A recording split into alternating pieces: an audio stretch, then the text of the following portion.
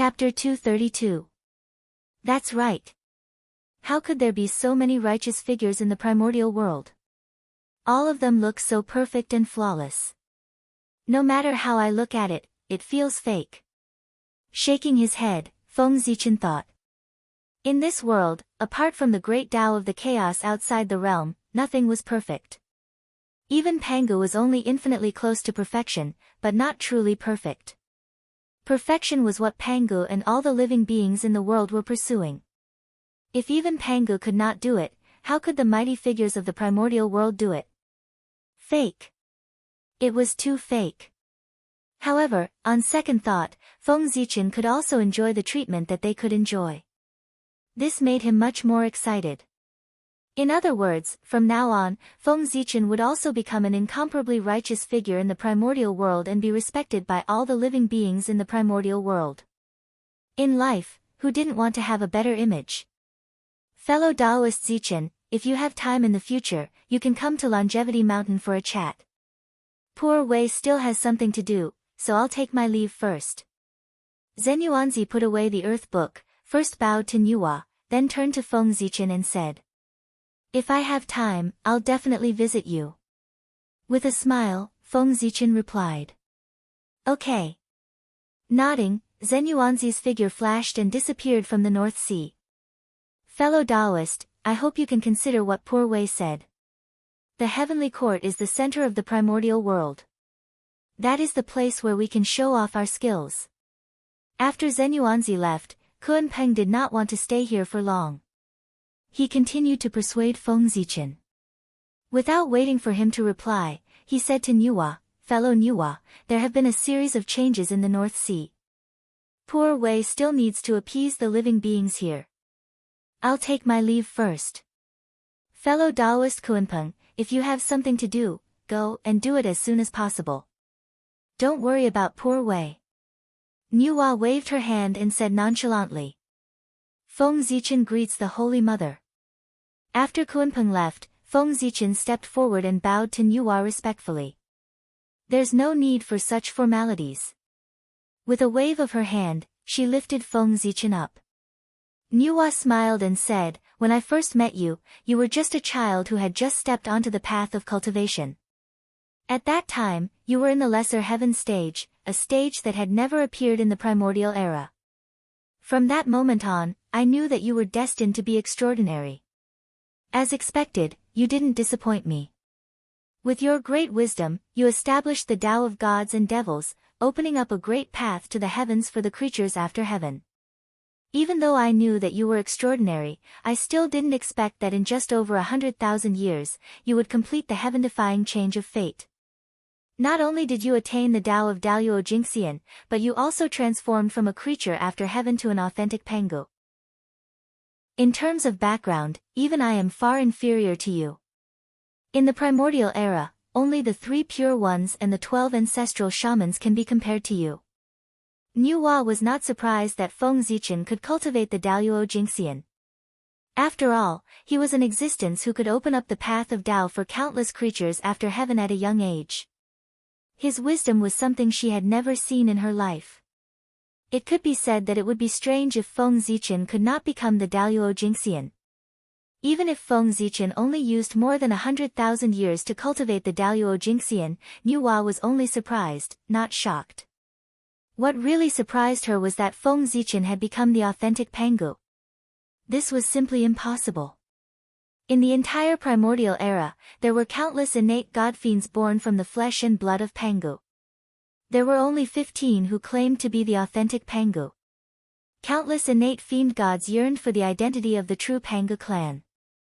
Others did not know the origin of Feng Zichen, but Nuwa knew it very well.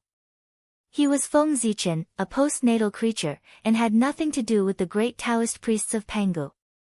How could he surpass the innate god-fiends born from the flesh and blood of Pangu and obtain the approval of the will of Pangu before them and become the 16th authentic Pangu of the primordial era? It was a coincidence.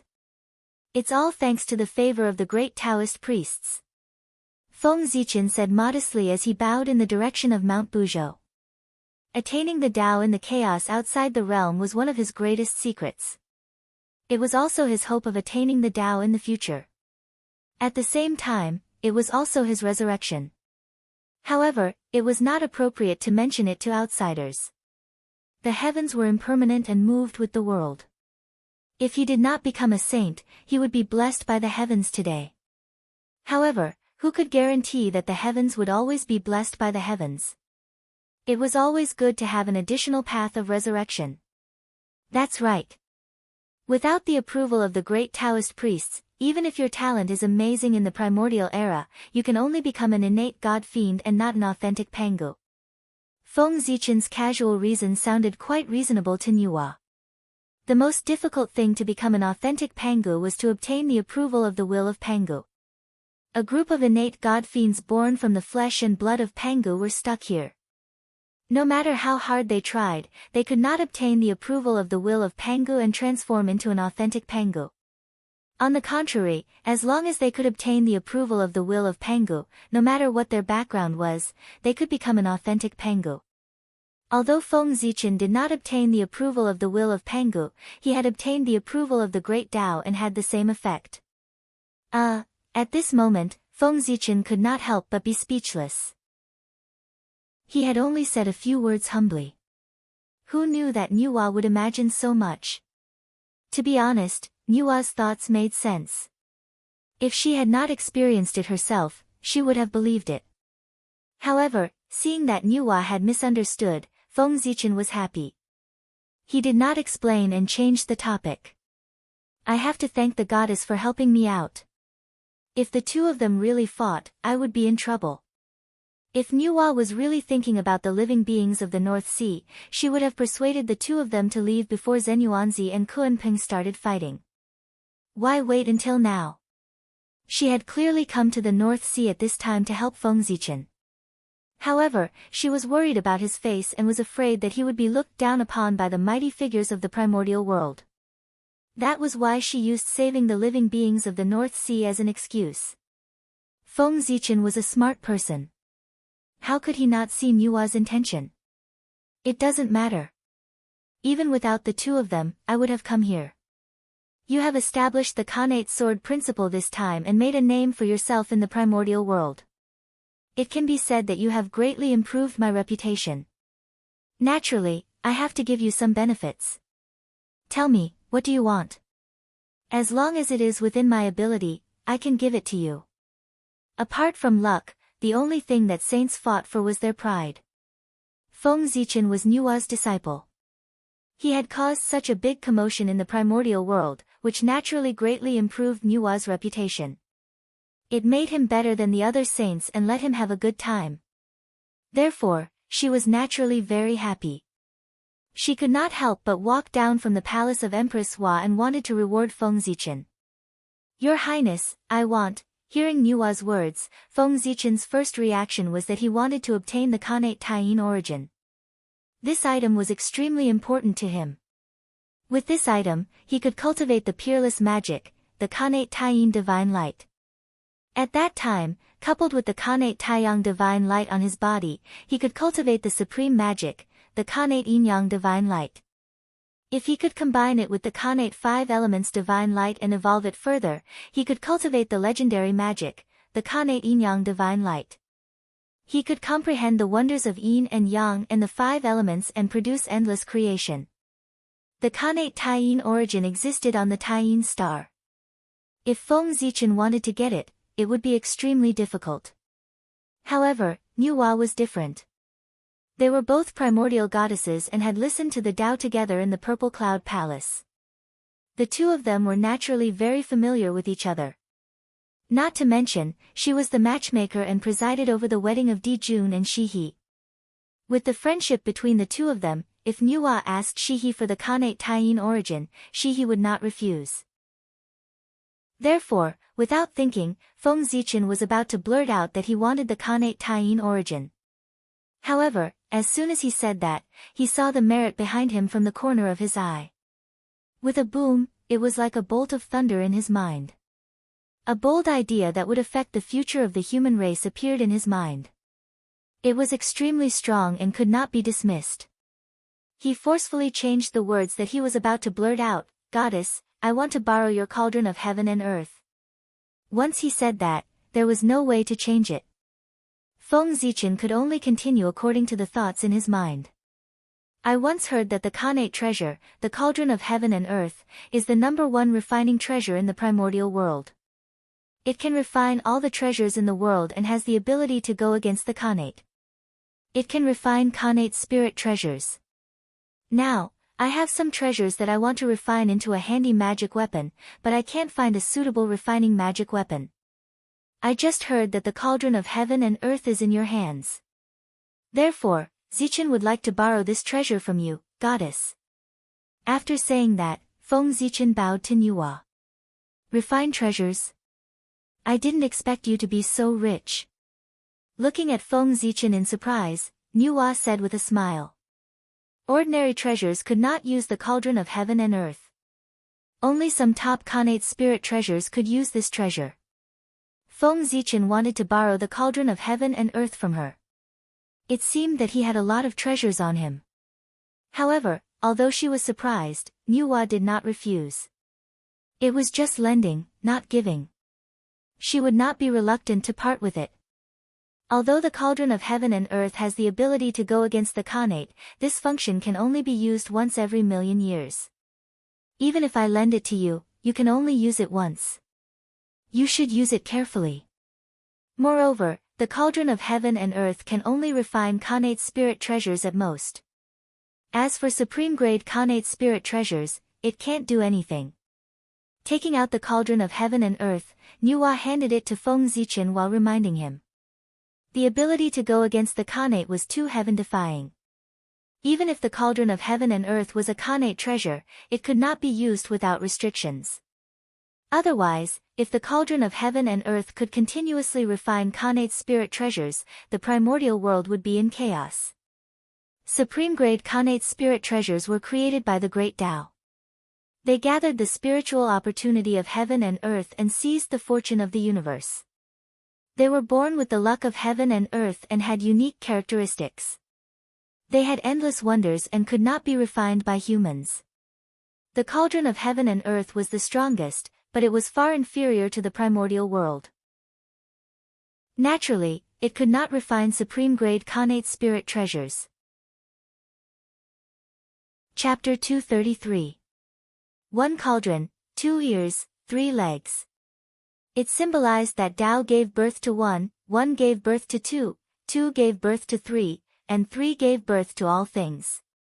This was the Khanate cardinal treasure, the cauldron of heaven and earth. It had 3 legs and 2 handles, glistening with green light and making the universe hazy. It was like the carrier of the world, the embodiment of the universe. It contained the truth of the great Tao and emitted the chi of origin. According to legend, after the demon god who dominated the great Tao of heaven and earth fell, his body fell into the untainted land and combined with the chaotic vital chi to give birth to a top-level chaotic spiritual treasure, the heaven and earth creation cauldron. The moment this treasure was born, it possessed the power to shake the universe.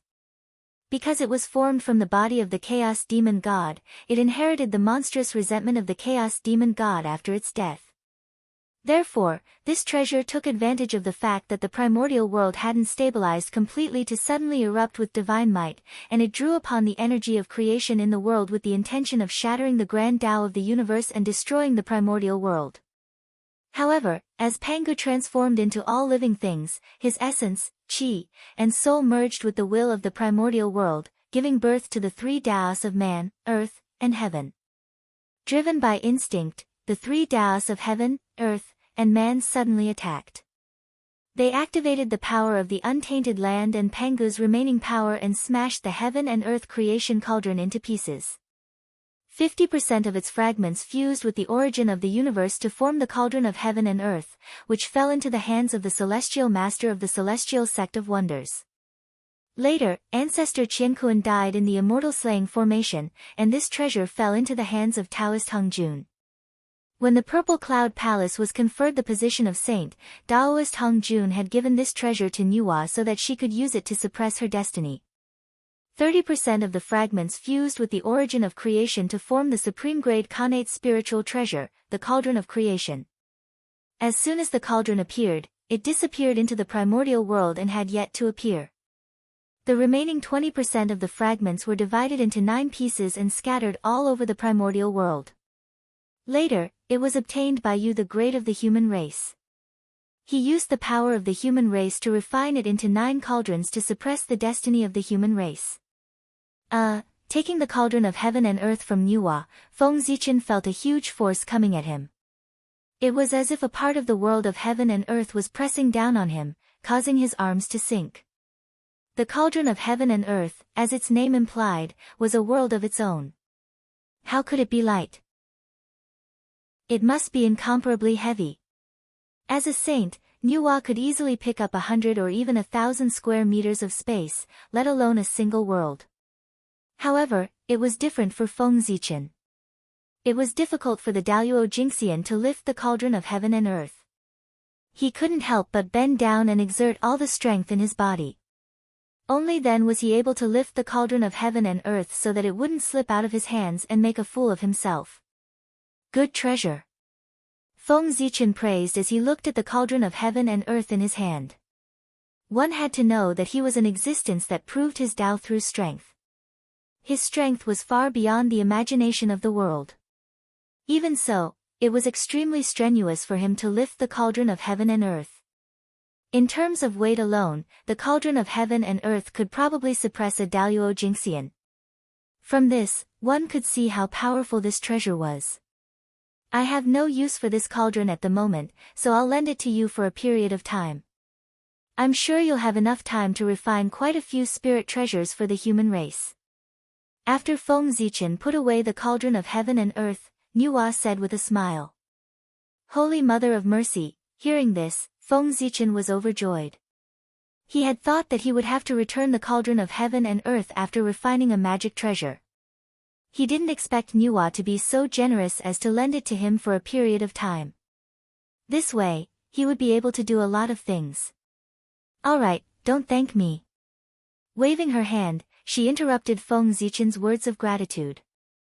Nuwa asked, what are your plans for the future? While presiding over the affairs of the human race, I'll search for opportunities in the tunnel, hoping to bear the tunnel flower and obtain the great Taoist priest's karma. After thinking for a while, Feng Zichen replied. Of course, he had many plans, but it was not convenient for him to tell others. At the moment, 2 of his 3 flowers had bloomed, and he still lacked the tunnel flower. He could use this as an excuse. Great Taoist priests. That's right. You can be said to be the first person in the primordial world to bloom the flower of the heavenly Tao and the flower of the human Tao. You're only one step away from the legendary great Taoist priest's karma. It would be a pity if you give up now. Nuwa understood Feng Zichen's thoughts very well. Putting herself in his shoes, if she were in Feng Zichen's current state, she would also attack the great Taoist priest's karma. That was the great Taoist priests. The highest achievement of Daluo Jingxian. The Daluo Jingxian here was not the Daluo Jingxian of the primordial world, but the Daluo Jingxian of the primordial era. It was the Daluo Jingxian of the Sage-to-be realm. It was the real Khanate Taoist priests. The great Taoist priests, in other words, was the first person below the saints. The tunnel contains all things. It is the path of creation and the path of all things. All life, death, and reincarnation in the primordial world are in it. If you want to refine the tunnel flower, you still need to put in more effort on the path of creation and life and death. The path of creation and the tunnel overlapped a lot. As the highest achiever of the path of creation, Nuwa did not specialize in the tunnel, but it was inevitable that she had some understanding of the tunnel by analogy. Therefore, she reminded Feng Zichen. Thank you, Your Highness. Zichen will remember it. Feng Zichen bowed and thanked her. Although he had a complete plan in his heart, Nuwa's advice could also provide him with a lot of help. It's good that you know what to do. Nodding, Nuwa suddenly said, Oh, right. Master has already erased the demon ancestor's divine will from the pagoda that I took from you last time. You can use it now. The pagoda symbolizes the return of all spirits. It contains the great Tao of death and a portion of the Tao of life. With this pagoda in hand, it might help you comprehend the tunnel. Nuwa flipped her hand and took out the pagoda. She handed it to Feng Zichen. In order to control the authority of death, the demon ancestor Rahu had created the pagoda, a supreme treasure. He wanted to use this pagoda to evolve the world of death and establish the return of the dead. Life and death were important parts of the tunnel. Therefore, it was not impossible to use the authority of death to trace the mighty power of the tunnel. Thank you, Your Highness. Thank you, Tao Ancestor. After receiving the pagoda, Feng Zichen said excitedly. This Dharma treasure was in the hands of Tao Ancestor Hong Jun. After going through it, all the hidden dangers were gone. It could be used normally. He no longer had to worry about demon ancestor Rahu's plot. Moreover, the power of the pagoda was close to that of a Khanate cardinal treasure. It was not weaker than any Khanate spirit treasure. It could be connected to the origin of death and had a trace of primordial chaos Tao runes. It was a rare supreme treasure in the primordial world. With this pagoda in hand, Daoyuo Jinxian's chances of breaking through to the primordial chaos realm were higher than others. Anyone who obtained this pagoda would be excited. This matter is over. I should leave. With that said, Nuwa waved her hand and scattered boundless creation aura. It enveloped the entire North Sea, bathing all the living beings in North Sea in the creation aura. After all, they had come in the name of saving the living beings in North Sea. It was not right to leave without giving them some benefits. Therefore, Nuwa scattered the creation aura to raise the foundation of the living beings in North Sea to understand the karma of this matter. Also, you should know that the heavenly courts is not a good place. Do not form a karma with them. Before leaving, Nuwa suddenly reminded Feng Zichen. With that, her figure disappeared and returned to Nuwa Palace. Farewell, Your Majesty. Looking in the direction Nuwa left, Feng Zichen said with some envy. A sage could reach any place in the untainted land with just a thought. It was really enviable. The heavenly courts. I'm not sick. Why would I go there to court death? At this time, Di Jun might have the intention of recruiting him. However, when the untainted land geomancy map appeared and the wizard tribe's strength increased greatly, Di Jun would tear him apart. Running to the heavenly courts now was equivalent to sitting at the mouth of a volcano that could erupt at any time. Perhaps in the next moment, he would be doomed eternally. After bowing to the North Pole, Feng Zichen turned and flew toward the chaos outside the sky. That was the chaos that belonged to the untainted land. Although it was also full of danger, it was many times safer than the chaos outside the world. Daoyuo Jinxian entered it. As long as he was careful, he would not encounter the danger of dying. This time, Feng Zichen even borrowed the Khanate's supreme treasure, the cauldron of heaven and earth. The treasure he refined was definitely beyond imagination. It was bound to alarm the entire untainted land. In order to avoid attracting the attention of outsiders, the chaos outside the sky was the safest. No matter what he did, the impact on the untainted land would be minimal. Boom! Arriving in the sky, Feng Zichen suddenly moved. A terrifying power erupted from his body, shattering the endless void and opening a passage that led directly to the chaos outside the sky. This energy wasn't magic power, nor was it the energy of the great Tao. It was purely the energy of the physical body. If an outsider were to see this scene, they would definitely be extremely shocked. After the 6 sages appeared, the spacetime of the untainted land became abnormally stable and could not be easily shaken. Only Daoyuo Jinxian could use the power of the Great Path to shatter the void. Feng Zichen could shatter the void with just the power of his physical body. It was enough to show his strength. If he used the power of the Great Path, it would be terrible. Using strength to prove one's Tao was so powerful. The aura of chaos here is much more docile than that of the great chaos outside the realm. It was Feng Zichen's first time in the chaos outside the sky. There was still some difference between what he saw and what he thought. In his opinion, the chaos outside the sky that made even Daluo Jingxian feel a sense of danger should not have the scene of destruction, but it should have ups and downs, stirring up endless waves of chaos and surging violently. Unfortunately, although the aura of chaos here was rolling endlessly, and there were earth, fire, water, and wind, the power was too weak. It was far less magnificent than the great chaos outside the realm. It hit his body lazily. Not only did it not make Feng Zichen feel uncomfortable, but it made him feel abnormally comfortable. Awesome! After taking a breath of the aura of chaos, Feng Zichen felt comfortable all over and could not help but moan. Then, he found a place and sat down cross-legged to sense the heavenly path space. Fortunately, the chaos here was located in the untainted land. It was not like the great chaos outside the realm, where there was no concept of space-time. Feng Zichen's spiritual sense connected with the heavenly path space without any hindrance. Heavenly path space, open. A purple light flashed between his eyebrows. Feng Zichen's connate indestructible true spirit took a step out of the school of the Emperor's Star, left his body, crossed the boundless void, and arrived at the 36th level of the heavenly path space. Rumble. The connate sword Dao automatically appeared and turned into 365 connate runes. They constantly alternated, giving birth to endless runes that covered the entire heavenly path space. Chapter 234. From the 39th floor to the first floor, the entire 39th floor of the heavenly Dao space was covered with connate runes. They were densely packed and innumerable. With a buzzing sound, the connate runes suddenly disappeared and were imprinted in the heavenly Dao space. Then, specks of light appeared and gradually gathered into a ball in the air. It was shaped like a fruit and was dazzling. Connate Dao runes filled the air. It was a Dao fruit. The Daluo Dao fruit that belonged to the connate sword Dao. As soon as the Daluo Dao fruit appeared, it fell into Feng Zichen's body, causing his aura to soar by a small margin. At this time, Feng Zichen could be considered as the Daluo Jingxian that truly belonged to the primordial world.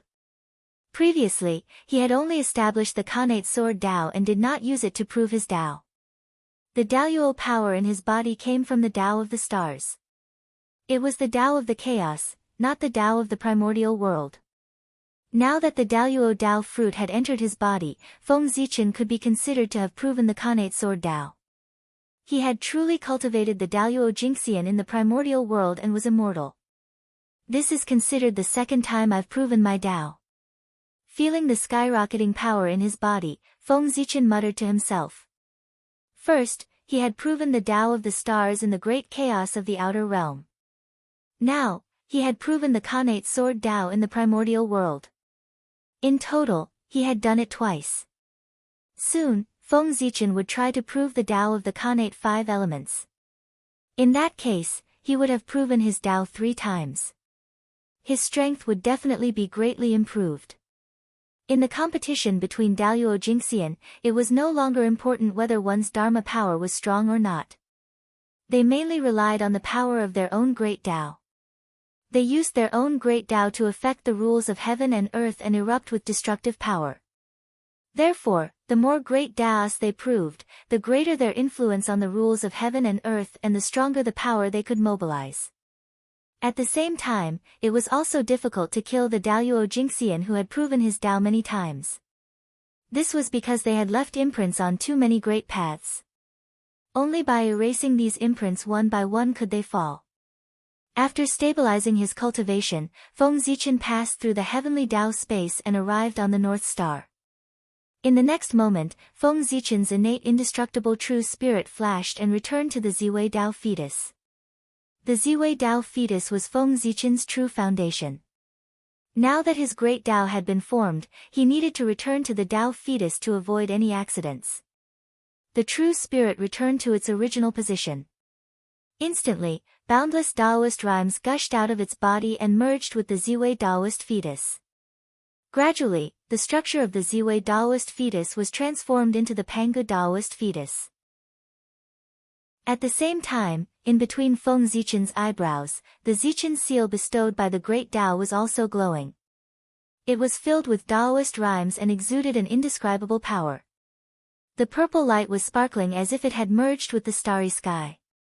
It was collecting the information that Pangu had dissipated here and transmitting it to the Ziwei Dao fetus, accelerating its transformation into the Pangu Dao fetus. In this way, when the Ziwei Dao fetus was completely mature, the innate divine being born, the Ziwei the Great, would no longer be the starry Dao body, but the Pangu Dao body. It could be called the Daoyuo Jingxian realm, the strongest physical body. The Ziwei star was formed from the Pangu's ancestral aperture. It has infinite creation. The ancestral aperture is the foundation of a human being. It is the residence of one's God. And the God of Pangu, long before Pangu's body transformed into all things, it had merged with the will of the primitive world and turned into the heavenly Tao. In other words, the Ziwei star is the foundation of Pangu. It is the place where his God is, the former residence of the heavenly Tao, and also the place where he was born. In this way, if the innate divine being born from the Ziwei star is not the authentic Pangu, who else can be called the authentic Pangu? Thinking of the origin of the Ziwei star, Feng Zichen could not help but feel a little excited. Although his human body was also the Pangu Dao body, it also had its flaws. That was, the human body was born postnatal and had no blood relationship with the Pangu. At this time, the primordial world was still based on birth and bloodline. Feng Zichen's birth made his identity as the authentic Pangu seem a little unjustified. It was inevitable that it would cause criticism. However, the Ziwei Dao fetus was different. He, who was born in the Ziwei star, was of the same origin as the heavenly Dao. He was the incarnation of the god of Pangu. His identity was even nobler than the 3 pure ones and the 12 ancestral shamans. He was the most authentic direct descendant of the Pangu in the primordial world.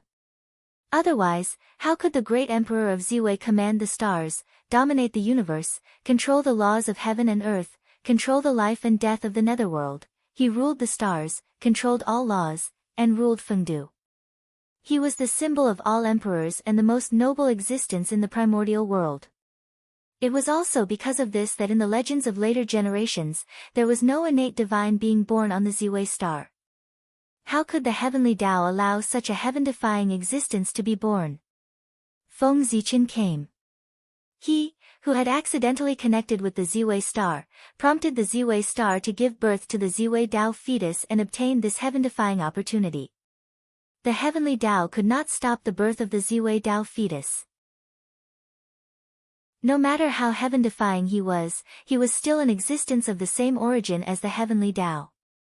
Therefore, the heavenly Tao could only stop the Ziwei star from giving birth to the innate Tao fetus.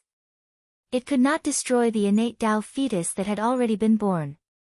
Not only that, after the birth of the great emperor of Ziwei, the heavenly Tao had to give him the greatest glory of the primordial world. It had to let everything in the world celebrate and bless his birth. The great emperor of Ziwei is already extraordinary. Now, he has obtained so many insights from Pangu's Dao body. When he is truly born, it won't be an exaggeration to say that he will be called Little Pangu. In the Ziwei Dao fetus, Feng Zichen felt the changes in his body and was pleasantly surprised. In terms of essence, the innate divine being born in the Ziwei star was the closest to Pangu. No one in the primordial world could compare to it. At this moment, he had the help of Pangu's Dao runes. Its intrinsic quality had improved a little. He really did not know how powerful he would be after he was born. Alright, it's time to get down to business. 300 years later, Feng Zichen woke up from comprehending the changes in the Ziwei Dao fetus. With a thought, the human body sitting cross-legged in the chaos outside the sky suddenly emitted a bright divine light and spread out the chaotic aura for thousands of miles. In an instant, the illusory true spirit returned. Feng Zichen's thought descended again, and the human body stood up again. Freedom is still the best. It's too boring to stay in the Ziwei Dao fetus. Feng Zichen sighed as he stretched his limbs. As long as Di Jun was alive, the Ziwei Dao fetus could not be born. It could only stay on the Ziwei star and wait for the opportunity. How troublesome. With a sigh, Feng Zichen put these troubles behind him. He took out the cauldron of heaven and earth and planned to refine a magic treasure. This time, what he wanted to refine was not an ordinary magic treasure, nor was it an innate spirit treasure. It was a status. The status that belonged to the human race, the status of the human emperor. It gathered the destiny of the human race, firm beliefs, and the spirit of self-improvement into one. It shook the human path in the unseen world, forcing him to descend and activate the cauldron of heaven and earth with all his might. He wanted to merge the three into one. Chapter 235. The development of the human race had already reached a bottleneck. Only by giving birth to an emperor who could command everything of the human race, lead the human race to the untainted land, and compete with all races for hegemony, could they take another step forward. However, the current untainted land was the most prosperous and dazzling era. There were as many Daluo Jinxian as there were stars in the sky. Sage-to-be mighty figures were all over the untainted land, and all kinds of powerful figures had gathered to suppress the universe. Even the saints did not dare to call themselves invincible. In this era where there were many strong people, Daluo Jinxian's strength was not enough. He was not qualified to call himself an emperor. At the very least, he had to be a sage-to-be expert. With Daluo Jinxian's realm, it was more than enough to call himself an emperor in the future. But at this time, if this matter was spread out, it would definitely make people laugh. Feng Zichen and the human race would also become the laughingstock of the untainted land. He, of course, was unwilling. Therefore, Feng Zichen borrowed the innate cardinal treasure cauldron of heaven and earth from Yuhua and wanted to create a sage-to-be human emperor. Of course, the current luck of the human race was far from the level of the future, which covered the entire untainted land.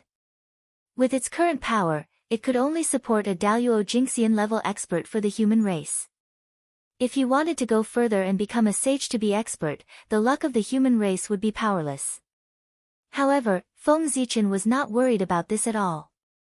Not enough luck. Don't worry, merit will make up for it.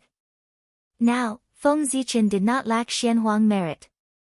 He, who had a body of merit, had some surplus even if he created a top-grade postnatal cardinal treasure like the merit spiritual light. What's more, after establishing the innate sword principle, the heavenly Tao gave him endless merit. In this way, Feng Zichen had an incredible amount of Xianhuang merit.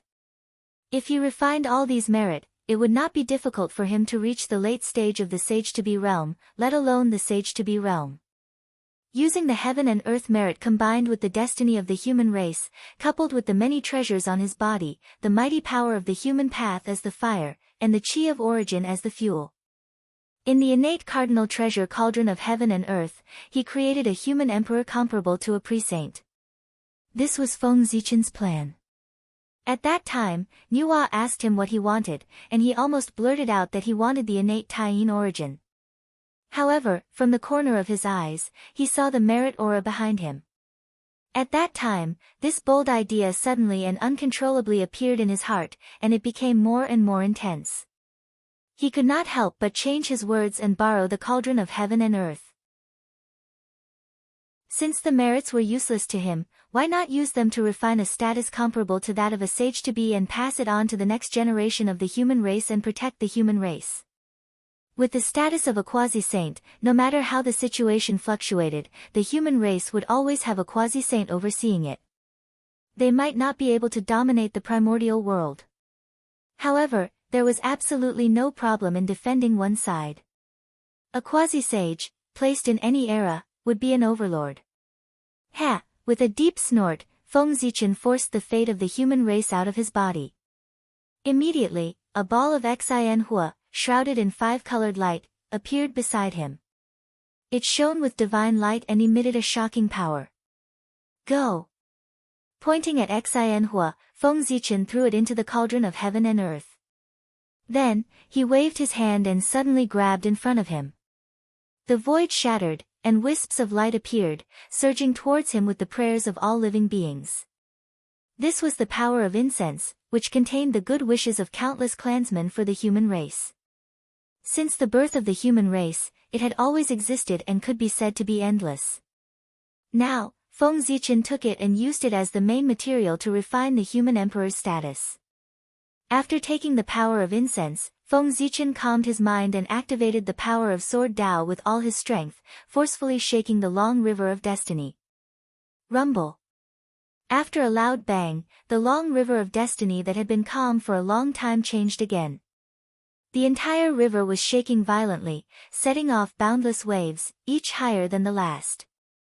Who knew how many people's destinies were disturbed, changing their destinies? Suddenly, in the depths of the long river of destiny, a small tributary appeared, emitting a hazy white light.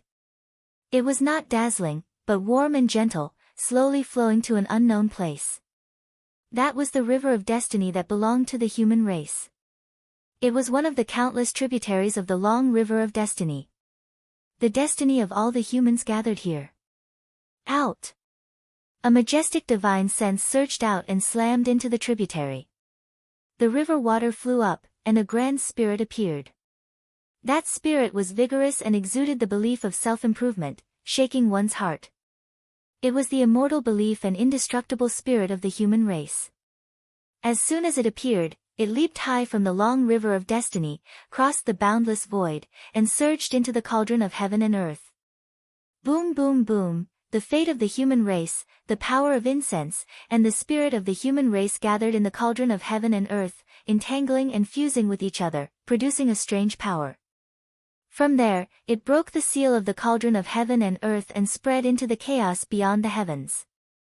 As if shaking the universe, the chaos beyond the heavens trembled.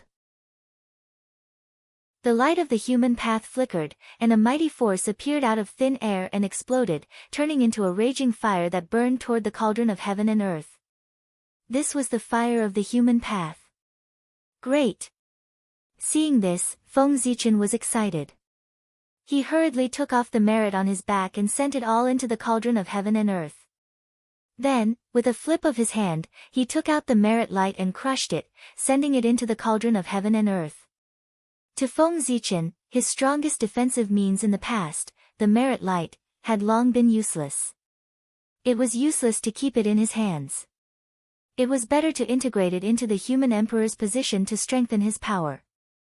Clang, under the burning of the human path fire, even the cauldron of heaven and earth was trembling. The power of creation gushed out endlessly, as if it was going to recreate the universe and the world.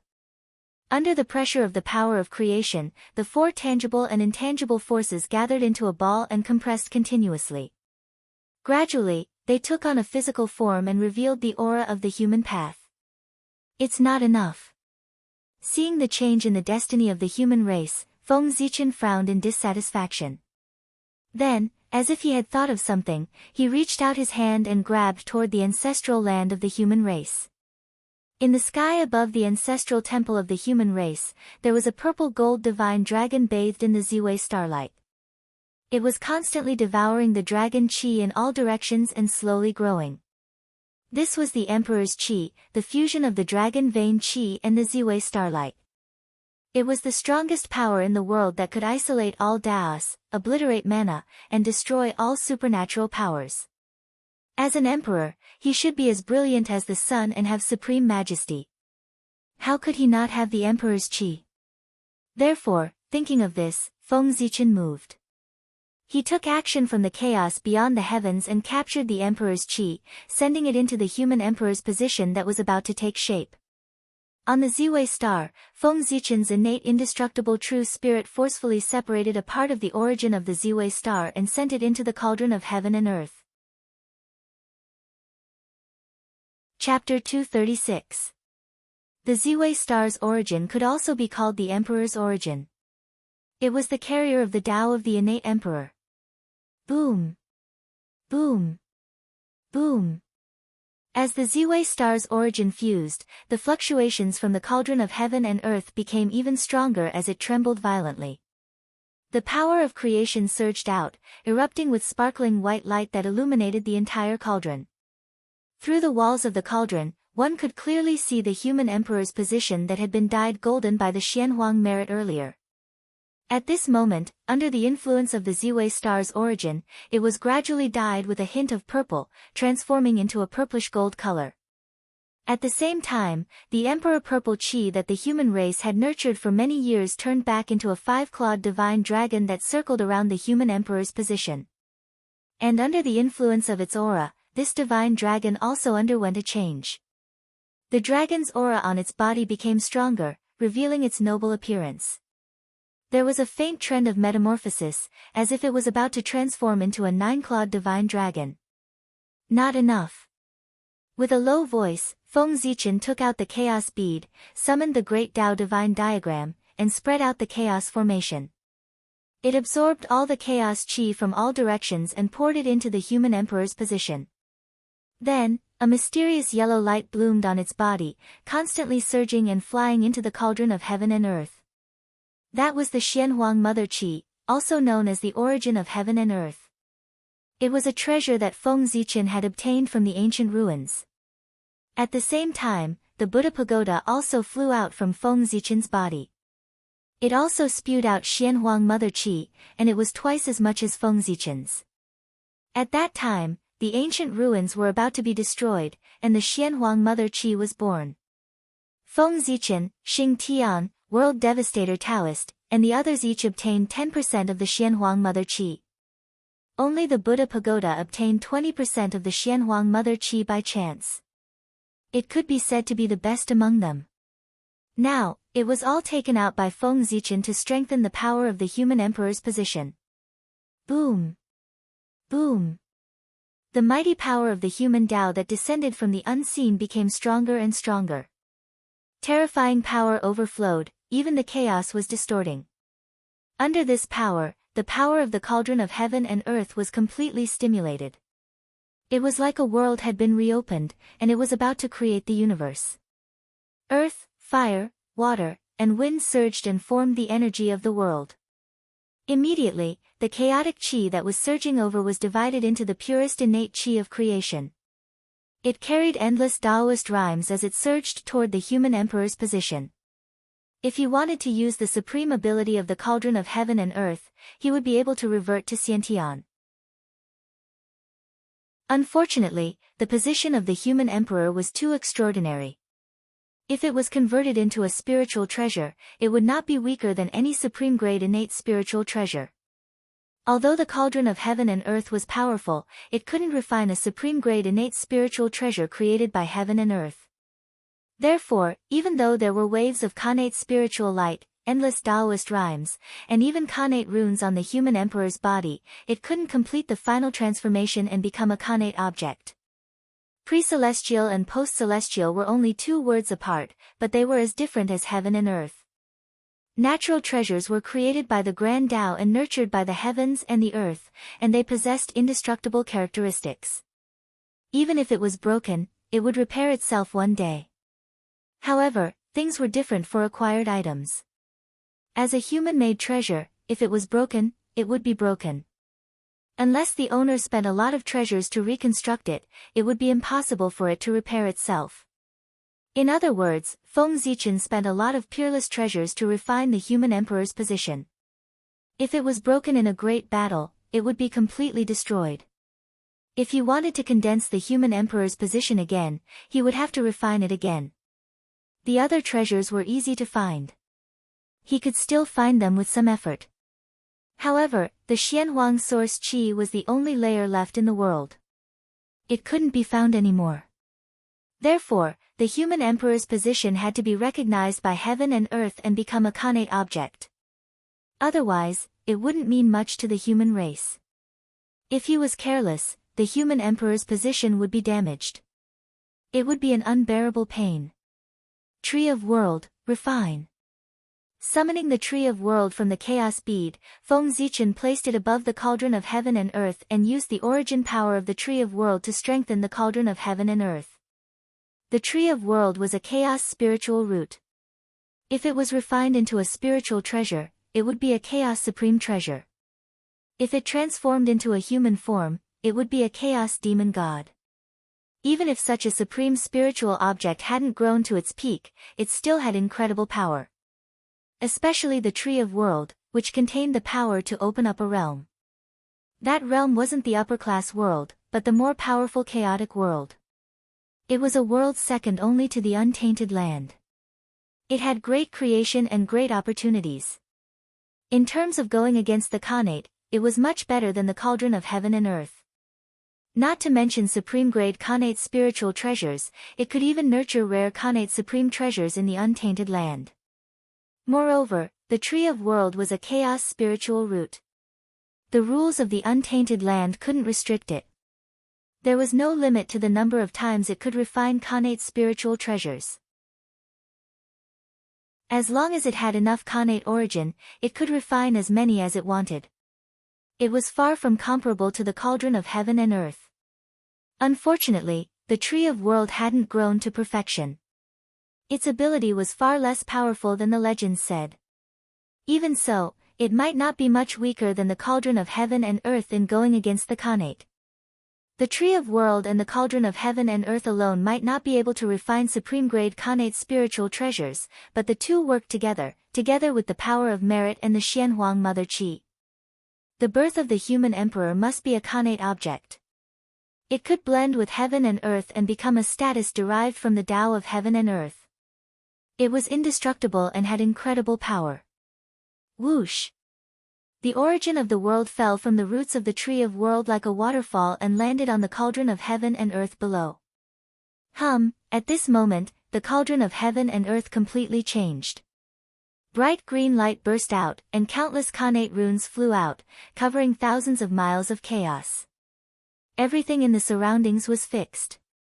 The rules were distorted, and cognition was changed. The thousands of miles of chaos turned into a world of heaven and earth. It seemed to be only thousands of miles in size, but it was also vast and boundless. As the saying goes, a mountain contains a mustard seed, and a mustard seed contains a mountain. This was it. The world was vast, with the division of heaven and earth and the derivation of rules. Earth, fire, water, and wind raged endlessly. The five elements cycled back and forth, showing the beauty of the world and giving birth to endless creation. In the center of the world of heaven and earth, the human emperor's status floated there quietly, accepting the refinement of the world's rules and the baptism of endless creation. Taoist rhymes surrounded his body, and Khanate spiritual light shone brightly. Vast divine power spread out, gradually transforming into Khanate, and immortal Tao light shone. Emperor, great, beginning. The word emperor in the Khanate godly text looked like a sun, symbolizing glory and brilliance. This was also the reason why Di Jun was born as the emperor. The word Huang in the human clan was like a burning lamp, representing the eternal life of the human clan. It also represented that Swerin drilled wood to make fire, lighting the fire of the human race's civilization, making the human race wise and having a heritage. To the human race, mastering fire was no less than splitting heaven and earth. Therefore, Feng Zichen created the word emperor with this as the core. Emperor Sui built fire for the human race, eternal. Chapter 237. The title of emperor was not something an ordinary person could bear. Those who did not have the destiny to call themselves emperor were bound to suffer. Feng Zichen was born with the destiny of Ziwei. He had the destiny of the celestial emperor. He was a treasure of the soul and the master of the stars. He had great merit for both the human race and the untainted land. With his identity, he could even sit on the throne of the celestial emperor, the master of the untainted land, not to mention the title of emperor. Speaking of which, the current strength of the human race was not ranked in the untainted land. It was not enough to be taken seriously by the innate races. If Feng Zichen became the emperor, he would be wronged in the eyes of the great beings. The current human race was not worthy of Feng Zichen's identity. How could a small post-celestial race be able to support a dignified Pangu, the sword ancestor of the untainted land, a supreme figure with great wisdom, merit, and perseverance? Feng Zichen's world was in the boundless untainted land. Back then, when Kunpeng persuaded Feng Zichen to join the heavenly court, he had hinted that as long as he was willing to join the heavenly court, the positions of the 9 heavenly masters would be vacant. This was not a joke. If Feng Zichen really agreed to join the heavenly court, Di Jun, Tai, Fushi, and the others would definitely appear together with the heavenly cycle demon gods. They would personally welcome him into the heavenly court with the highest etiquette outside the southern heavenly gate to show that they valued him. The remaining 5 positions of the heavenly masters would be up to Feng Zichen to choose at will. If Di Jun was stingy with the position of the heavenly master, he would casually arrange an idle position for Feng Zichen. Before Feng Zichen could say anything, the great beings of the untainted land would not be able to stand it anymore and would criticize Di Jun. After all, his identity was different now. He was no longer a post-celestial life form that was inferior to ants. Instead, he was the true descendant of the Pangu, an innate saint. He had become a member of the great beings and was incomparably noble. No one in this world could look down on him, let alone humiliate him. Otherwise, the heavens and earth would definitely sense it and erase one's luck and fortune as punishment. The heaven realm was composed of 9 heavens. According to the distribution of the 9 palaces, the size of each heaven was countless times larger than the great thousand world. It could be said to be vast and boundless. By controlling a greater thousand world, one could immediately become Daluo Jingxian. If one were to become the Sky Master, one would be able to completely control the source of the sky.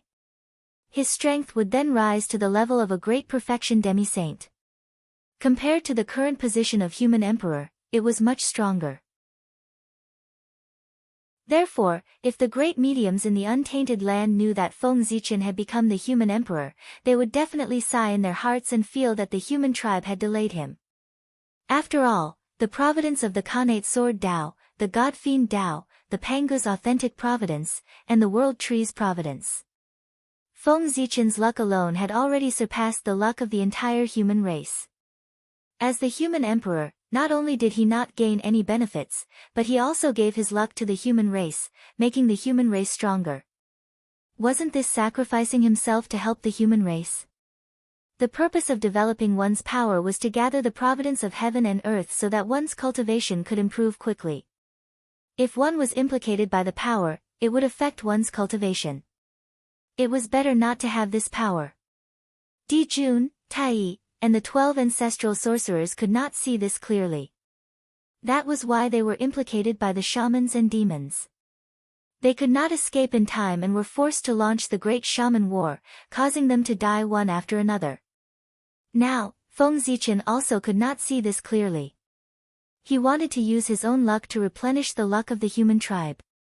In the eyes of the great mediums, this was extremely stupid. Luck was the supreme treasure of the untainted land and the fuse of the great calamity. Everyone wanted it but could not get it. No one would think that it was too much. They would only feel that it was not enough. Feng Zichen did the opposite. How could he not be stupid? Of course, this was only the thought of the great mediums. Feng Zichen was naturally not stupid. Now, he had too much luck. He was about to reach the point where things would reverse when they reached an extreme. Once the heavenly Tao changed, the universe would reverse. In an instant, his monstrous providence would turn into a fatal talisman and summon countless calamities, causing him to be in danger of dying at any time. Not only could he end the karma between him and the human tribe, but he could also deepen his influence on the human tribe and increase their strength. It could be said to be killing 3 birds with 1 stone. The increase in the luck of the human tribe would naturally produce more experts, causing the human tribe to be stronger and have a deeper foundation. If he increased the luck of the human tribe, he would definitely be grateful. It would allow Feng Zichen's influence on him to expand further. Perhaps he could not see anything now, but when the human tribe became the main character of the world in the future, their luck would increase exponentially. The benefits that Feng Zichen would obtain would be immeasurable. When Feng Zichen was crowned emperor, his position in the human tribe would not only be completely stable, but it would also be unprecedentedly improved. His divine appearance would be forever engraved in the destiny of the human tribe and witness the rise and fall of the human tribe together. His status would surpass Suiren in one fell swoop and reach the level of Nuwa. At that time, if the saint wanted to control the destiny of the human tribe again, he would definitely not be able to bypass Feng Zichen. He would have to obtain his consent first before he could order the human tribe around. Otherwise, if the saint forcefully interfered in the affairs of the human tribe without his consent, other than Nuwa, he would form karma with him. Karma had to be repaid. More importantly, Feng Zichen had temporarily obtained the power of the Daoyuo Jingxian with the help of the human tribe's destiny and formed karma with him. After this incident, the karma between him and the human tribe was completely ended. It could be said that he had removed a burden from his mind. One had to know that only by truly achieving the primordial chaos and making himself flawless, he would be able to end all karma and be at ease. Only then could he break free from the river of time and space in one fell swoop and become the primordial chaos Daoyuo Jingxian. Logically speaking, this was something that only a sage-to-be would consider. Feng Zichen was only a Daoyuo Jingxian and was not qualified to consider this. However, he was a Daoyuo Jingxian who had attained the Dao in the great chaos outside the realm, so he did not reach the sage-to-be realm. After the Daoyuo realm, it was the primordial chaos Dao realm. Now, he needed to make early preparations for breaking through to the primordial chaos Dao realm. Speaking of which, Hung Jun was indeed a Dao ancestor. He relied on the primordial chaos world to establish the sage-to-be realm. It was a transitional stage for Daoyuo Jingxian to reach the primordial chaos Dao realm.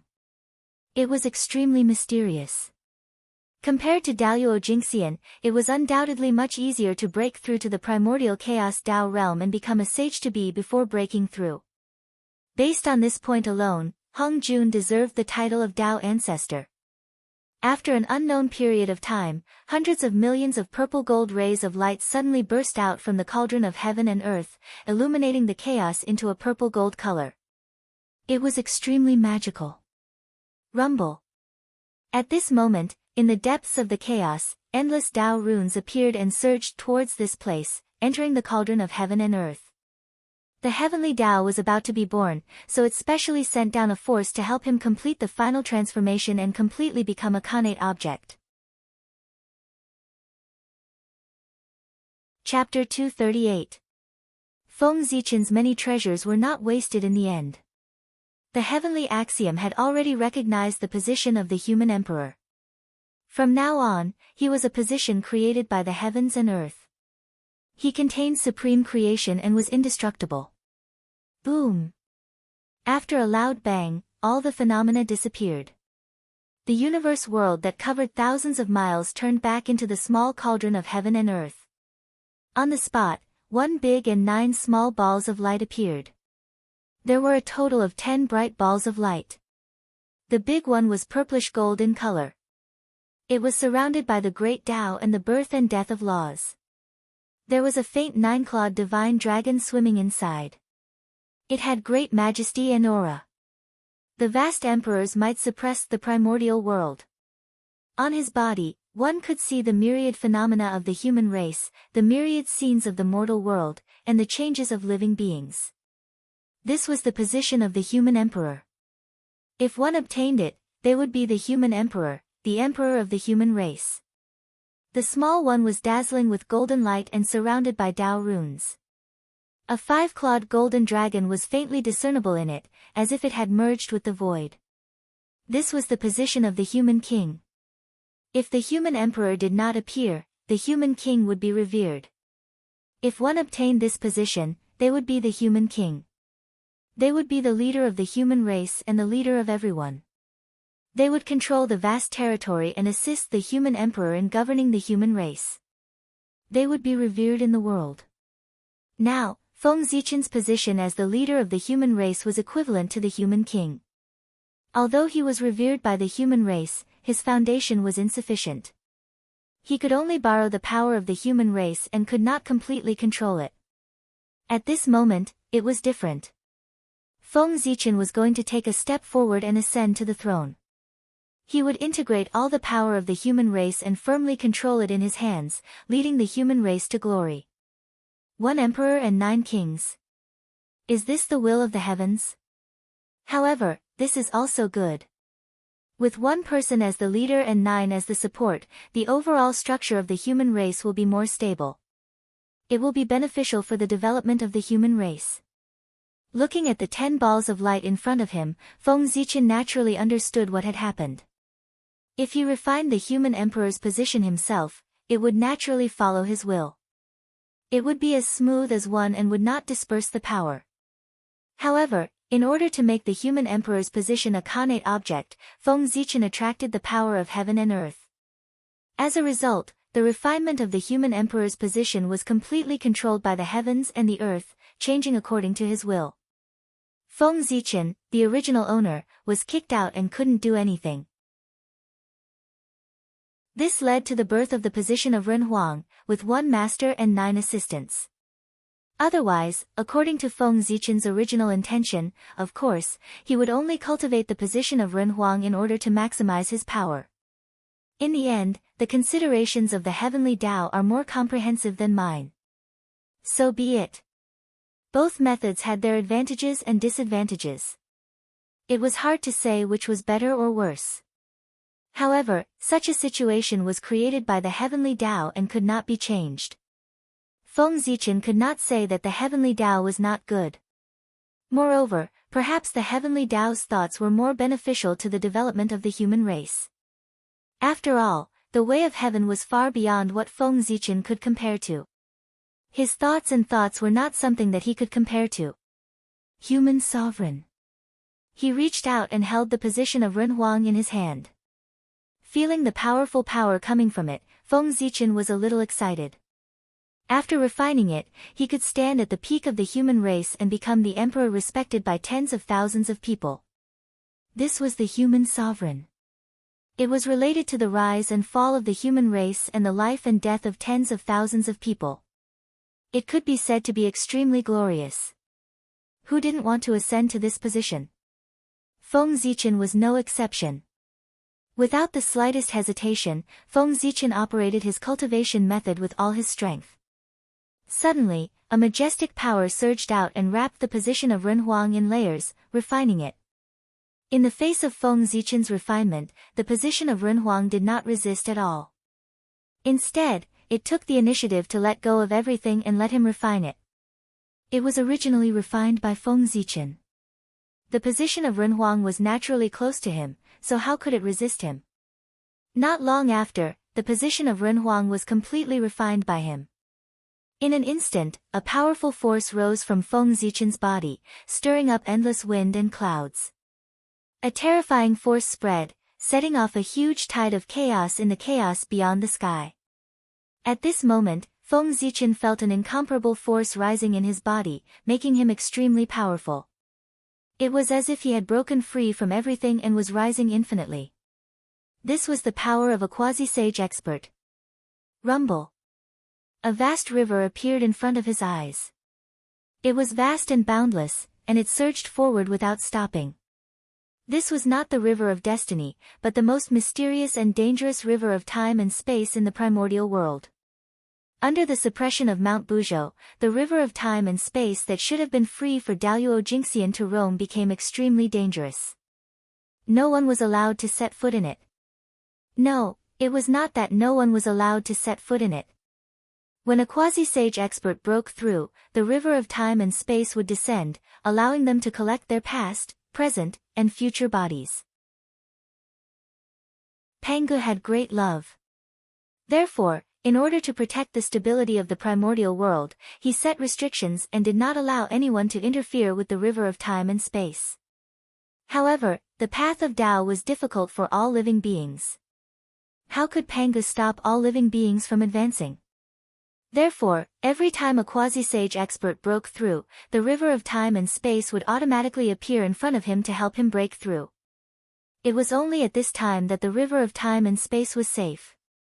When one stepped into it, they would not be suppressed by Mount Buzhou and could see the secrets of the depths of time and space. Now, with the help of the position of Ren Huang, Feng Zichen's cultivation level had risen all the way to the late stage of the quasi-sage realm. He summoned the river of time and space from the unseen world, wanting to collect his past and present bodies. Unfortunately, his cultivation level was promoted by external forces. Although his realm and strength were at the late stage of the quasi-sage realm, a fake was still a fake.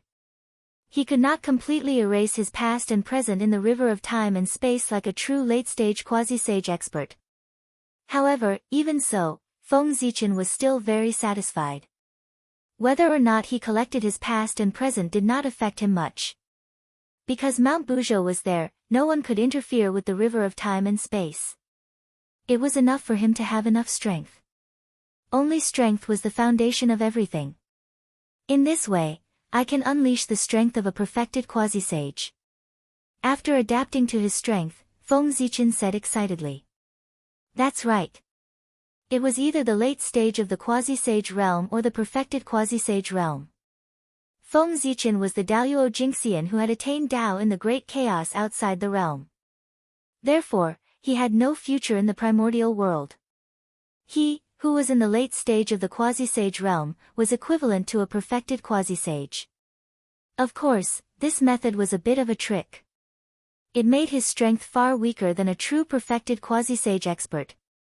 However, his realm was there. No matter how weak he was still stronger than the late stage of the quasi-sage realm.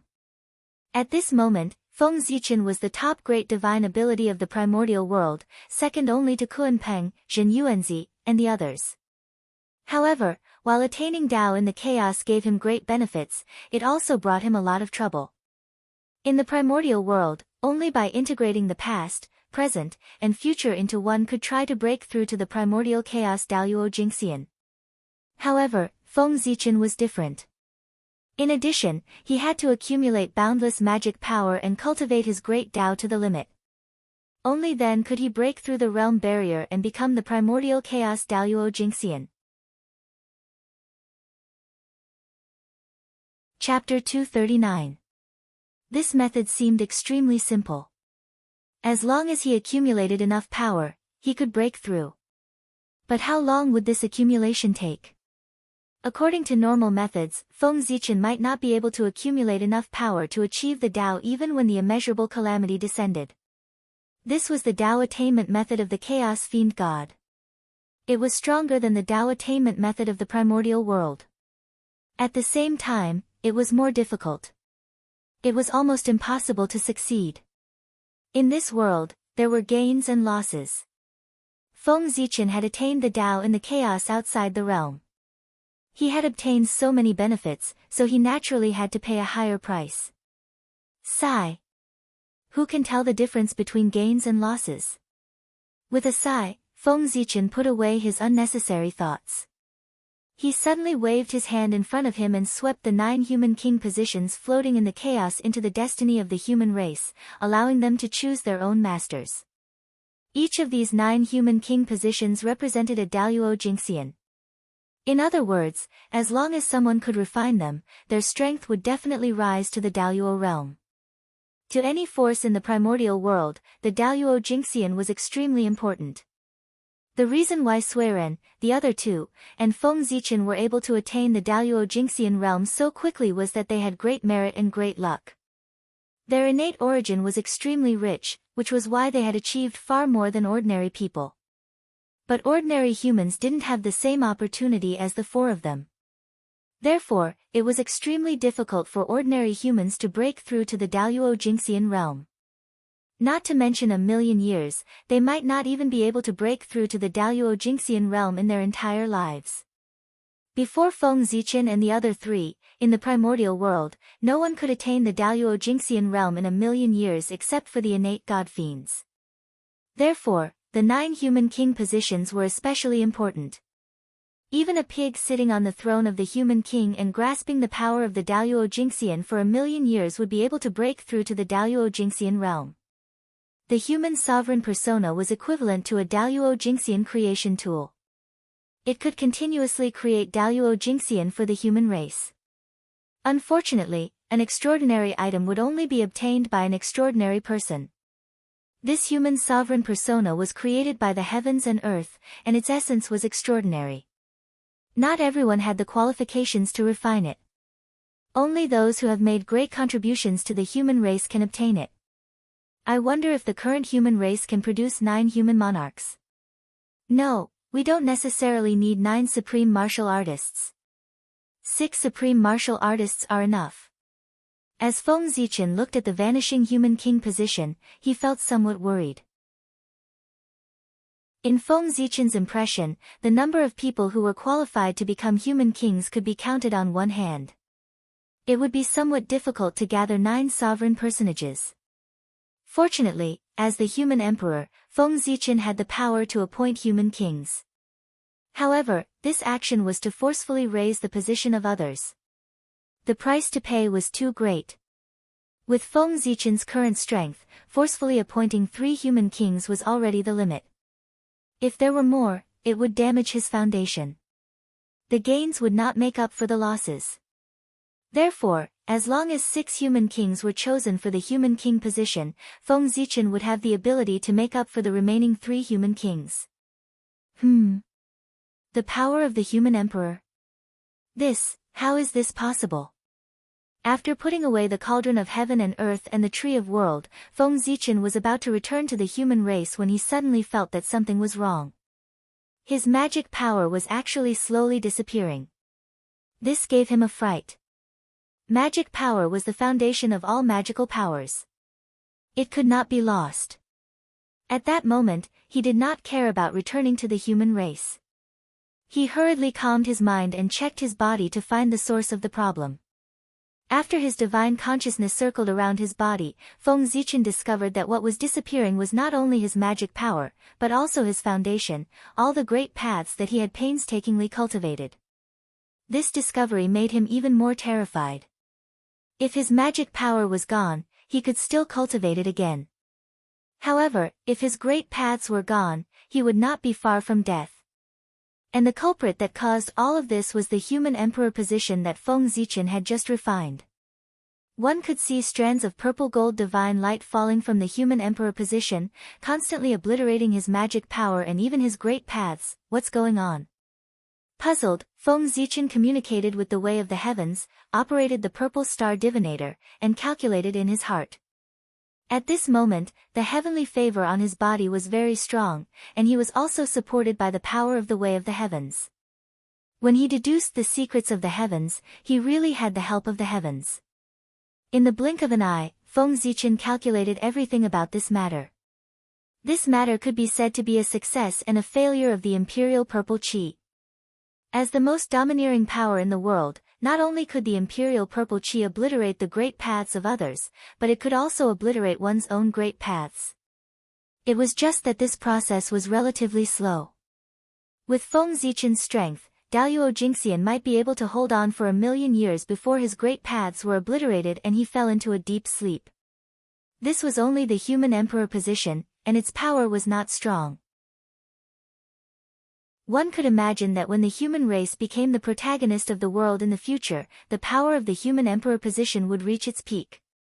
Not to mention Daluo Jingxian, even a sage-to-be wouldn't be able to hold on for long. No wonder the 3 sovereigns and 5 emperors of the later generations were so strong, but they only stayed in the position of the human emperor for 1,000,000 years before abdicating. So this is the root of it. That's right.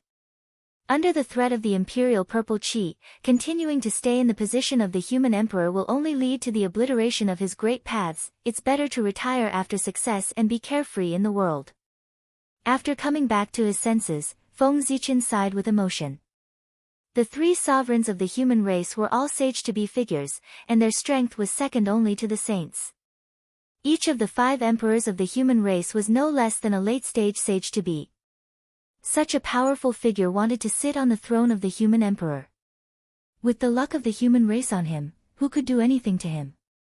The 3 sovereigns and 5 emperors could have sat on the throne of the human emperor forever, enjoying the limitless supreme position and dominating the primordial world.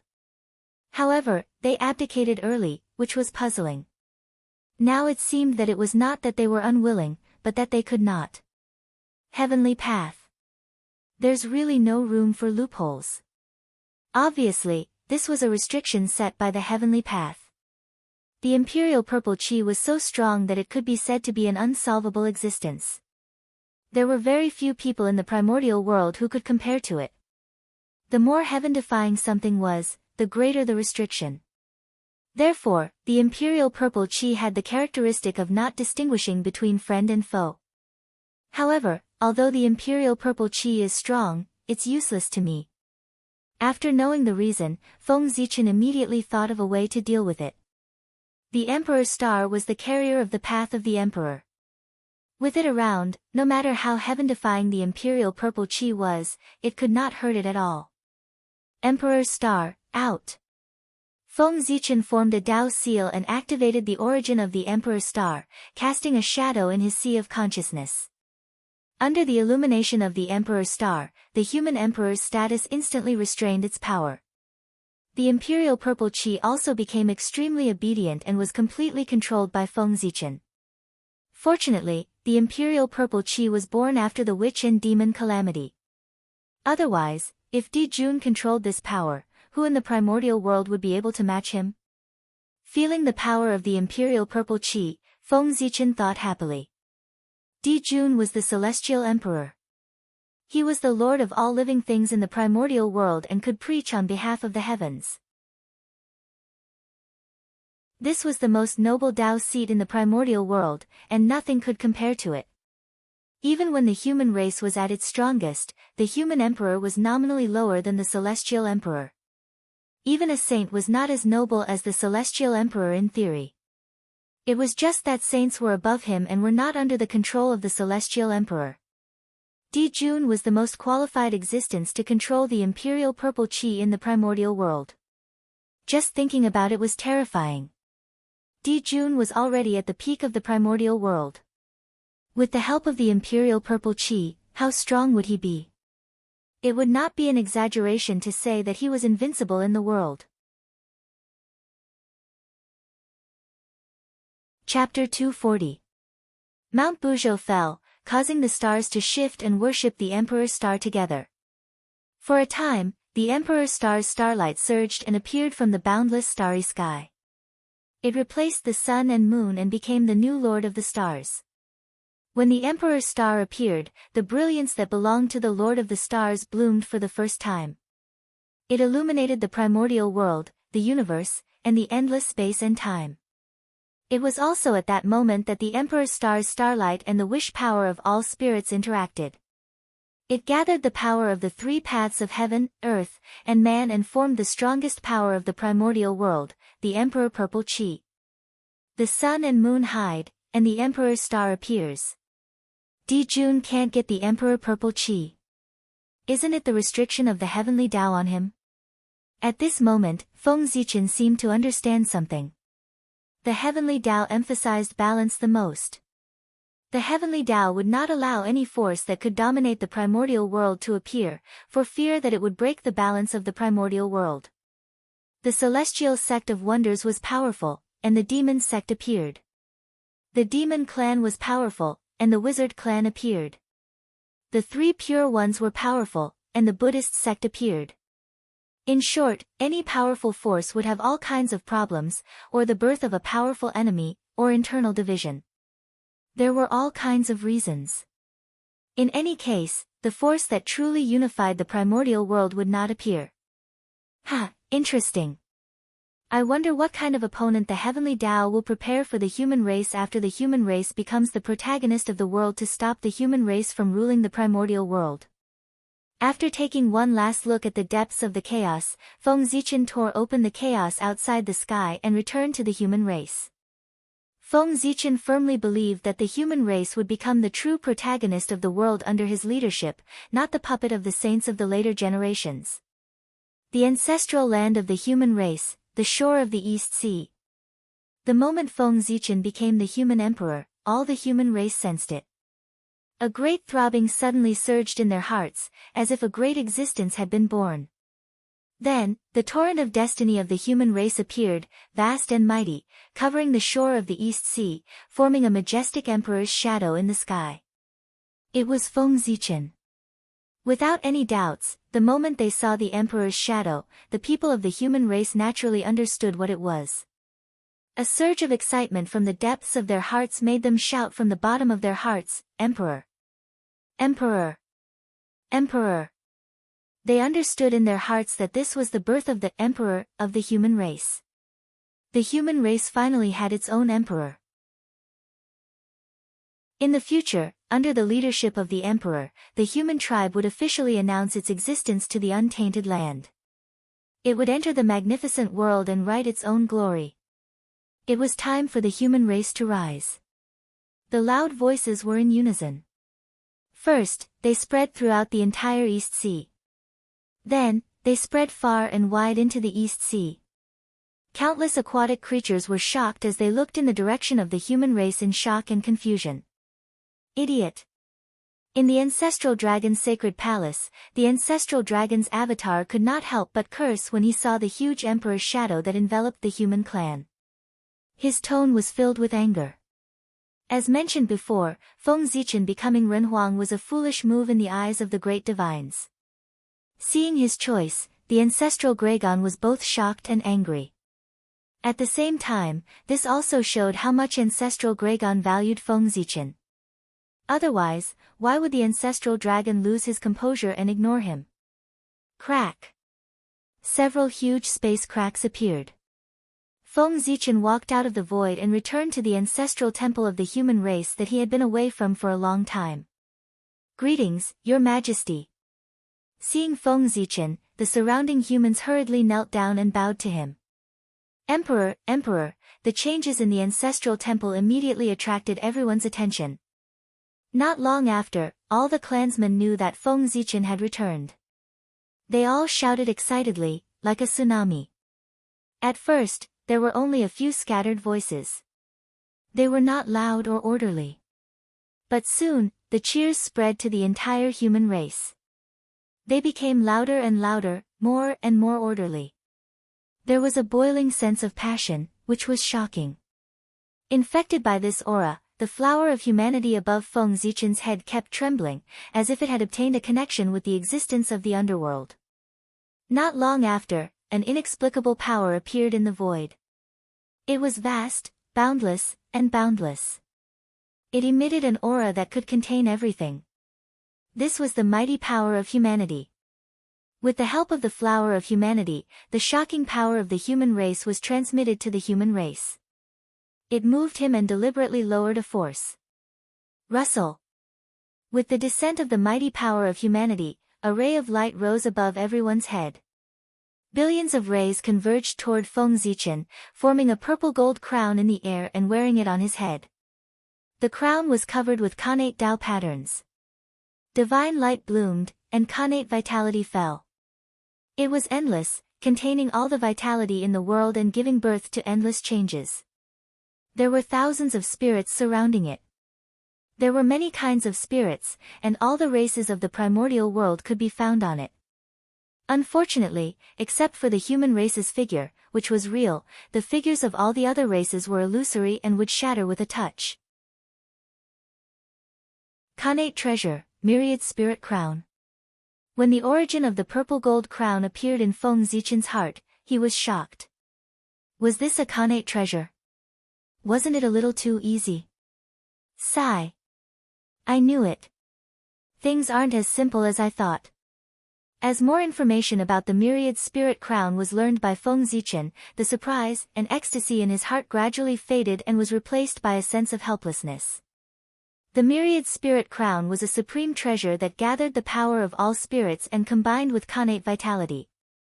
It was a connate treasure nurtured by the human race. It contained the Tao of the transformation of connate vitality. With a shake of the crown, Tao light fell, evolving into the connate vitality of the primordial world. It flowed with light and colorful colors, protecting the body. It was so powerful that all evil would retreat and be invulnerable. Moreover, the myriad spirit crown contained the power of all spirits. With this crown, one would be protected by all spirits and have great luck. With a thought, all spirits would appear and fight with their master. Every strand of connate vitality corresponded to a race. The connate vitality combined with the power of all spirits and evolved into a flourishing era of the human race, crushing all existences. This treasure was extremely powerful, second only to the 3 heaven-opening treasures. Unfortunately, the power of the myriad spirit crown was closely related to the power of all spirits in the body. Only when the phantom of all spirits was completely solid could it unleash the power of a connate treasure. But now, only the phantom of the human race had barely solidified on the myriad spirit crown. The other races were just illusory shadows without any power. This also caused the power of the myriad spirit crown to only reach the level of a low-grade connate spirit treasure. It was completely unworthy of its status as a connate treasure. Sigh. Isn't this forcing me to attack all races and unify the primordial world? If he didn't obtain the recognition of all races, how could he restore the myriad spirit crown to the level of a connate treasure? And the simplest way to obtain the recognition of all races was to beat them into submission. Use absolute power to force them to submit. Chapter 241. Sigh, it's too difficult for me. At this moment, Feng Zichen's heart was filled with helplessness. He had become the human emperor because he wanted to lead the human race to occupy a place in this dangerous primordial world, develop his forces well, and wait for the future. However, this human emperor had to force him to become the true human emperor and unify the primordial world. It was simply forcing him. This human emperor was not the emperor of a race, but the emperor of the human Tao, the emperor of all spirits, who commanded all the lives in the primordial world. This position was already extremely noble. It could go against the heavens and replace the celestial emperor, becoming the master of all things in the world. In this era, it was impossible for the human emperor to succeed. Even if the human race prospered in the future and redefined the human Tao with the human race, the human emperor would still be a step away from the emperor of the human Tao. In Feng Zichen's memory, no one had been able to become the emperor of the human Tao since ancient times. There were only two people who were closest to this position in the primordial world, Di Jun and Fuxi. However, Di Jun was pursuing the position of the celestial emperor, which was one level higher. He was not interested in the position of the human emperor. At the moment when Fuxi was about to succeed, he stepped down from the position of the human emperor and lived in seclusion in the Red Cloud Cave. It seems that this innate cardinal treasure, the 10,000 spirit crown, is not easy to take. Even so, Feng Zichen still took the 10,000 spirit crown. There was no reason to give away something that he had already obtained. Besides, becoming the human emperor was only difficult, but it was not impossible to succeed. Let's wait and see. What if he succeeded? Get up. Nodding, Feng Zichen lifted the crowd below. An invisible force appeared and helped them up. Everyone, I have received the mandate of heaven to honor the human emperor. This is the manifestation of heaven's will. The human race has a great prosperity. At this time, it is time for us to go to the primordial world and develop our grand plans. The East Sea is too small after all. It can no longer accommodate the fate of the human race. Therefore, I've decided to establish another human imperial court outside the East Ocean as the foundation for our race to dominate the primordial world. Standing above the void, Feng Zichen had a panoramic view of the East Sea. He could not help but feel proud as he spoke to the crowd. He had long despised the coast of the East Sea. In such a small place, what great achievements could the human race possibly achieve? If it were not for the fact that the human race was too weak, he would have led the human race out of this place long ago. Yes, Your Majesty. With a swoosh, everyone knelt down again and shouted in unison. Not only Feng Zichen, but the other clansmen were also tired of the East Sea. They couldn't wait to go out and explore. Now, Feng Zichen's suggestion was exactly what they wanted. How could anyone object? Your Majesty, where will the imperial court be built? After a short while, Ji Shishir seemed to have thought of something and asked. Imperial court. At this point, Feng Zichen paused, looked up at the sky, and said in an inexplicable tone, I plan to build it in the sky. What? In the sky? Your Majesty, are you joking? How can there be a city built in the sky in this world? After hearing Feng Zichen's answer, everyone immediately began to discuss, thinking that he was joking. That was because they had never heard of anyone building a city in the sky. Even the legendary heavenly court was built on the heaven realm. It was dragged by the connate spirit clouds formed by the 9 heavens clear chi, not floating in the sky. At this moment, Feng Zichen suddenly said that. With their intelligence, they naturally could not imagine what the city floating in the sky looked like. They could not be blamed for making a fuss. It was really Feng Zichen who did not follow the rules. In the current primordial world, except for the demon race, all the clans used the earth as their foundation. Their foundations were all in the primordial world. They used the earth veins as the foundation to set up a khanate formation and gather the khanate chi from all directions.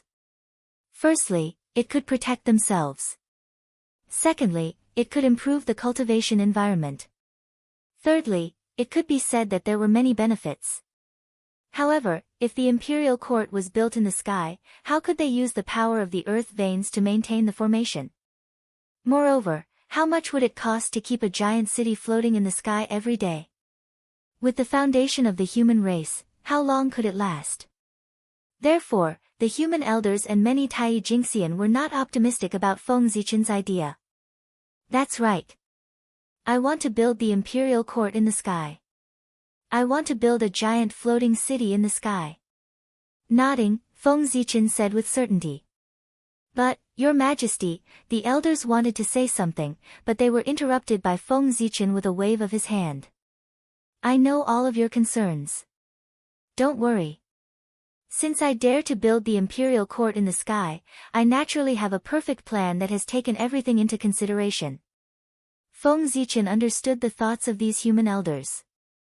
However, the establishment of the imperial court was decided after careful consideration. How could it be changed by their words? Moreover, if he listened to the elders' suggestions, Feng Zichen did not know if the human race would be in trouble. However, he was certain that the human race would definitely not have a chance to prosper. It was not that Feng Zichen looked down on them, but these human elders. Ever since they were born, they had been staying in this corner of the East Sea. Their horizons had been limited. They did not know the vastness of the earth, the vastness of the sky, the supreme great Tao of the celestial sect of wonders, and the thousands of magical powers of the primordial world. They had long fallen behind and could not keep up with the times. It was not a big deal to float a city in the sky. In the primordial world, any khanate race could easily do it. However, in their eyes, it was a fuss. This really disappointed Feng Zichen. At the same time, it also made him determined to bring the human race away from the East Sea. The human race could not stay in the East Sea any longer. If they stayed here, the current elders of the human race would be the future of the human race's descendants. Such a human race was terrifying just thinking about it. The lesson of the past was right in front of him. The human race had to leave. Only by seeing a wider world, increasing their knowledge, and broadening their horizons could they walk further and longer on the path of seeking the Tao. Yes, Your Majesty.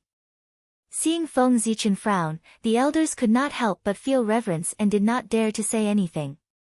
It was not that Feng Zichen was threatening them, but that he had already become the human emperor, and his identity had changed greatly. He had the aura of an emperor and great majesty. He was related to the safety of the human race and had supreme power. He could decide the life and death of everyone with a single word. Therefore, his every move had great majesty, suppressing and stealing souls, making people feel reverence. All right, you can leave. Waving his hand and asking everyone to leave, Feng Zichen walked into the ancestral temple. With the human elders like this, it seemed that they could not be relied on to build the imperial court. Feng Zichen had to do it himself. The power of incense. This imperial court is related to the human path. Naturally, it has to be refined with the power closest to the human path. In the ancestral temple, Feng Zichen muttered. Chapter 242. The power of incense came from the blessings in the hearts of all living beings. It was a magical power, another manifestation of the power of the human path. It came from the same source as the human path.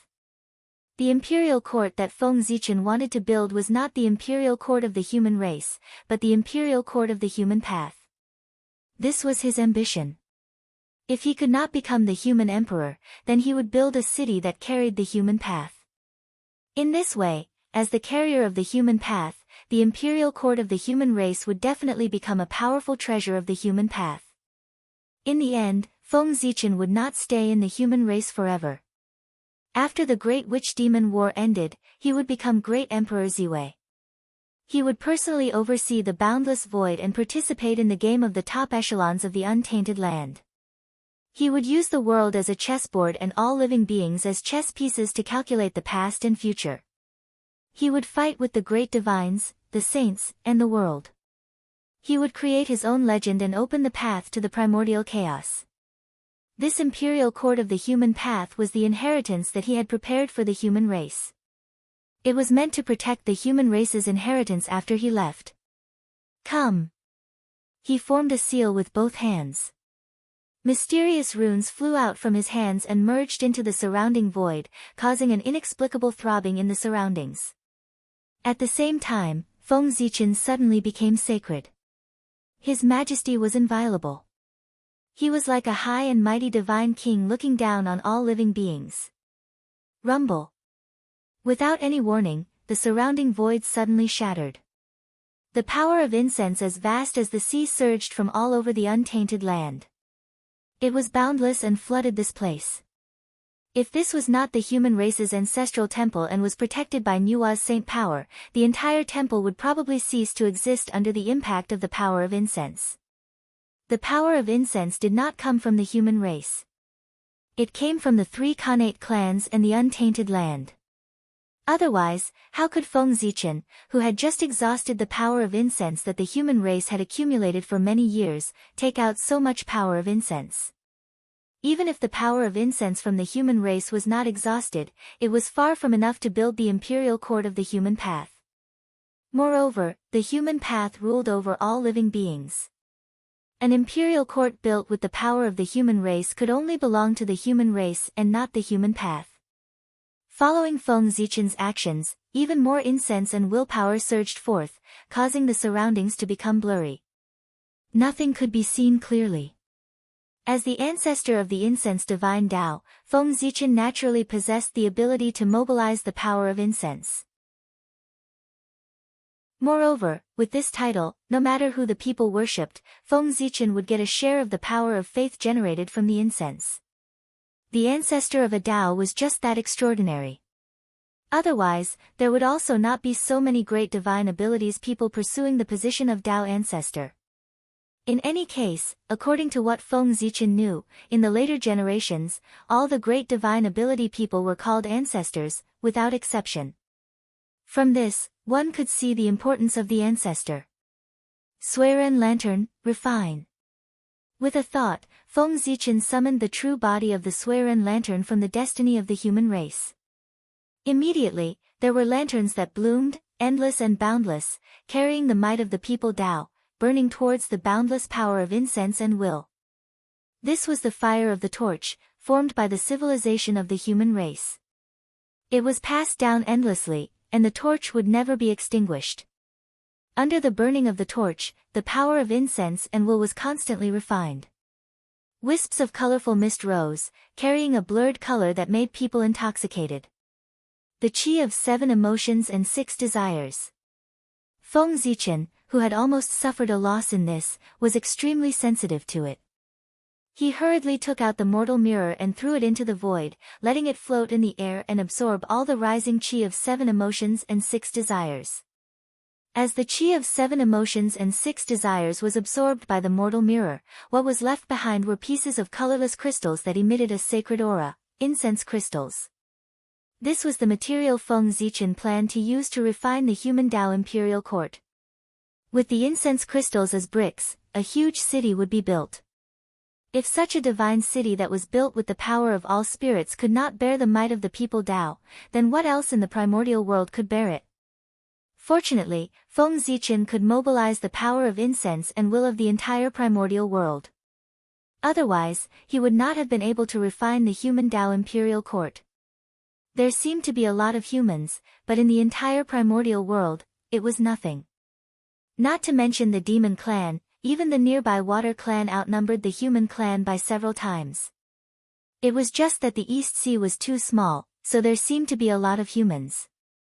It was precisely because he had the support of countless times more incense and goodwill than the human race that Feng Zichen came up with the idea of creating an imperial court of human Tao and put it into action. Otherwise, why would he work so hard to refine the human Tao imperial court? Was he dreaming? Unfortunately, Mount Shouyang is where the Grand Pure One's future Taoist field is. I can't touch it.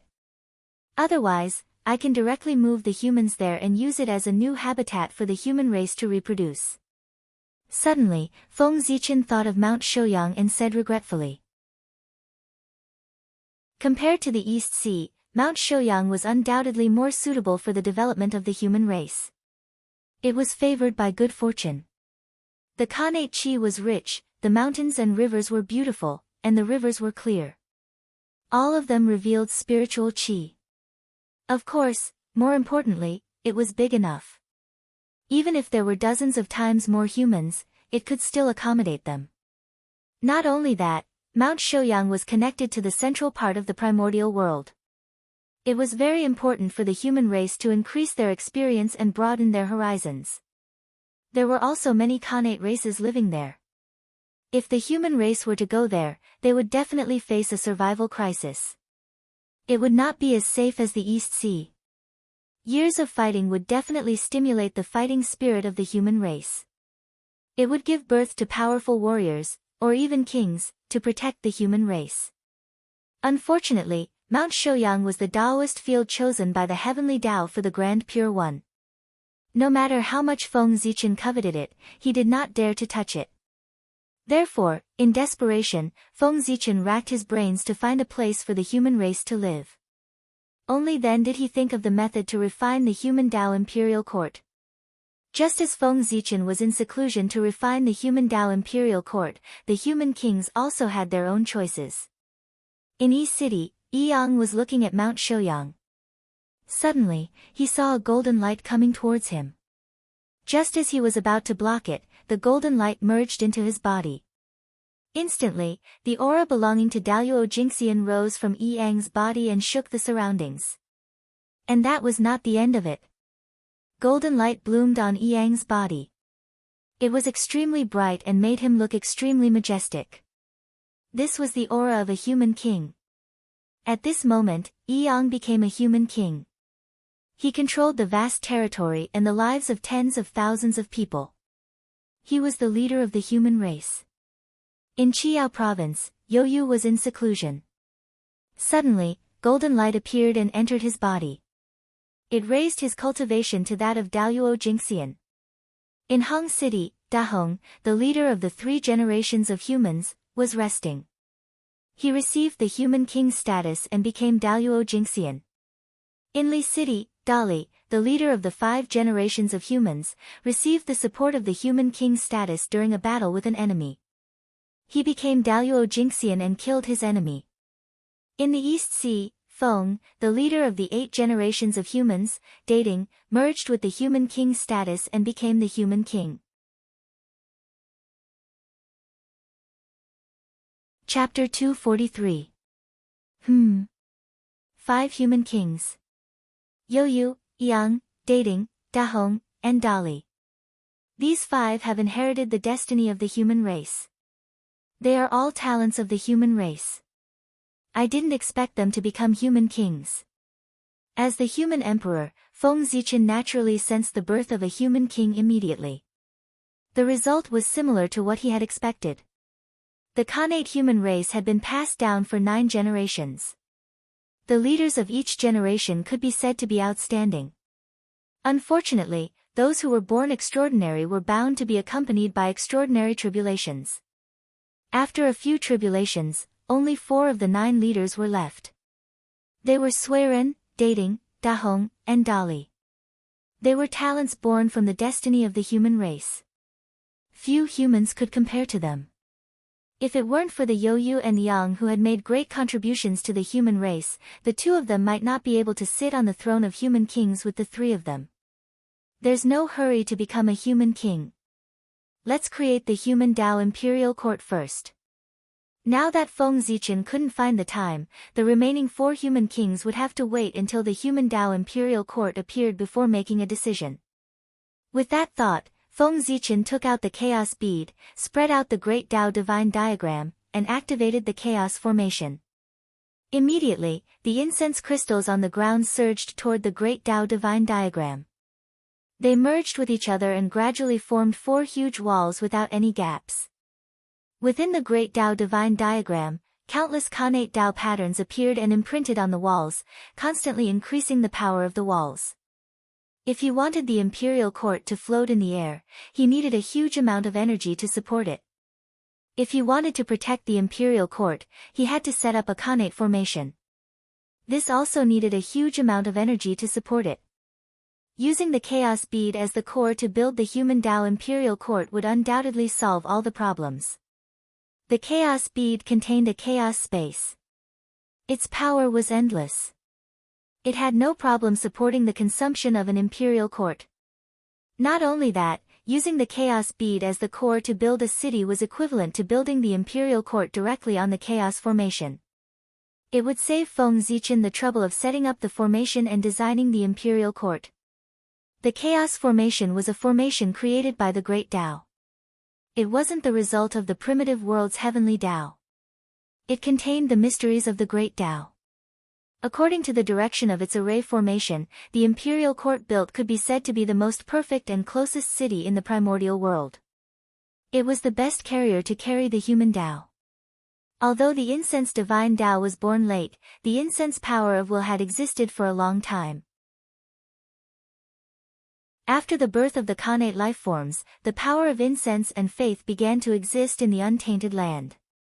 It wasn't Feng Zichen who created the incense divine Tao that allowed the power of incense to exist. Instead, it was Feng Zichen who discovered the power of incense and faith and concluded the way to use it that created the incense divine Tao. The burning incense divine Tao had always existed.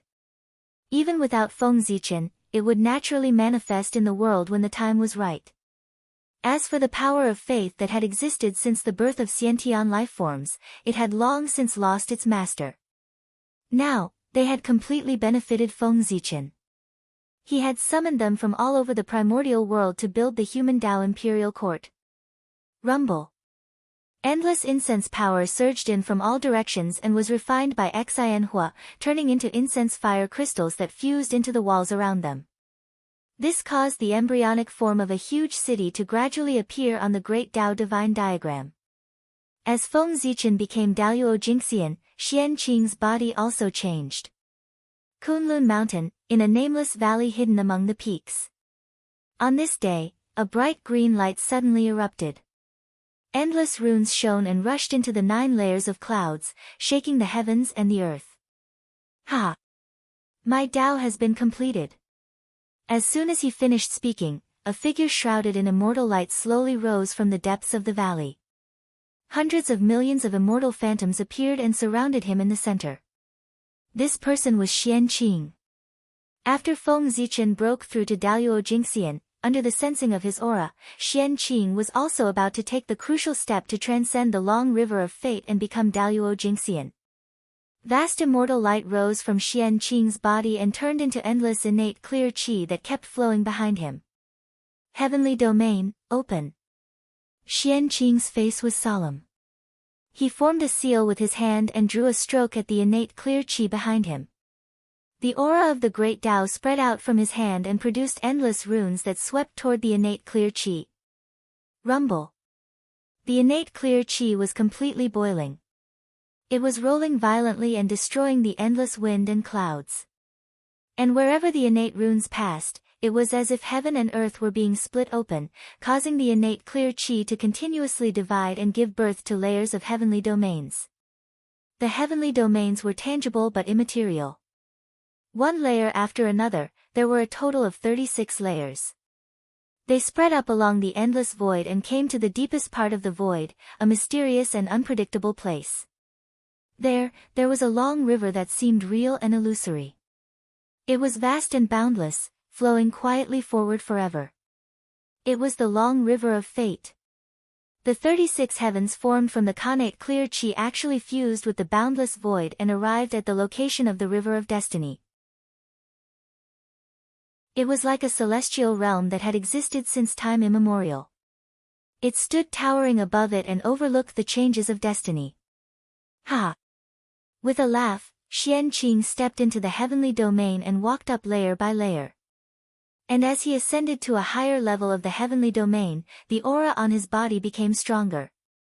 The moment Xianqing ascended to the 36-layer heavenly domain, a ray of light suddenly rushed out from the long river of fate and merged with him. It made his aura reach an unprecedented peak, and he officially stepped into the realm of Daluo. The light that flew out from the long river of fate was Xianqing's light of fate. It flew out, indicating that Xianqing had transcended the long river of fate and achieved Daluo Jingxian. There was no need to fight for the great Tao because there was no one to prove the Tao of the innate clear spirit other than the three pure ones. Xianqing was the successor of Taoist Shangqing, so why would the three pure ones make things difficult for him? As long as he reached a certain level, proving the Tao was easy. At this moment, the Tao of the innate clear spirit manifested in the world and merged with Xianqing, causing him to sublimate and become the carrier of the Tao, immortal and indestructible. Xianqing was an innate divine demon that was completely born from the origin of the innate clear spirit. He was purer than the three pure ones. He was a natural carrier of the Tao of the innate clear spirit. Therefore, in just an instant, he completed his transformation, perfectly controlling his own power and stabilizing his realm. It was so simple for an innate divine demon to prove the Tao of the Daluo Jingxian. Xianqing proved the Tao, and as the heaven realm that originated from the same source as him, it naturally had a reaction. The origin of the heaven realm fell from the 9 heavens, and with the joy of the heaven realm, it poured into Xianqing's body.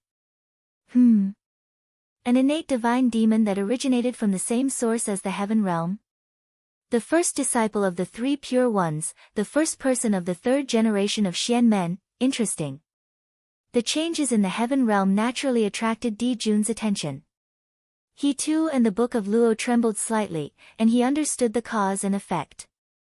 Bai Zai, go to the treasury of the heaven realm and get a pot of 3 light holy water. Help me give it to Taoist Shangqing's disciple, Taoist Xianqing, to congratulate him on proving the Tao of the Daluo Jingxian. After thinking, Di Jun said.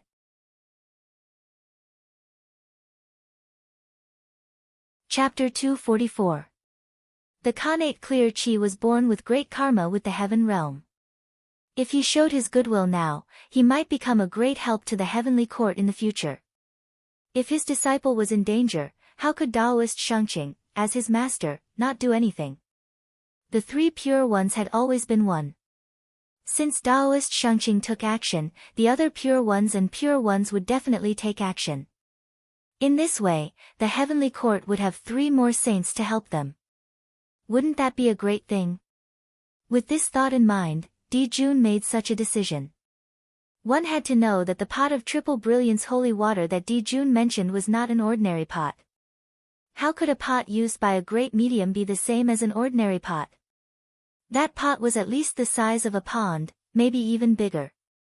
Triple brilliance holy water was formed by the 3 lights of the sun, moon, and stars. It was one of the 10 great Khanate holy waters of the Eldritch world. The value of a pond of Khanate holy water was no less than a superior grade Khanate spiritual treasure. Only Di Jun, who possessed the heavenly cycle of stars, could be so extravagant. A pond of triple brilliance holy water was given away as a gift without a care. How generous! Yes, Your Majesty. Although he was confused about who Taoist Xianqing was, Bai Zai did not hesitate to accept the order after hearing Di Jun's order. With the integration of the heaven realm's origin, the 36 heavens under Xianqing's feet underwent a miraculous change. In the heavens, Khanate Tao patterns were born. They contained an inexplicable power, causing the space in the heavens to gradually have a sense of reality. Then, the heavenly palace appeared. It was beautiful and emitted an inexplicable Tao rhythm, covering the layers of heavens. Rumble. The 36 heavens suddenly shrunk and turned into a Tao seal surrounded by immortal light, falling into Xianqing's hand. 36 heavenly Tao scriptures, Feng Zichen muttered to himself as he played with the Tao seal in his hand. With the support of the heaven realm's origin, the 36 heavens underwent a tremendous change. It turned from a vision into a Khanate Tao scripture. This Khanate Tao scripture recorded the evolution of the Khanate clear Qi. It could evolve the 36 heavens and explain the Khanate clear spirit Tao. Every time he deepened his understanding of the innate clear spirit Tao, he would be able to evolve a layer of heavenly domain. When all 36 heavenly domains appeared, he would be able to fully comprehend the Tao of innate clear spirit and become Daluo Jingxian. Moreover, each level of the celestial domain contained an innate divine ability with incredible power. Unfortunately, the source of the heaven realm was limited. Being able to evolve the innate Tao scripture was already the limit. These 36 innate divine abilities only had enough time to nurture a prototype before the origin of the heaven realm was exhausted. In other words, the future achievements of these 36 congenital supernatural powers all depended on how far Xianqing could go and how far he could deduce them. Not only that, but the 36 heavens domain itself was also a supreme ability that possessed the power to suppress the heavens. After attaining great success, it would be as if the entire primitive celestial realm was pressing down on them. How many people in the world would be able to stop it? Clear Qi and turbid Qi are indeed the foundation of the great desolate world. Using these two Daos, not only can one obtain the favor of the world, but there are also many unknown benefits. Putting away the seal, Xianqing sighed. Being of the same origin as the world, one's birth was naturally incomparably noble and could share the fate of the world. As long as one did not court death, one could live freely without any disasters. Moreover, with the advancement of the world, it was not impossible for the origin Tao fruit to be formed. The benefits were beyond imagination. Primitive world. Birth is really too important. A bad birth may not mean that one has nothing, but a good birth definitely has everything. Throughout the history of the primitive world, those who could be active in the primitive world were all innate divine demons, without exception. Compared to Feng Zichen, one would know. Xianqing's path to Tao validation was too smooth, almost smooth sailing. But Feng Zichen was different. Every step on the path to Tao validation was extremely dangerous. If it were not for Pangu's favor, he would have died long ago. The gap was too big. But fortunately, everything was different now. Feng Zichen was also an innate divine demon, and a top innate saint, Pangu's orthodox. He was a true proud son of heaven. Speaking of which, Feng Zichen's current situation was that he had changed his destiny with his own strength, which was the most in line with the concept of man conquering nature. If he was not born in the wrong era, the position of the sacred emperor of the human Tao would belong to him. It was also because of this that the human Tao favored him so much. Otherwise, did he really think that with the power of all spirits, he could summon the help of the human Tao at will? There were many mighty figures in the primitive world. If it was so easy to summon the power of the human Tao, the flower of human Tao would not be so rare. At the end of the day, it was because the human race thought highly of Feng Zichen that they helped him again and again. If it were others, they would not have such good treatment. It's time to return to the Jade Void Palace. After calculating the time, Xianqing collected his thoughts and turned to walk towards the Jade Void Palace. There, the three pure ones were still waiting for him. As the first disciple of the third generation of the celestial sect of wonders, Xianqing had proven his Tao, Daluo Jingxian. It was a big deal that the celestial sect of wonders had a successor. The three pure ones deliberately put down the matters in their hands and gathered in the Jade Void Palace, waiting for Xianqing to pay his respects. Great Taoist Master Numinous Treasure, give me your life. On the way to the Jade Void Palace, Xianqing suddenly heard a voice that was filled with killing intent. His expression changed and he hurriedly rushed in the direction of the voice. At the foot of Kunlun Mountain, Zhao Gongming was holding the Kunwu sword and leading a group of outer sect disciples of the Jie school to attack the great Taoist Master Numinous Treasure. As the eldest outer sect disciple of the Jie school, he could not weaken the reputation of the Jie school. Therefore, the Grand Master of Heaven gave the superior grade Khanate Spirit Treasure, the Kunwu sword, to Zhao Gongming. Originally, the Dharma treasure that the Grand Master of Heaven gave him should be the supreme grade Khanate Spirit Treasure, the Sea Calming Divine Pearl. However, the Grand Master of Heaven had already given this Dharma treasure to Xianqing. Therefore, the Grand Master of Heaven gave Zhao Gongming the Khanate Spirit Sword, which was not inferior to a supreme-grade Khanate Spirit treasure, the Kunwu Sword. However, the great Taoist Master Numinous treasure was also extraordinary. He held the superior-grade Khanate Spirit treasure, the Dragon Tiger Seal, in one hand and the middle-grade Khanate Spirit treasure, the Demon Subduing Sword, in the other. He fought with the disciples of the Jie school very well. After a long battle, Zhao Gongming was furious. He took out the Kunwu sword and attacked the great Taoist Master Numinous treasure. The Khanate Spirit Sword abandoned all defense and focused on the power of killing. Therefore, it was extremely powerful. In addition, Zhao Gongming suddenly attacked without any warning. For a moment, the great Taoist Master Numinous treasure was in danger. Stop! Xianqing saw this scene as soon as he arrived. His face turned cold and he shouted sternly. At the same time, he waved his sleeve and the Khanate clear qi rushed out, sweeping everyone present into the air and throwing them to the ground. As a result, although everyone was fine, they lost a lot of face and lay on the ground in a sorry state. Greetings, eldest senior brother. Seeing that the person who came was Xianqing, everyone quickly got up from the ground. They didn't dare to argue and greeted him.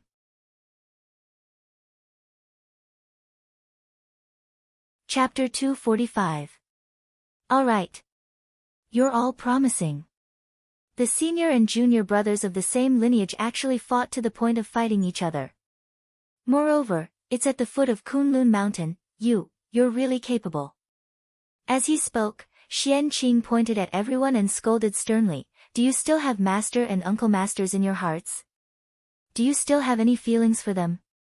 As long as there is any friendship in their hearts, why would they do such a thing that would hurt their loved ones and make their enemies happy? The current three pure ones had yet to split up. They were a family. If the disciples of Jie School and Chan School were to engage in a life-and-death battle at the foot of Kunlun Mountain, wouldn't they become the joke of the primordial world? Eldest senior brother, we treat them as our senior and junior brothers, but they might not think highly of us. Perhaps they might even think that we're climbing up the social ladder. At that moment, Zhao Gongming calmed down and said indignantly. There were all kinds of disciples in Jie School. There were Khanate god fiends from the top of the primordial world, as well as Khanate life forms with feathers and feathers. There were many kinds of them. Khanate god fiends were still alright and came from noble backgrounds. However, Khanate life forms came from humble backgrounds and were not liked by the Heavenly Lord of Primordial Beginning. In addition, their bad habits had not disappeared. Ever since they arrived at Kunlun Mountain, they would gather together to drink and have fun or play in the mountains. The spiritual beasts of Kunlun Mountain suffered and were satisfied by their appetites. They stirred up the Kunlun Mountain into a mess and completely messed up the peace of the place. Even the Grand Pure One was a little unhappy. The disciples of Chan School were different. They were carefully selected by the Heavenly Lord of Primordial Beginning. The 12 personal disciples and 2 in-name disciples were all Khanate god fiends. They were extremely noble and were favored by him. Xianqing did not know how much the disciples of Chan School had learned from the Heavenly Lord of Primordial Beginning. However, they had learned most of the personality and style of the Heavenly Lord of Primordial Beginning. Therefore, they were disdainful of the disciples of Jie School. However, the disciples of the two sects often had conflicts, but it had never been like today. Both sides wanted to kill each other. That was also the reason why Xianqing was angry. Shut up. What are you saying? We're all fellow apprentices. There's only the difference of seniority. There's no such thing as high or low. Today, you and the others at the foot of Kunlun Mountain recklessly used your weapons and violated the sect's rules. The poor way will punish you to go into seclusion in the Immortal's Cave and reflect on your mistakes. You are not allowed to come out for 1,000 years. Then, Xianqing asked them, so, are you convinced? There were many disciples in Jie School. The Grand Master of Heaven could not take care of every disciple. Therefore, other than the personal disciples, all the outer sect disciples were handed over to Xianqing to manage. We will obey eldest senior brother's orders. With this reason, Zhao Gongming and the others did not dare to talk back to Xianqing. They quickly bowed to him and left. Soon, only Xianqing and the great Taoist master Numinous Treasure were left. What's the matter? Do you have something to say, Ling Bao? Seeing that the great Taoist master Numinous Treasure did not leave, Xianqing said unhappily. Eldest senior brother, I refuse to accept this. It was clearly your Jie school disciples who attacked first. Why do I have to be punished as well? Besides, you are a member of Jie school, and I am a member of Chan's school. Even if you want to punish me, it should be up to master. What kind of logic is it for you to punish me? The great Taoist master Numinous Treasure cupped his hands and said unwillingly. What he meant was, you are a disciple of Jie school. What right do you have to punish a disciple of Chan school? The pride of a disciple of a saint was undoubtedly displayed on him.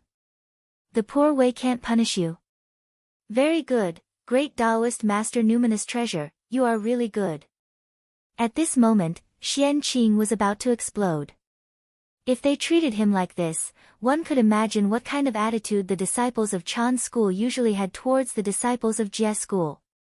He was afraid that he would directly vent out the words of putting on hair and feathers, wet and oviparous. In that case, not to mention the disciples of Jie school, even anyone in the primordial world could suffer such a great humiliation and not be angry. No wonder Zhao Gongming and the others had killing intent. If this happened to Xianqing, he would not be able to tolerate it. In addition, the great Taoist master Numinous Treasure's name was similar to the Grand Master of Heavens. No matter how the disciples of Jie school treated him, it would not be surprising. The poor Wei wants to see today. If I punish you, will second Uncle Master punish me or punish you? Furious, Xianqing reached out and grabbed the great Taoist master Numinous Treasure. Great Taoist master Numinous Treasure, you are disrespectful to the poor Wei. The poor Wei wants to seal you under the Qilin cliff for 10,000 years as punishment. Under Xianqing's hand, the surrounding Khanate Qi swarmed over and wrapped around the great Taoist master Numinous Treasure.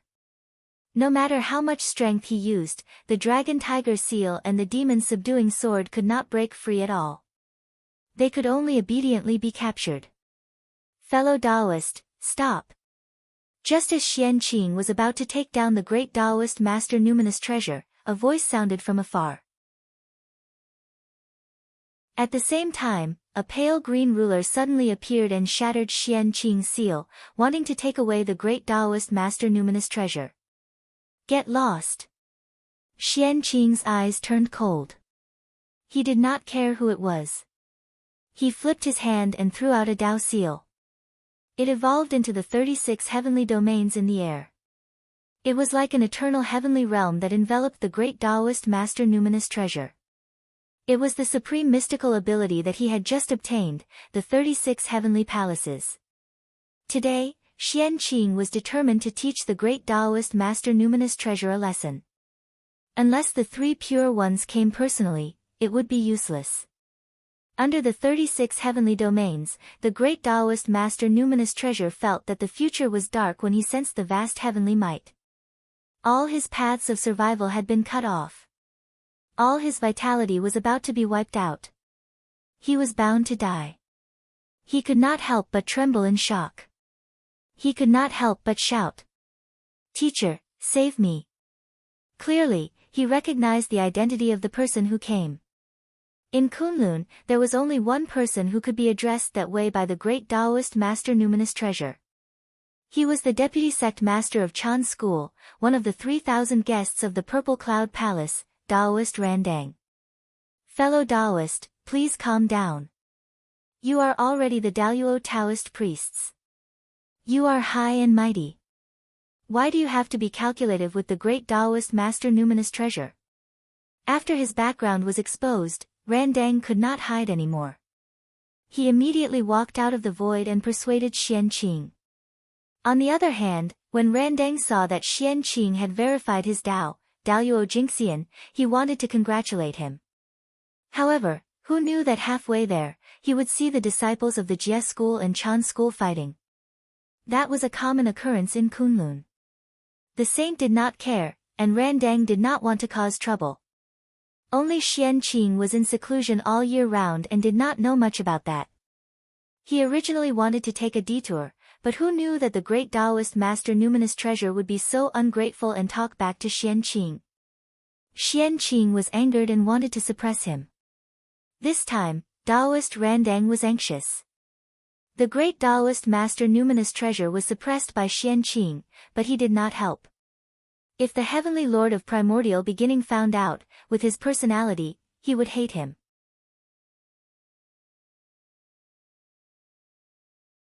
Chapter 246. Xian Qing was the first disciple of the three pure ones. The great Taoist master Numinous Treasure was disrespectful to him and dared to talk back to him. In the end, he was suppressed by him. Even if Heavenly Lord Yuanshi knew about this, he would not punish Xian Qing. On the contrary, he would reward him and reprimand the great Taoist master Numinous Treasure. He would blame him for not knowing how to respect his elders and stand up for Xian Qing. The Heavenly Lord of Primordial Beginning valued etiquette the most. The great Taoist master Numinous Treasure's actions thought that he had increased the prestige of Chan school, but in fact, he had deeply angered the Heavenly Lord of Primordial Beginning. Otherwise, with such a commotion here, how could the Heavenly Lord of Primordial Beginning, who loved his disciple, not help? It was all because the actions of the great Taoist master Numinous Treasure had angered him. He had used Xian Qing to teach him a lesson. Furthermore, when this matter was over, the great Taoist master Numinous Treasure would definitely be reprimanded when he returned to the Jade Void Palace. However, that was the treatment of Xian Qing and had nothing to do with Taoist Randang. This matter had caused the Heavenly Lord of Primordial Beginning to lose face. He must have a belly full of anger to vent. If Randang did not help, wouldn't that give him a reason to vent? As the deputy sect master of Chan school, what's the use of watching from the side when a disciple of Chan school appears? Thinking of the adverse effects of this matter on him, Taoist Randang took action. That was why the scene just now happened. Uncle Master, you're making things difficult for me. You're a senior, so how can you call me fellow Taoist? Just call me Xian Qing. He waved his hand at Taoist Randang. Xian Qing did not dare to accept his title of fellow Taoist. No matter what, Taoist Randang was an existence that listened to the Tao in the Purple Cloud Palace with the three pure ones. Even if he was doing a little poorly now, he was still a Taoist of the Celestial Sect of Wonders and an elder of the Xianqing. Even the Heavenly Lord Yuanshi addressed him as a fellow Taoist. Xianqing could not mess up the seniority. Then the poor Wei will drag it out and call you Xianqing. Taoist Randang was very satisfied with Xianqing's attitude. As the saying goes, the more you lack something, the more you care about it. Because Burning Lamp Taoist could not break through to the Sage-to-Be realm for a long time, he went to Kunlun Mountain to worship Heavenly Lord Yuanshi as his teacher when he opened the mountain to accept disciples. He asked for the help of the sage to break through. But Heavenly Lord Yuanshi did not dare to accept him as a disciple. Who was Taoist Randang? The Khanate god fiend was born. He had once heard of the Tao in the Purple Cloud Palace. Although he was not the Tao ancestor's disciple in name, they were master and disciple. Even if he met the Tao ancestor, he could call him teacher. He was already considered a disciple of the Tao ancestor. Anyone who saw him would have to call him fellow Taoist. If the Heavenly Lord of Primordial Beginning accepted him as his disciple, what would happen to the Tao ancestor? What about the fellow Taoists of the Purple Cloud Palace? However, the Heavenly Lord of Primordial Beginning couldn't chase him out when he begged so hard in the past. In the end, he gave Taoist Randang the position of Deputy Sect Master because they had listened to the Tao together in the past. In this way, he could be above all the disciples and not lose his identity. He could also let him listen to the preaching together with his disciples and achieve his purpose of coming to Kunlun Mountain. It could be said to be killing two birds with one stone. He obviously didn't want to agree, but because of his face, he couldn't say anything to refuse. Thinking about it, it was really difficult for Lord of Heaven Yuanshi. The way the primeval Lord of Heaven handled this matter could be said to be perfect, leaving people completely speechless. However, Taoist Ronding's reputation was ruined. Such a shameless act made all the great mystical abilities feel deeply ashamed. Taoist Randang had completely become the target of contempt for the mighty figures of the primordial world. That made him a little embarrassed to see others. It also made him extremely sensitive to matters related to his reputation. Xian Qing's praise of him could be said to have scratched his itch. How could Taoist Randang not be happy? It's his fault that the great Taoist master Numinous Treasure offended you. It's only right for you to teach him a lesson. No one can say anything. However, it's a little too much for you to suppress him under the Qilin cliff for 10,000 years. Xian Qing, the great Taoist master Numinous Treasure is ultimately your junior brother, the direct disciple of Saint Yuqing. For the sake of the saint's reputation, you should be merciful. Seeing that Xian Qing's emotions had calmed down, Taoist Randang continued to persuade him. Xian Qing was a little moved by these words, and his anger gradually subsided. Numinous Treasure, you're so presumptuous. Xian Qing is your eldest senior brother. It's fine if you don't respect him, but you actually dare to speak rudely to him. Have you ever taken the teachings that Taoist brother has given you to heart? Do you still have any respect for seniority in your eyes? What a bastard! Aren't you going to apologize to your eldest senior brother? At that moment, Taoist Randang suddenly glared at the great Taoist master Numinous Treasure and scolded him fiercely. Eldest senior brother, Numinous Treasure was bewitched. That's why he spoke rudely to you. I know I was wrong. Please, for the sake of master, spare me this time. After receiving Taoist Ronding's reminder, the great Taoist master Numinous Treasure hurriedly begged Xian Qing for mercy. He no longer had the arrogance from before. Ever since Taoist Randang learned that Xian Qing had already verified the Tao of Daluo Jingxian, the great Taoist master Numinous Treasure knew that he was most likely in trouble this time. The Daluo could not be humiliated easily.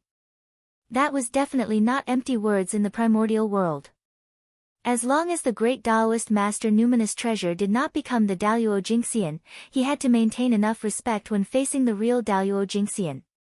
Even if he was the disciple of a saint, he was no exception. Otherwise, even if the great Taoist master Numinous Treasure was taught a lesson, the heavenly lord of primordial beginning could not say anything. He was already like that when facing outsiders, let alone Daluo Jingxian, who was in front of him, who was his eldest senior brother. The great Taoist master Numinous Treasure had already imagined his master's furious expression when he found out about this. He could not help but feel regretful and felt that he should not have been too arrogant.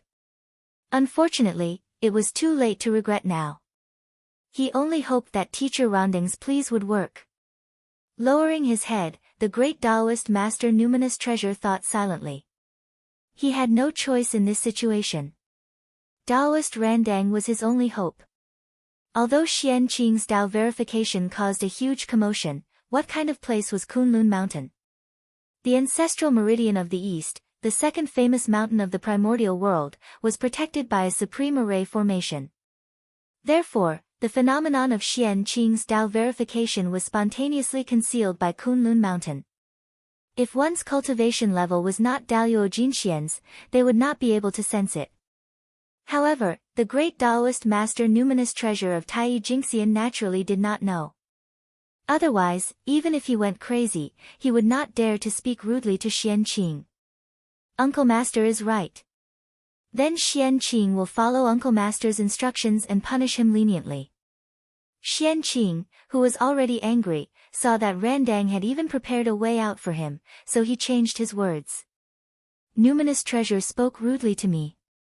I'll punish him to go to Qilin Cliff and reflect on his mistakes for 1,000 years.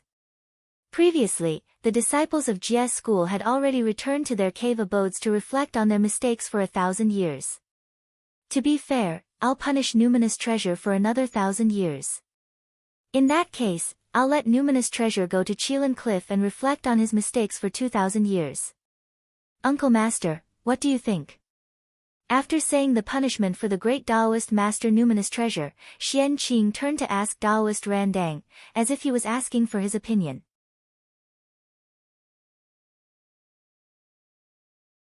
Chapter 247. Numinous treasure spoke rudely to you, so he deserves to suffer. Moreover, it's good to let him suffer a little and remember this lesson. Taoist Randang smiled and said. Of course, he knew that Xian Qing was not really asking for his opinion. It was just a polite greeting. Naturally, he would not speak out against it and make himself uncomfortable. Moreover, Xian Qing's attitude was so respectful that he had no reason to object. What? 3,000 years. Hearing that he had to go to Qilin Cliff to meditate for 3,000 years, great Taoist master numinous treasure was in a bad mood. Qilin Cliff was not a good place to go. Zhu Lin was there to suppress the primordial land, so the connate turbid air gathered there and the space was abnormally heavy. It was very unfriendly to immortal cultivators. If he was not careful, he would be contaminated by the connate turbid air and his dharma power would be contaminated. This was undoubtedly a big trouble. Who knew how long it would take to get rid of it? Therefore, not to mention 3,000 years, even if it was 100 years, he did not want to go. If it was any other place, he would agree. But Qilin Cliff was absolutely impossible. Master, dissatisfied, great Taoist master numinous treasure opened his mouth to say something. He saw Taoist Randang wave his hand and send out a ray of light, sending him down the Qilin Cliff. Seeing the dissatisfaction on great Taoist master numinous treasure's face, Randang hurriedly suppressed him to prevent him from saying anything unwise and causing the situation to change. Xian Qing, I think the three brothers are already waiting for you in the Jade Void Palace. You've been here for so long. It's time for you to leave so that they won't wait. After dealing with great Taoist master numinous treasure, Taoist Randang said to Xian Qing. Uncle Master, Xian Qing will take his leave first. Nodding, Xian Qing stepped on the connate spirit cloud and rushed to the Jade Void Palace. Xian Qing greets Master, Uncle Master, and second Uncle Master. Stepping into the Jade Void Palace, Xian Qing bowed to the three pure ones sitting at the top. Ha! Xian Qing, you really didn't disappoint me. In just a few 100,000 years, you've proven your Tao as Daluo Jingxian. This kind of aptitude, even among the connate gods and demons, is considered top-notch. The one who was the happiest when Xian Qing attained the Tao was none other than Tong Tian. Among all the disciples of the six sages, only one of his disciples had proved Daluo Jingxian. It could be said that this had greatly increased his reputation and showed that he had taught well. How could the prime of Tong Tian not be happy? Next were the true Lord of Morality and Nothingness and the primeval Lord of Heaven. Now, the three pure ones were still one. Xian Qing was taught by the three of them together. He was Daluo Jingxian, and the two of them were proud of him. Come, Xian Qing, take this. Waving at Xian Qing, Tong Tian took out a green lotus seed. The lotus seed wasn't big, but it was verdant and exuded dazzling divine light of creation. It was not the usual white color, but the rarely seen green color. It was extremely mystical. Master, this is... Holding the lotus seed in his hand, Xian Qing could not help but feel surprised when he felt the creation chi contained within it. This creation chi was a bit too much. At this moment, Xian Qing had a feeling that even the white lotus seed of purification that he gave Ao Shui and the black lotus seed of destruction in his hand were not as precious as the green lotus seed in front of him. But how could this be? The white lotus seed of purification was born from the creation of heaven and earth, and the black lotus seed of destruction was born from the origin of the upper-grade primordial spiritual root. Both of them were treasures that were hard to find in the untainted land. They were not inferior to upper-grade primordial spiritual treasures, and even surpassed them. Xian Qing really could not think of a lotus seed that was more powerful than them. The four great lotus seeds were already the most powerful in the untainted land. There were no more lotus seeds in the untainted land that were more powerful than them. Who produced this lotus seed? It could not be the green lotus of creation, right? This is a primordial treasure, the lotus seed produced by the 24th grade green lotus of creation. It is shared by the three of us. Now that you have attained Daluo Jingxian, I'll give this to you. While Xian Qing was puzzled, he heard sect leader Tong Tian say slowly. His body trembled and he was speechless for a long time. It was really the lotus seed produced by the green lotus of creation. No wonder it was so magical and far surpassed the lotus seed produced by the 4 great lotus seeds. Not long after the end of the ancient times, I traveled the untainted land with your 2 uncle masters. On Mount Buzhou, we accidentally found the primordial treasure, the 24th grade green lotus of creation. At that time, under the influence of the way of heaven, the green lotus of creation turned into 3 primordial spiritual treasures. They are my Qingping sword, your uncle master's dragon-head walking stick, and your second uncle master's 3 precious jade rui scepter. To show that the 3 pure ones were originally one family. Although the green lotus of creation disappeared, the lotus seed that it had produced previously remained and was kept by the 3 of us. Sect leader Tong Tian pointed at the lotus seed in Xian Qing's hand and introduced it. The green lotus of creation produces a lotus seed, which means inheritance. The 3 pure ones accepting Xian Qing also means inheritance. Today, passing the green lotus of creation to you is to announce to the world that you, Xian Qing, are the most orthodox successor of the 3 pure ones and can inherit their mantle. At this moment, Tai Qing and Heavenly Lord of Primordial Beginning spoke to Xian Qing one after another, explaining to him the meaning of passing down the green lotus of creation. Yes, the green lotus of creation was the child of the green lotus of creation. As a disciple personally taught by the 3 pure ones, Xian Qing was of the same origin as them. Wasn't he equivalent to their child? The green lotus of creation belonged to the 3 pure ones, and the green lotus of creation belonged to Xian Qing. The 4 of them were one, and they were of the same origin. It meant that the 4 of them were one, and the inheritance was orderly. They all had the green lotus of creation. Buzz! Buzz! Buzz! After Xian Qing accepted the green lotus of creation, the dragon-head walking stick in Tai Qing's hand, the 3 precious jade rui scepter in Yu Qing's hand, and the Qingping sword in Shang Qing's hand suddenly vibrated. Then, the green lotus of creation in Xian Qing's hand also began to vibrate inexplicably. In the end, the 4 spiritual treasures emitted a green light one after another and merged into one in the air, forming a green lotus. There were jade roots, green leaves, and a green lotus. It was 24 grades, and there was a lotus seed in it. It was the Khanate cardinal treasure, the 24-grade green lotus of creation. Of course, this was not the real green lotus of creation. It had already shattered and turned into the 4 treasures in the hall. What was manifesting now was the fate of the green lotus of creation. The combination of the 4 treasures was equivalent to the rebirth of the green lotus of creation. Now that the 4 treasures were gathered together, their Khanate origins attracted each other and produced a resonance, causing a strange change. In the unseen world, it summoned the fate of the green lotus of creation. Poof, the fate of the green lotus of creation came and went quickly. In just an instant, it shattered and turned into 4 parts, falling into the Dharma treasures in the hands of the 4 people. For a moment, the 4 Dharma treasures shone brightly, emitting a bright Tao light. Tao sounds resounded, and the great Tao surrounded them. Khanate Tao runes circulated, creating thousands of phenomena. There was also the Qi of creation coming from the void, filling the entire hall. After a long time, the many phenomena slowly dissipated, and the hall returned to normal. Chapter 248. At that moment, Xian Qing looked at the lotus seed in his hand again and felt that it was different from before. However, he could not tell what was different. Helplessly, he looked at the 3 pure ones with a puzzled gaze. Oh! I didn't expect there to be such a change when the 4 treasures are gathered.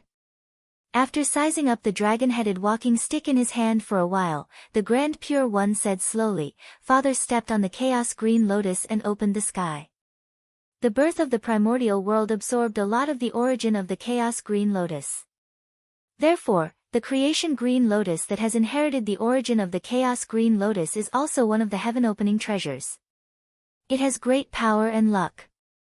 Unfortunately, before the creation green lotus was fully nurtured, it was broken down by the three of us, causing the heaven-opening luck to be lost. It's also because of fate. Today, the four treasures are gathered and resonated. It has re-evolved the aura of the Khanate cardinal treasure, the creation green lotus, causing the Khanate luck that it lacked to descend from the netherworld. The four treasures have obtained this trace of luck and turned into heaven-opening spiritual treasures. Many changes have occurred, but the poor way can't tell what kind of changes they are. You still have to figure it out yourself. Those words were obviously directed at Xianqing. After all, the three pure ones were saints. They could know the cause and effect with just a thought. However, Xianqing did not have that ability. Sigh, this heaven-opening luck came a little late. If it had descended before we attained the Tao, it might have saved us a lot of trouble. However, now that it has descended, we have already become saints. The effect it can have is negligible. This luck is no longer of much use. Seeing the heaven-opening luck, the heavenly lord of primordial beginning seemed to have thought of some past events. He could not help but sigh and sigh. Although the heaven-opening luck was extraordinary, after the creation green lotus was shattered, a lot of the heaven-opening luck contained in it had scattered. There was not much left. Moreover, after descending here, the heaven-opening luck that was not much to begin with was divided into four. In that case, the four of them did not obtain much luck. Saints were superior to everything. Unless it was like the three heaven-opening treasures, which carried incomparable heaven-opening luck, it would be of help to them. A trace of heaven-opening luck was far from enough. However, this luck is useless to us, but it is of great use to you, Xianqing. The Grand Pure One smiled and suddenly said. Then, he pointed at the dragon head walking stick in his hand, and a misty green light flew out and fell into the green lotus seed in Xianqing's hand. It was the green lotus of creation that hung down to open the heaven's luck. That's right. Eldest senior brother's words are reasonable. Nodding, the primeval lord of heaven and the sect leader of Tongtian injected the heaven luck from their spiritual treasures into the green lotus seed. At that moment, the green lotus seed in Xianqing's hand glowed with spiritual light. The qi of creation surged and stirred the rules of heaven and earth. It gave birth to all kinds of auspicious signs that were dazzling. With this heaven-opening providence, you can expect to have a primordial chaos future. Xianqing, quickly thank your two martial uncles. Tongtian said to Xianqing excitedly. Xianqing thanks master and martial uncle. Xianqing was extremely touched by the three pure ones' actions. He couldn't help but bow to the three of them. He was ashamed to receive such kindness. The Tao of karmic luck was the most mysterious. With great karmic luck, it was as if the heavens were helping him. He could turn misfortune into luck and misfortune into auspiciousness. He would have endless opportunities. No matter what he did, he would not die. As for the loss of karmic luck, even a powerful person would be in danger of dying, such as Di Jun and Tai. Even a saint would end up in a miserable state if he lost his karmic luck, such as the sect leader of Tongtian after he became a god. The heaven-opening providence was the most special kind of karmic luck in the primordial world. It was bestowed by the great Tao and was not born in the primordial world itself. With this luck, even if he went to the great chaos outside the realm, he would be able to obtain opportunities and not encounter danger. This was a sign of the great Tao's favor. In this way, would the primordial chaos Tao realm be far away? Tai could look down on all the heroes and stand out among the powerful people, becoming the #1 expert in the primordial world before the saints. In addition to his own efforts, it was also related to the heaven-opening providence on the Bell of Chaos. The three pure ones could even give such a treasure to Xianqing without hesitation. Obviously, they really treated him as their successor. This was a treatment that other disciples could not enjoy. From this, it could be seen how much the three pure ones loved Xianqing. All right. Don't be such a little girl. Come forward. The poor Wei has something to tell you." Seeing that Xian Qing did not get up, the Grand Pure One casually lifted him up and let him speak. "What instructions does Uncle Master have? I will do my best to complete it." Xian Qing walked in front of the Grand Pure One and solemnly promised. "This matter concerns the inheritance of the celestial sect of wonders. It has to be you." As he spoke, the Grand Pure One's expression became serious. The Heavenly Lord of Primordial Beginning and the sect leader of Tongtian were the same. The inheritance of the celestial sect of wonders. This time, Xian Qing really did not understand. How could a Daluo Jinxian help with the inheritance of the celestial sect of wonders? Even if the saints could not help, they should at least find a powerful person, right? Take this. The Grand Pure One flipped his hand and took out a purple rope and handed it to Xian Qing. This is, after taking the rope, Xian Qing was puzzled but also moved. This purple rope was a superior grade Khanate spirit treasure. Although it was precious, it was nothing to Xian Qing who had many Dharma treasures. What really moved him was the 3 Khanate Dao seals that were imprinted on the rope and surrounded by green light. Above the Dao seals, Khanate clear qi filled the air. Countless Khanate runes were born and destroyed within it. There was also the power of origin mysterious qi surging, deducing the changes of the universe and the operation of heaven and earth. This was the 3 pure Dao seal. In the primordial world, only the 3 pure ones could control the power of origin mysterious qi. This was a gift from the primordial world to them, and it was also the 3 strongest karmic positions in the universe. The 3 qi of origin mysterious qi were the origin qi of the universe and could evolve everything in the world. The 3 pure ones held this karmic position, which was the sect of the gods and the ancestor of creation, to show their respect. Although this rope was only a superior grade Khanate spirit treasure, with the support of the 3 pure Dao seal, it could mobilize the power of the universe and had the ability to destroy everything. It was really hard to guess how powerful it was. This treasure is called the Immortal Binding Rope. Although it is only a superior grade Khanate spirit treasure, with the support of the 3 of us, its power is second only to Khanate cardinal treasures. Handing this treasure to you is to let you take the responsibility of supervising the 3rd generation disciples of the celestial sect of wonders.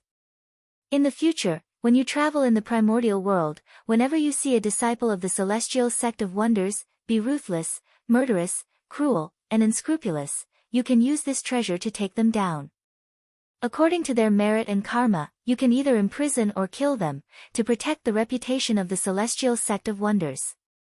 Hearing this, Xian Qing's heart skipped a beat. The Grand Pure One had asked him to supervise the 3rd generation disciples of the celestial sect of wonders.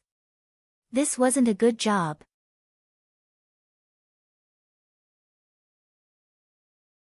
Chapter 249. Among the 3rd generation disciples of the celestial sect of wonders, the disciples of the Jia sect were the ones who had misbehaved and did not abide by the rules of the celestial sect of wonders. In other words, if Xian Qing accepted this task, the first to fall into his hands would most likely be his junior brothers. The realm of the saint was high and profound. He was one with the heavenly Tao. He might not care too much about those disciples who had negative karma. If they died, they died.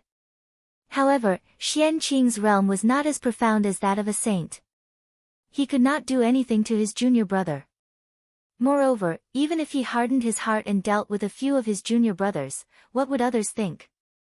Wouldn't he be cutting himself off from Jia school? Moreover, the disciples of the celestial sect of wonders were not limited to the successors of the 3 sections. This included the successors of the Western sect and the 3,000 mortal guests of the Purple Cloud Palace. They were all considered successors of the celestial sect of wonders. If Xian Qing touched their disciples, it would be terrible. Due to Xian Qing's identity, the great mediums might say something on the surface. They might even praise Xian Qing and thank him for cleaning up the mess for them. However, no one knew how they would plot against Xian Qing in the dark. If my disciple makes a mistake, I will discipline him myself. Why do I need an outsider like you to meddle in my business and teach my disciple a lesson? What kind of logic was this? Behind closed doors, he could hit his own child however he liked. However, outsiders were not allowed to interfere. The great divine powers of the great desolate world were just that, tyrannical. Supervising the disciples of the celestial sect of wonders. There weren't many benefits to this job, but there were a lot of bad things. The better he did, the more people he would offend. If he didn't do it well, he would incur the displeasure of the three pure ones. No matter what he did, he could not do it well. If he could not satisfy everyone, he would definitely offend people. This was truly a tough job in the great desolate Aeon. Eldest martial uncle, Xianqing has only cultivated for a few 100,000 years. In the celestial sect of wonders, I have yet to make any contributions. How can I bear such a heavy responsibility? I hope that martial uncle will consider carefully and choose another talent. There are many immortal true immortals in the Xian sect. Among them, there are many who surpass Xianqing in terms of cultivation, character, and achievements. Among them, there must be someone who can fulfill uncle's conditions and take on this heavy responsibility. Xianqing bowed to the Grand Pure One and declined with his lack of qualifications. His goal was to return to the Three Immortal Island and be the ancestor of the itinerant immortals there, living a carefree life. And to sit in that position, not to mention offending people, just dealing with the karma that tainted one's body every day would take an unimaginable amount of time. It would completely lose the original intention of being free and unfettered. Xianqing was not stupid. He had a bright future ahead of him. How could he be interested in such a position of karma entanglement? Karma was what delayed cultivation the most. Xianqing's words were reasonable and convincing. However, what kind of person was the Grand Pure One? With a thought, he could find out the past and future. How could Xianqing's thoughts be hidden from him? He smiled and said, "You're quite crafty. However, this position belongs to none other than you." Then, without giving Xianqing a chance to answer, he continued. The celestial sect of wonders only has 4 direct disciples. Poor Wei, your master, your uncle master, and your uncle master Nuwa. The rest, such as Zhuan-Ti, Di-Jun, Zhen-Yuanzi, and Mingyi, are all external disciples of the celestial sect of wonders. What qualifications do they and their disciples have to bear this heavy responsibility? Doesn't this mean that there is no direct disciple of the celestial sect of wonders? Therefore, the person who supervises the disciples of the celestial sect of wonders must be a direct disciple of the celestial sect of wonders. However, your uncle Master Nuwa has never established a sect, nor has she accepted any disciples. The only disciple is the leader of the human race. It's not suitable for her to interfere in the affairs of the celestial sect of wonders. After thinking about it, you're still the most suitable. You're the direct disciple of the celestial sect of wonders and the first disciple of the 3rd generation. Your cultivation has also reached the level of Daluo Jingxian. You're simply the chosen one. Although there were many disciples of the 3 pure ones, Xianqing was the only one who could win the hearts of the 3 at the same time. He was also the only one who had attained the Tao of Daluo Jingxian. In this way, who would be chosen if not him? Yes, Xianqing will obey Uncle Master's decree. Xianqing had no room to refuse and could only accept the order helplessly. Very good. You were born from the innate clear qi and are the most noble. You are the Taoist priests of the celestial path. Today, the Poor Way conferred you as the celestial lord of the celestial sect of wonders. You will hold the immortal binding rope and supervise all the disciples of the celestial sect of wonders. You can punish anyone who violates the rules of the celestial sect of wonders. You have to be fair and just. You can't act recklessly and cause trouble for your own power. The Taiching sage was the first direct disciple of Heng Jun, the first disciple of the celestial sect of wonders and the future leader of the celestial sect of wonders. In this era when Heng Jun Taoist was in seclusion, he was the nominal leader of the celestial sect of wonders. Therefore, conferring a celestial lord was nothing to him. As the Taiching sage's voice fell, the fate of the celestial sect of wonders in the unseen world sensed it. A streak of purple gas dropped down and turned into a karmic position of the heavens and earth, entering Xian Qing's body. 9 Heavens Celestial Lord. This was the name of the karmic position of the heavens and earth, which was given to Xian Qing by the fate of the Celestial Sect of Wonders. From then on, he was the 9 Heavens Celestial Lord of the Celestial Sect of Wonders, Taoist Xian Qing. The 9 heavens were named after the same origin as the heaven realm. The celestial sovereign was the sovereign of the immortal Tao, the Daoyuo Taoist priests. This was the karmic rank of heaven and earth condensed by the fate of the Xian sect. The Celestial Sect of Wonders, on the other hand, was the most powerful force in the untainted land. Even the combined forces of the shamans and demons might not be able to compete with it. After all, in name, the heavenly court also belonged to the Celestial Sect of Wonders. Therefore, the moment the Celestial Prime Karma rank was added, the 9 Heaven Celestial seal on Xian Qing's body suddenly emitted a bright green light, and his aura rose steadily. It was the 9 Heaven Celestial seal that had received the help of the Celestial Sect's providence. It had broken through the limits of a superior grade Khanate spiritual treasure and was upgraded to a supreme grade Khanate spiritual treasure. The change in the fate of the Xian sect immediately attracted the attention of the relevant great powers. Monitoring the disciples of the Celestial Sect of Wonders. That's not a bad idea. However, I don't have any disciples, so this matter has nothing to do with me. Instead, it's the fellow Taoists who have a lot of disciples who are going to have a headache. In Emperor Nhua's palace, Nua just smiled and stopped paying attention to the matter. In the end, this matter did not affect him. Daoyuo Jingxian. I didn't expect the disciples of the 3 pure ones to have already proven their Tao and become Daoyuo Jingxian. As for our disciples, the strongest one is only at the late stage of Tai. He hasn't even touched the threshold of Daoyuo Jingxian. The East is really a place full of outstanding talents and treasures. It's enviable. On Mount Meru, the 2 saints, Jia Yin and Zhuan focused their attention on Xian Qing's cultivation and couldn't help but say with some envy. Compared to the East, the West was too barren. Apart from the 2 of them, the number of innate gods and demons that were born was less than 5. It was really sad. As for monitoring the disciples of the Celestial Sect of Wonders, the 2 saints didn't care. The Western sect valued the cultivation of the mind the most. They needed to constantly accumulate merit to ensure that their minds would not be invaded by external demons. Therefore, the current successors of the Western sect were all people with profound merit. They would definitely not violate the precepts of the Celestial Sect of Wonders.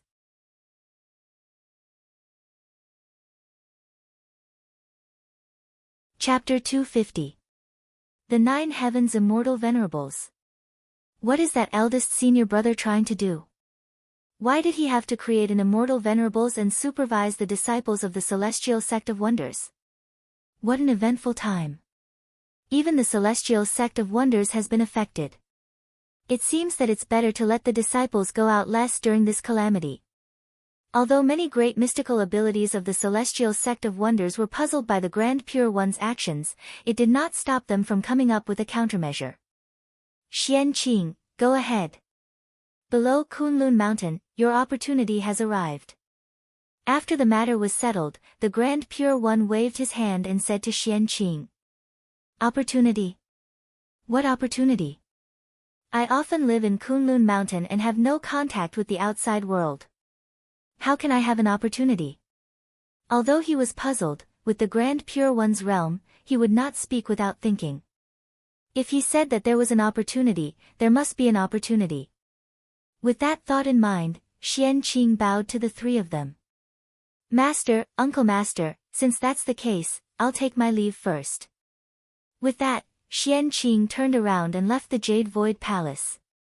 However, just as he took a few steps, he heard the Grand Master of Heaven say, Xian Qing, you should know that you are already Daoyuo Jingxian. The height you're at is different. Therefore, you have to think about the consequences of any decision you make. Don't regret it in the future. Remember, Daoyuo has no regrets. Xian Qing stopped and turned around. He replied, yes, Master. I'll remember it. Daluo had no regrets. He knew that Daluo Jingxian had proven his Tao in the universe and was eternal and unique.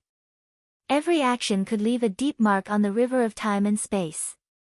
In the primordial world, because of Mount Buzhou, the river of time and space was extremely stable. No one could disturb it. Therefore, what Daluo Jingxian did was a permanent past. Regardless of whether it was right or wrong, it could not be changed. Once he did it, he could not regret it. That was Daluo had no regrets. Yes, just remember it. Don't cause trouble when you're outside, don't be afraid of trouble. I and your two uncle masters have always been behind you. Tong Tian nodded and said in an inexplicable tone. Master, did something happen? Sect leader Tongtian's words confused Xianqing. He didn't know what was going on, so he couldn't help but ask. Nothing serious. Go quickly, don't let them wait for too long. The sect leader of Tongtian urged, shaking his head. Then, all right. Xianqing will leave now. Since Tongtian didn't want to say more, Xianqing didn't ask more. He bowed again and left the Jade Palace. This time, no one spoke to stop him. Senior brother, junior brother. Now that this matter is settled, I still have other matters to attend to, so I'll head back first. Not long after Xianqing left, the Heavenly Lord of Primordial Beginning said to the Grand Master of Heaven and the Grand Pure One beside him. Junior brother, just do what you have to do. There's no need to care about the poor way, the Grand Pure One replied. The Prime of Tongtian nodded in agreement. Are you Taoist Xianqing? As soon as he arrived at the foot of Kunlun Mountain, Xianqing heard someone calling him. He couldn't help but look over. He saw a middle-aged man dressed as a scholar sizing him up with a smile. Looking at the person in front of him, Xianqing's eyes narrowed slightly. This person was not simple. His aura was hidden, but it gave people a feeling of looking up at a tall mountain. What's more, Xianqing actually felt a strong sense of danger from him. It was as if this person could bring him fatal danger. This person was Daluo Jingxian, the kind of Daluo who had reached the end of Daluo Jinxian's path and was about to break through to the quasi-saint realm. Otherwise, he wouldn't have given Xianqing such a great sense of danger. It's the poor way. May I know who you are?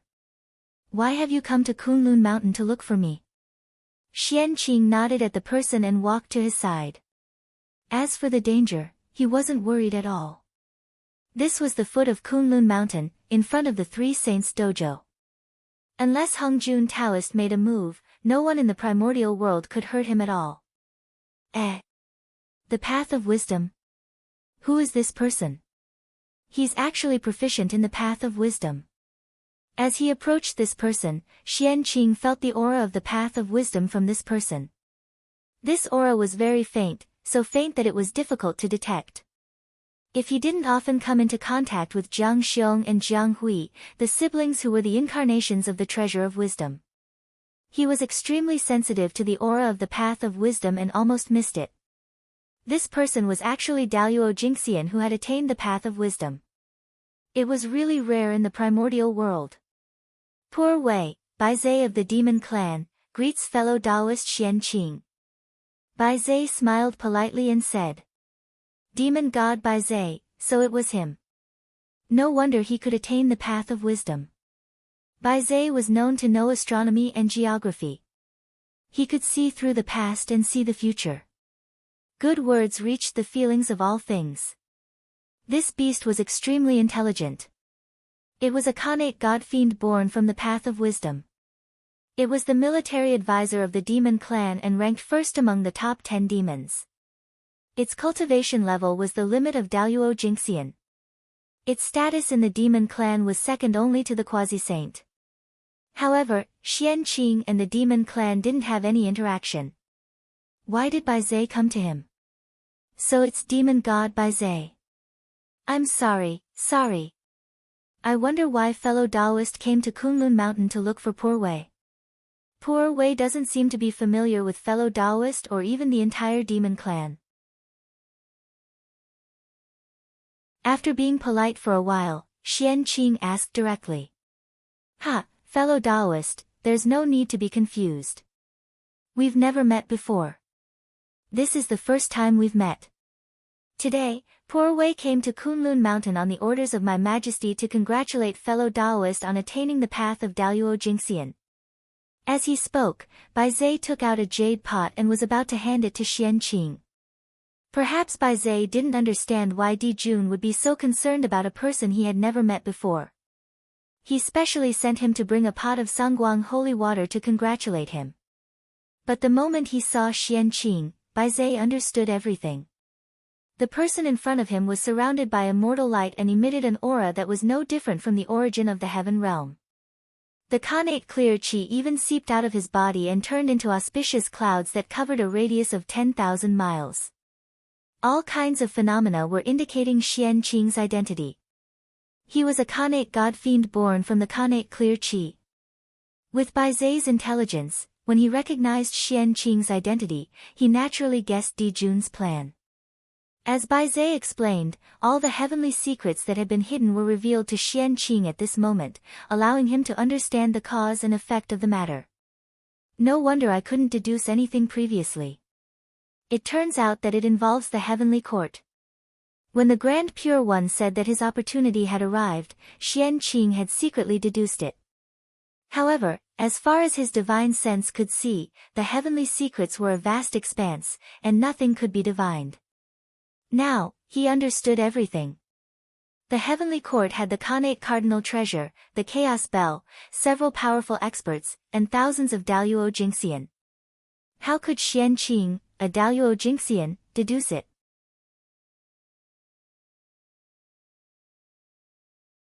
Chapter 251. No wonder Master's tone was wrong and said a lot of inexplicable words. It turns out that he was afraid that I would be tempted to join the heavenly court and get involved in trouble. Master still doesn't understand me. The ancestor of itinerant immortals, being free and unfettered is my pursuit. Although the heavenly court is good, it is not a place for a free and unfettered person. Otherwise, with my background of the same origin as the heavenly realm, it would not be a problem for me to become the lord of the heavenly court. After understanding everything, Xian Qing pretended to be enlightened and said to Bai Zhe, Your Majesty. So it's Uncle Master. I dare not refuse a gift from an elder. Since it was given by Uncle Master, Poor Wei will shamelessly accept it. As he spoke, Xian Qing took the jade pot from Bai Zhe and said, I hope fellow Taoist can thank Uncle Master on behalf of Poor Wei. When the matter in Kunlun is over, Poor Wei will definitely go to the heavenly court and personally thank you. It's okay, fellow Taoist, you're too polite. Bai Zhe waved his hand and said goodbye. The heavenly court is busy, and there are many secular matters waiting for Poor Wei to deal with. Since the gift has been given, Poor Wei will take his leave first. Poor Wei will wait for fellow Taoist's arrival in the heavenly court. After speaking, Bai Zhe did not wait for Xian Qing to persuade him to stay. He bowed and left Kunlun Mountain. A pot of triple light holy water, Di Jun is quite generous. After watching Bai Zhe leave, Xian Qing shook the jade pot in his hand and said with a smile. Di Jun did not lack triple light holy water, and neither did he. Moreover, he had a chaos spring that could continuously produce chaos spirit spring that was more precious than triple light holy water. Yuanshi Tianzuan had just returned to the Jade Clear Hall. Before he sat down, he saw Guang Qingzi running in anxiously. Bastard! Why are you in such a panic? Do you still have the demeanor of an immortal? Yuanshi Tianzuan's face immediately darkened and he scolded Guang Qingzi unhappily. Master, please forgive me, I know my mistake. Realizing that he had lost his composure, Master Guangqing hurriedly stopped and carefully tidied himself up. After regaining his former composure, he walked slowly to the heavenly lord of the origin and bowed to him. Disciple Guang Qingzi greets Master. Seeing this, the primeval lord of heaven's expression eased. He nodded satisfactorily at Guang Qingzi and said, Not bad. This is how the celestial Zhen of Xianmen should be. Then, he asked about the purpose of Guangchengzi's visit. Well, why have you come to visit me? Master, junior brother Ling Bao had a dispute with the disciples of Jie school and was suppressed under the Qilin cliff by Taoist Xian Qing. He couldn't escape. As for us disciples, our strength is truly too weak. Even after using all our means, we still couldn't save junior brother. Feeling extremely ashamed, we could only come here to beg Master to save junior brother and save him from the pain of being suppressed. With that said, Guangchengzi prostrated himself on the ground. His face was suffused with hatred, as though he was the one being suppressed and not the great Taoist master numinous treasure. After rescuing Ling Bao, do you still want to suppress Xian Qing? So that he would know that the disciples of Jie school couldn't afford to provoke the disciples of Chan school. Hearing Guangchengzi's words, the primeval Lord of Heaven's expression gradually changed. He became expressionless. Then, he tried his best to suppress the anger in his heart and tried his best to ask in a calm tone. Yes and no. Guangchengzi. Kneeling on the ground, Guangchengzi couldn't see the expression of the primeval Lord of Heaven. Hearing his words, he thought that his master was going to stand up for him and the others. He hurriedly said, Yes, master is right. Taoist Xian Qing, relying on his high cultivation, dared to bully the disciples of Chan school. He deserves this retribution. It's best to suppress him under the Qilin cliff so that he can have a taste of what junior brother Ling Bao suffered. He had even thought about how to deal with Xian Qing. After that, Guangchengzi seemed to feel that it wasn't enough to vent his anger. Guangchengzi continued, however, Xian Qing has already proven his Tao as Daluo Jingxian. The primordial turbid air under the Qilin cliff may not be able to deal with him. Master, why don't you? Guangchengzi was venting his anger, but he didn't notice that the primeval Lord of Heaven's face was getting darker and darker, and his eyebrows were twitching violently. Obviously, he couldn't bear it anymore. Shut up. Bastard, Xian Qing is your senior brother and Daluo Taoist priests. How can you call his name directly? Ling Bao disrespected his elders and spoke rudely to Xian Qing. He asked for it by being suppressed under the Qilin cliff for 2,000 years. It's already a big mistake for you not to learn from it. How dare you instigate me to release Ling Bao to suppress Xian Qing? You, how awe-inspiring. The primeval Lord of Heaven stood up from the futon and interrupted Guangchengzi's words. He pointed at him and scolded angrily. I know my mistake. Master, please calm down. The primeval Lord of Heaven's sudden anger frightened Guangchengzi and he kowtowed repeatedly. Calm down. Did Ling Bao ask you to plead for mercy? The primeval Lord of Heaven snorted and asked. The saint still respected the privacy of his disciples. If it wasn't necessary, he would never calculate the information of his disciples. Therefore, the saint who was almost omnipotent and omniscient lost his composure when facing his disciple. No, I saw that junior brother was pitiful and specially came to plead with master. It has nothing to do with junior brother. Afraid of implicating others, Guangchengzi simply took all the responsibility on his own. This responsibility is a bit like the senior brother of the Chan school. The primeval Lord of Heaven was very satisfied with Guangchengzi's attitude. Even his anger dissipated. As the senior brother, he knew how to protect his junior brother. Anyone who saw him would praise him. If Guangchengzi pushed all the responsibility to his junior brother, it would be really disappointing. However, satisfaction was satisfaction, punishment was still punishment. Since you want to be a good person, I'll fulfill your wish. Pass my decree. Ling Bao spoke rudely and used weapons rashly. He committed a huge mistake. Therefore, he was suppressed under the Qilin cliff and could not appear for 10,000 years. Immortals, please take this as a warning. Good fellow, he directly added 8,000 years to the great Taoist master Ling Bao's sentence. It happened to be the deadline set by Xian Qing in the beginning. After announcing the punishment of the great Taoist master Ling Bao, the primeval Lord of Heaven continued. Guangchengzi has no respect for his elders. He locked him in the wind thunder rock and suffered 1,000 years of thunder punishment. The other disciples don't think about cultivation. They only know how to argue all day and cause trouble. Therefore, I'll punish you to face the wall for 1,000 years. The other disciples of the Chan school who were waiting outside the hall could not help but look bitter when they heard that. They looked at each other and bowed towards the jade pure hall. Yes, master. After saying that, everyone returned to their cave abodes and faced the wall. Master, I'm going. In the jade pure hall, Guangchengzi bowed and turned to leave. He went to the wind thunder rock to be punished.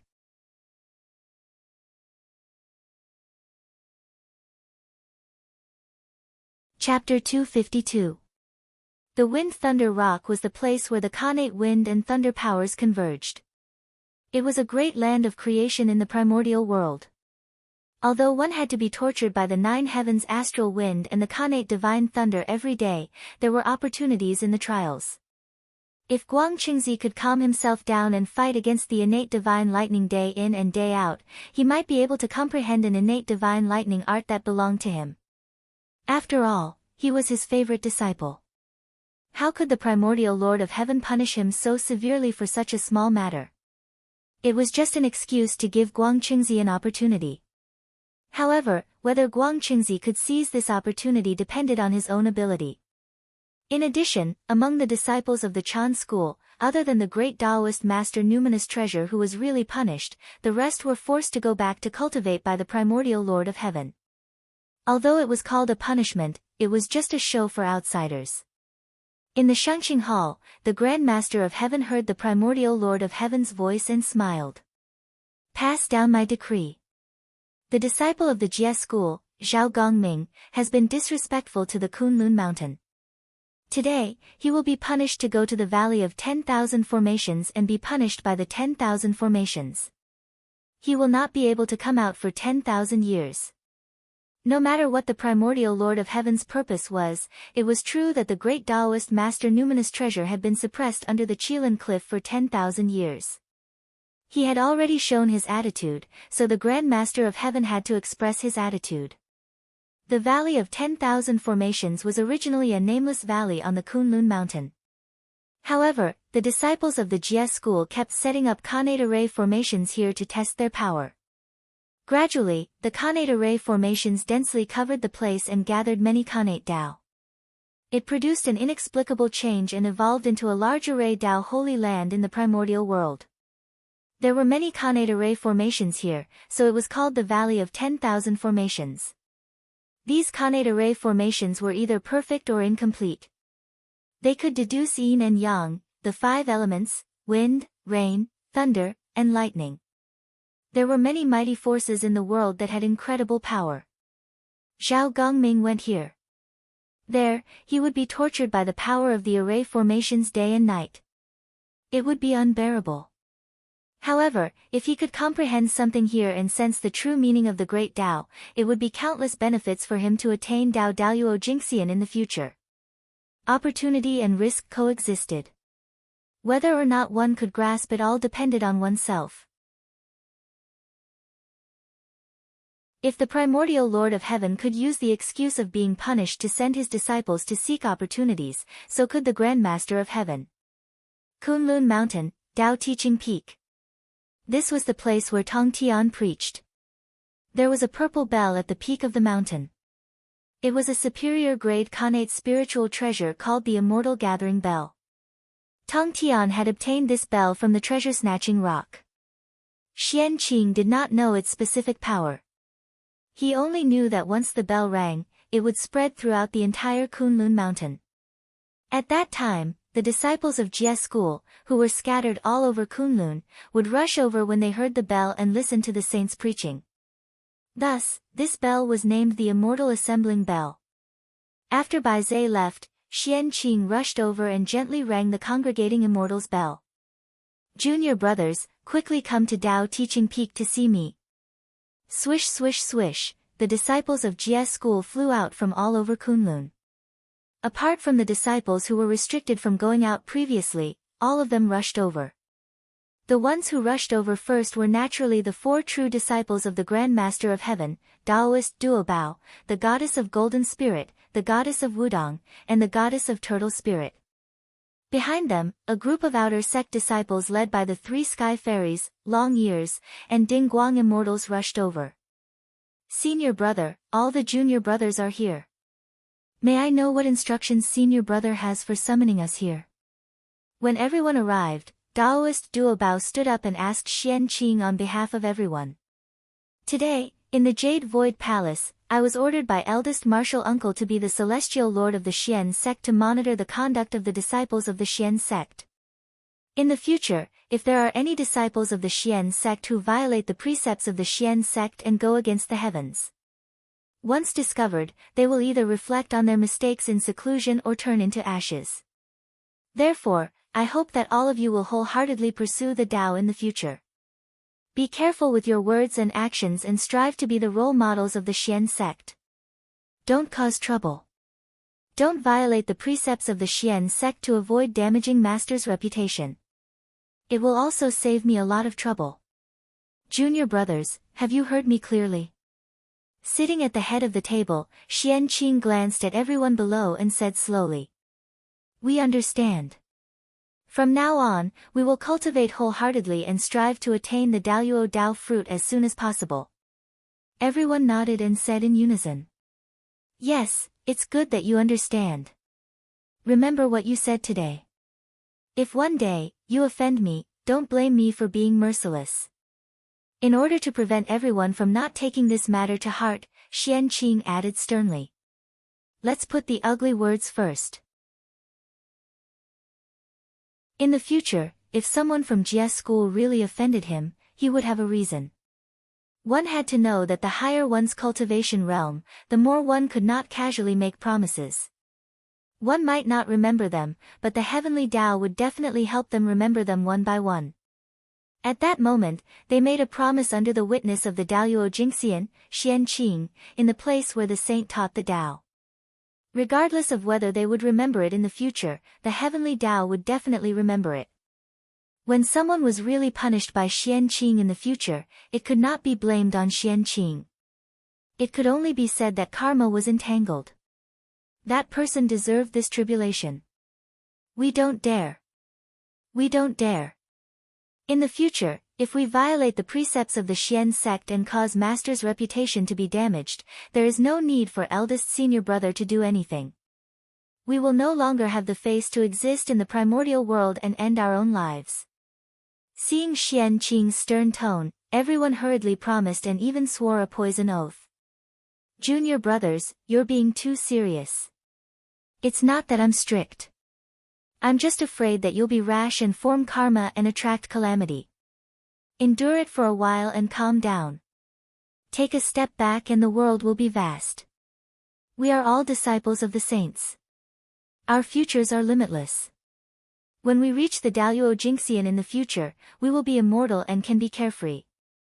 Now, enduring a period of hardship in exchange for a carefree life in the future is completely worth it. Therefore, before the Daluo, I hope that junior brothers will focus on cultivating. Don't be distracted by external matters.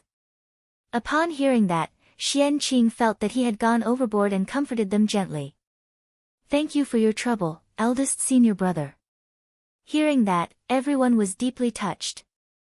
They stood up and bowed to Xian Qing. Junior brothers, you're too polite. He reached out and waved his hand to help everyone up, preventing them from bowing. Xian Qing turned to Duobao and said, Junior brother, you have always been responsible for handling matters in the sect. There's no need to trouble the two masters with this matter. I'll have to trouble you to monitor the character of the disciples, junior brother. Senior brother, you have to monitor the entire Xian sect. I really can't care too much. Monitoring the Xian sect was already enough to offend people. It was better to be separated. Yes. Duobao took a step forward and replied. The current Duobao had just been born not long ago. He was still a simple and honest young man. In addition, half of his current abilities were taught by Xian Qing. Therefore, he respected Xianqing very much and naturally would not object to Xianqing's arrangements.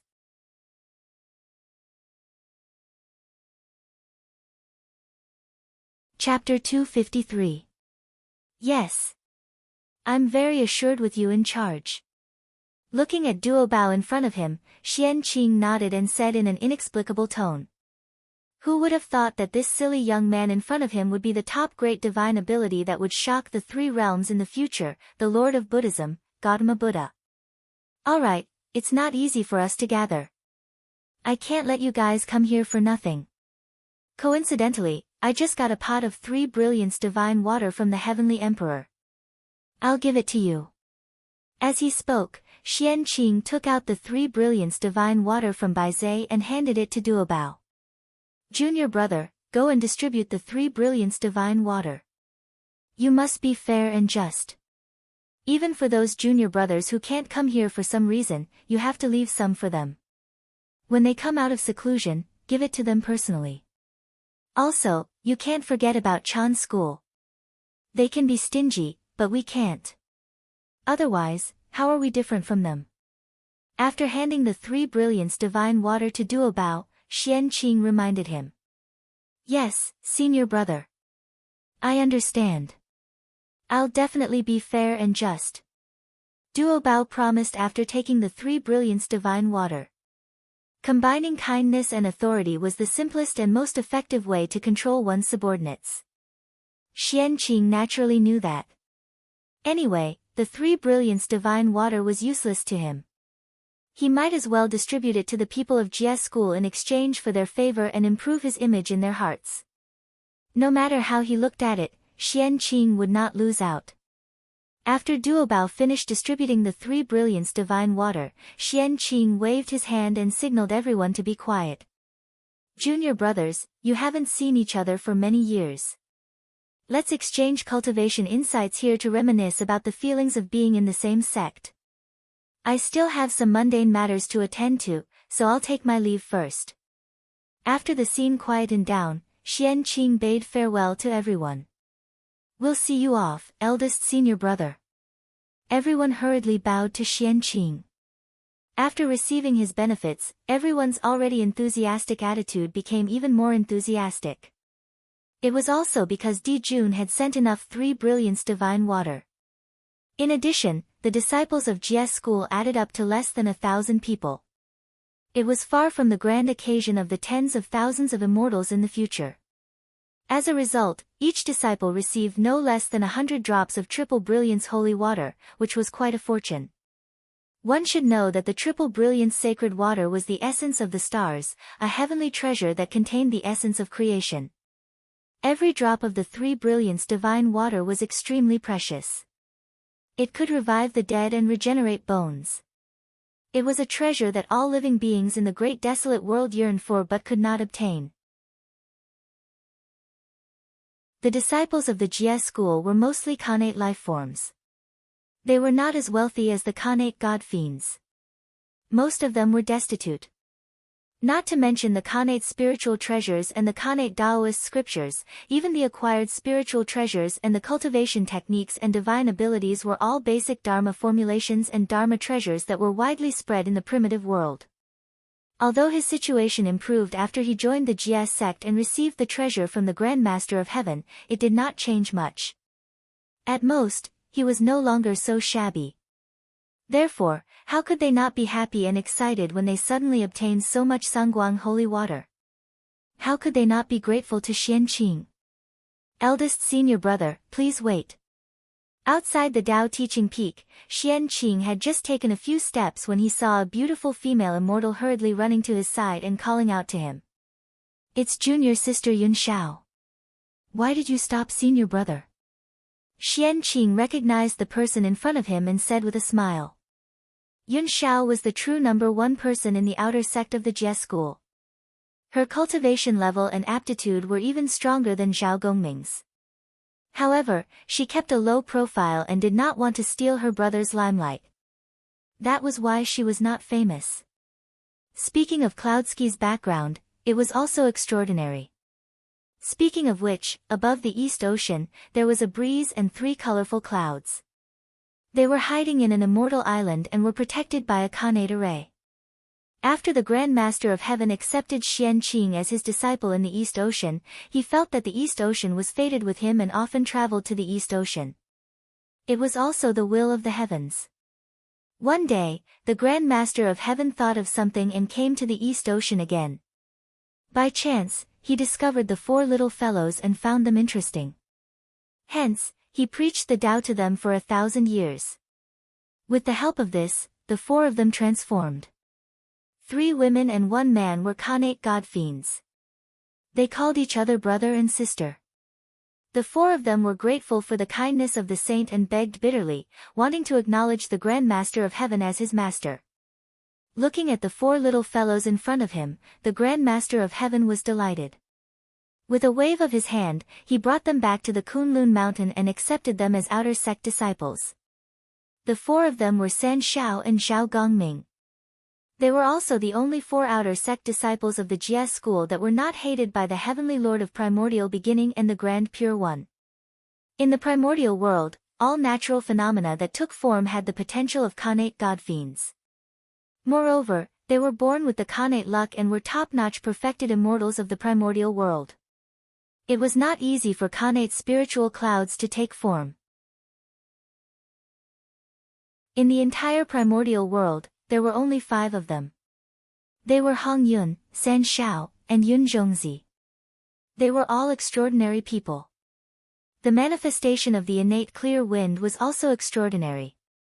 The demon master Kuan Peng was born from the fusion of Khanate Feng Shui. The Kuan was a Khanate water spirit, and the Peng was a Khanate wind spirit. When the 2 combined, it was Kuan Peng. Such potential was not inferior to the 3 pure ones. If he had not become a disciple late, he would have been a successor disciple of the celestial sect of wonders. Such a background was really likable. The Heavenly Lord of Primordial Beginning and the Grand Pure One could not hate them. Even the Grand Master of Heaven liked the 4 of them very much. He even gave the supreme grade Khanate spirit treasure, the Primordial Chaos Golden Chalice, a supreme Dharma treasure that could collect everything in the world, to Yun Shao. It was obvious that he liked it. Eldest senior brother, I have something to ask you for help.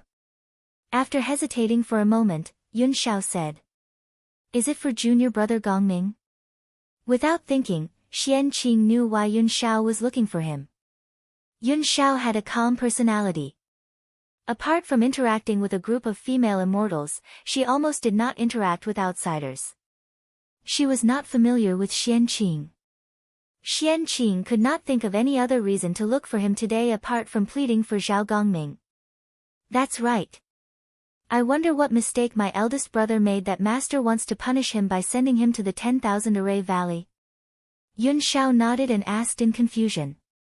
Zhao Gongming wanted to kill the great Taoist master Numinous Treasure. This was a scandal that concerned the reputation of Kunlun. How could the disciples of Jia school have the face to say it? Therefore, no matter how Yun Shao asked everyone, they either stammered, went into seclusion, or talked about other things. In short, they did not tell Yun Shao the truth. Helpless, Yun Shao could only bite the bullet and look for Xian Qing to seek an answer from him. Even if she wanted to plead for mercy, she had to know what mistake Zhao Gongming had made before she could think of a solution. I shouldn't have told anyone about this, but this is the first time junior sister has asked me for help. I can't refuse, so I might as well tell you. If I hadn't gone in time, the great Taoist master Numinous Treasure would have died under the Kunwa sword. After thinking for a while, Xian Qing tried his best to summarize the matter in one sentence. Ah! Is big brother crazy? How dare he kill the senior brother of Chan school? This matter was too sensational. When Yun Shao heard it, she could not help but be shocked.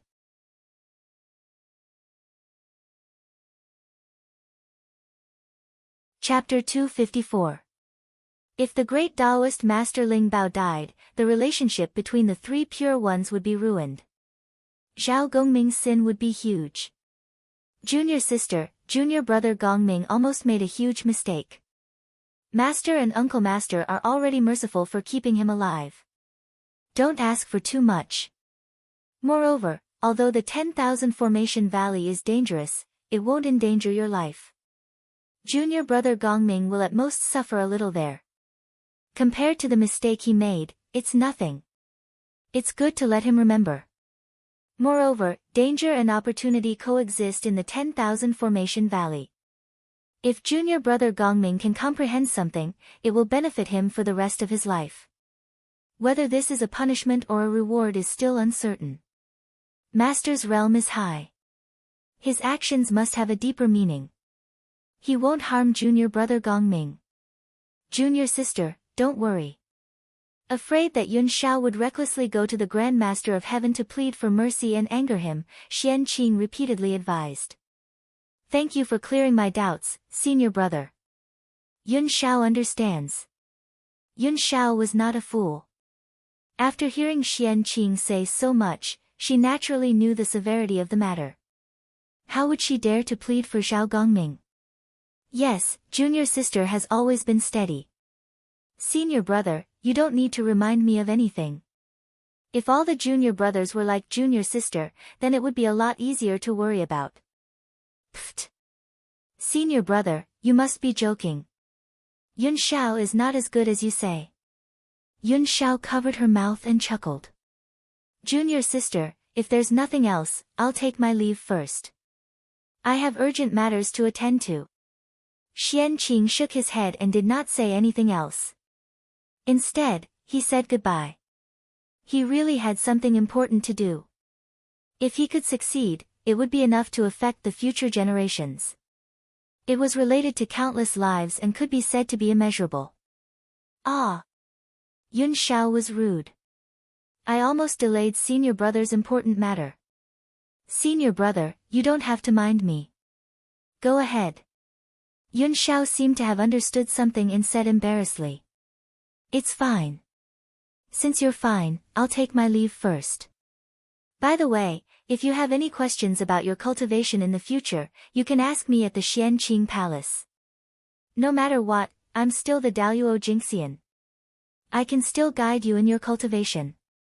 Xianqing gently shook his head and said. Thank you, senior apprentice brother. In the future, we will have to bring our junior brothers and sisters to the profound clear palace to disturb senior martial brother. I hope senior martial brother won't find us annoying. Yun Shao was smart. Of course, she did not think that Xian Qing was talking to her alone. Without a doubt, Xian Qing wanted to use her to inform all the disciples of Jie school.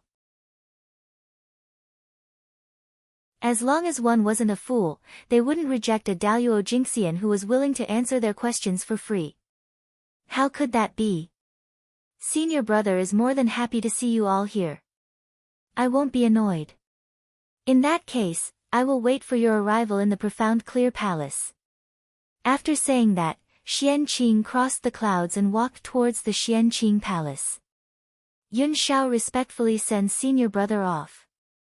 Xianqing Palace, one of the 4 palaces of Kunlun. It was also the only main hall in Kunlun other than the 3 Pristines Palace. It belonged to Xianqing. Among the disciples of Kunlun, only Xianqing had such treatment. He enjoyed the privilege alone to show the difference between him and the other disciples of Kunlun. In the hall, Xianqing sat cross-legged. In front of him were 3 Khanate Qi. One was the Khanate 5 Elements Qi, one was the Khanate Yin-Yang Essence Qi, and one was the Chaos Origin Qi. What Xianqing said earlier was related to the 3 Khanate Qi. It was enough to affect the future. The Khanate 5 Elements Qi was the cornerstone of the untainted world. It could create all things and give birth to many Khanate Qi. In order to condense a Khanate 5 Elements Qi, a golden immortal had to collect the 5 Elements Qi from the void day and night. It could only be achieved after 1,000 years. The Khanate Yin-Yang Essence Qi was the foundation of the 5 elements and the essence of creation. A Khanate Yin-Yang Essence Qi could be compared to 10,000 Khanate 5 Elements Qi. It required a Taiyi Jingxian to condense the Yin-Yang Essence Qi from the world day and night. It would take 1,000 years to create it. The chaos origin chi was the beginning of yin and yang, the foundation of all things, and the source of all khanate chi in the untainted world. A chaos origin chi could be compared to 10,000 khanate yin-yang essence chi and 100 million khanate 5 elements chi. In order to form a strand of primal chaos origin chi, in addition to the natural derivation of heaven and earth, it required a zenith heaven golden immortal to gather primal chaos chi from the primal chaos outside the world and condense it for 1,000 years before it could take form. It was extremely precious. Among the three khanate chi, the khanate 5 elements chi was the most common. As long as one put effort into it, there were many of them in the untainted world. There was no need for a golden immortal to spend time and effort to condense them. The khanate yin-yang essence chi was rare in the untainted world. However, it was just an ordinary thing in the blessed grotto heavens. It was not rare. Only the chaos origin chi was not rare at the beginning of the untainted world. However, it had been almost used up by the heaven and earth. It was the rarest and almost impossible to find. Only Mount Kunlun, the second most sacred place in the untainted world, would produce a few chaos origin chi every year. If it were somewhere else, Daoyuo Jingxian would have to go to the chaos outside the world to condense it. Boom! Looking at the khanate chi in front of him, Xian Qing suddenly moved. He formed a seal with both hands, and great Dao runes flew out of his body and arranged in the air, gradually forming a furnace. The furnace seemed real and illusory, and purple light flowed around it. The walls of the furnace were covered with great Dao runes, shining brightly. His body also released an ancient and desolate aura, ancient and peaceful. That was the aura of the great Dao. This furnace was like a carrier of the great Dao. As soon as it appeared, it emitted a supreme power. The laws of heaven and earth creaked under the pressure, as if they could collapse the world. It was extremely terrifying. This was the heaven and earth furnace. No, it should be called the Great Tao Furnace now. In the chaos outside the world, the heaven and earth furnace had corroborated with the Great Tao, resulting in a shocking transformation. It had completely advanced into a true supreme Great Tao furnace. Under the Great Tao, there was nothing it could not refine. The supreme Great Tao derived supreme Great Tao was so domineering. Refine. Xian Qing pointed at the khanate 5 elements chi and sent it into the Great Tao furnace. Rumble. The Great Tao furnace suddenly operated, and the void shook inexplicably. The power of 10,000 Daos fell, turning into a raging Dao fire that burned toward the Great Tao furnace and began to refine the khanate 5 elements chi. There was no skill in this refining method. It only used a powerful force to continuously condense the khanate 5 elements chi, transforming it from a gaseous state to a solid state. The khanate 5 elements chi was not powerful. Even an ordinary immortal fire could refine it. Not to mention this kind of Dao fire that was ignited with the power of 10,000 Daos. Its power was comparable to the top primordial true fire and heavenly fire. In just a moment, the khanate 5 elements chi was refined into a ball and turned into a round pill.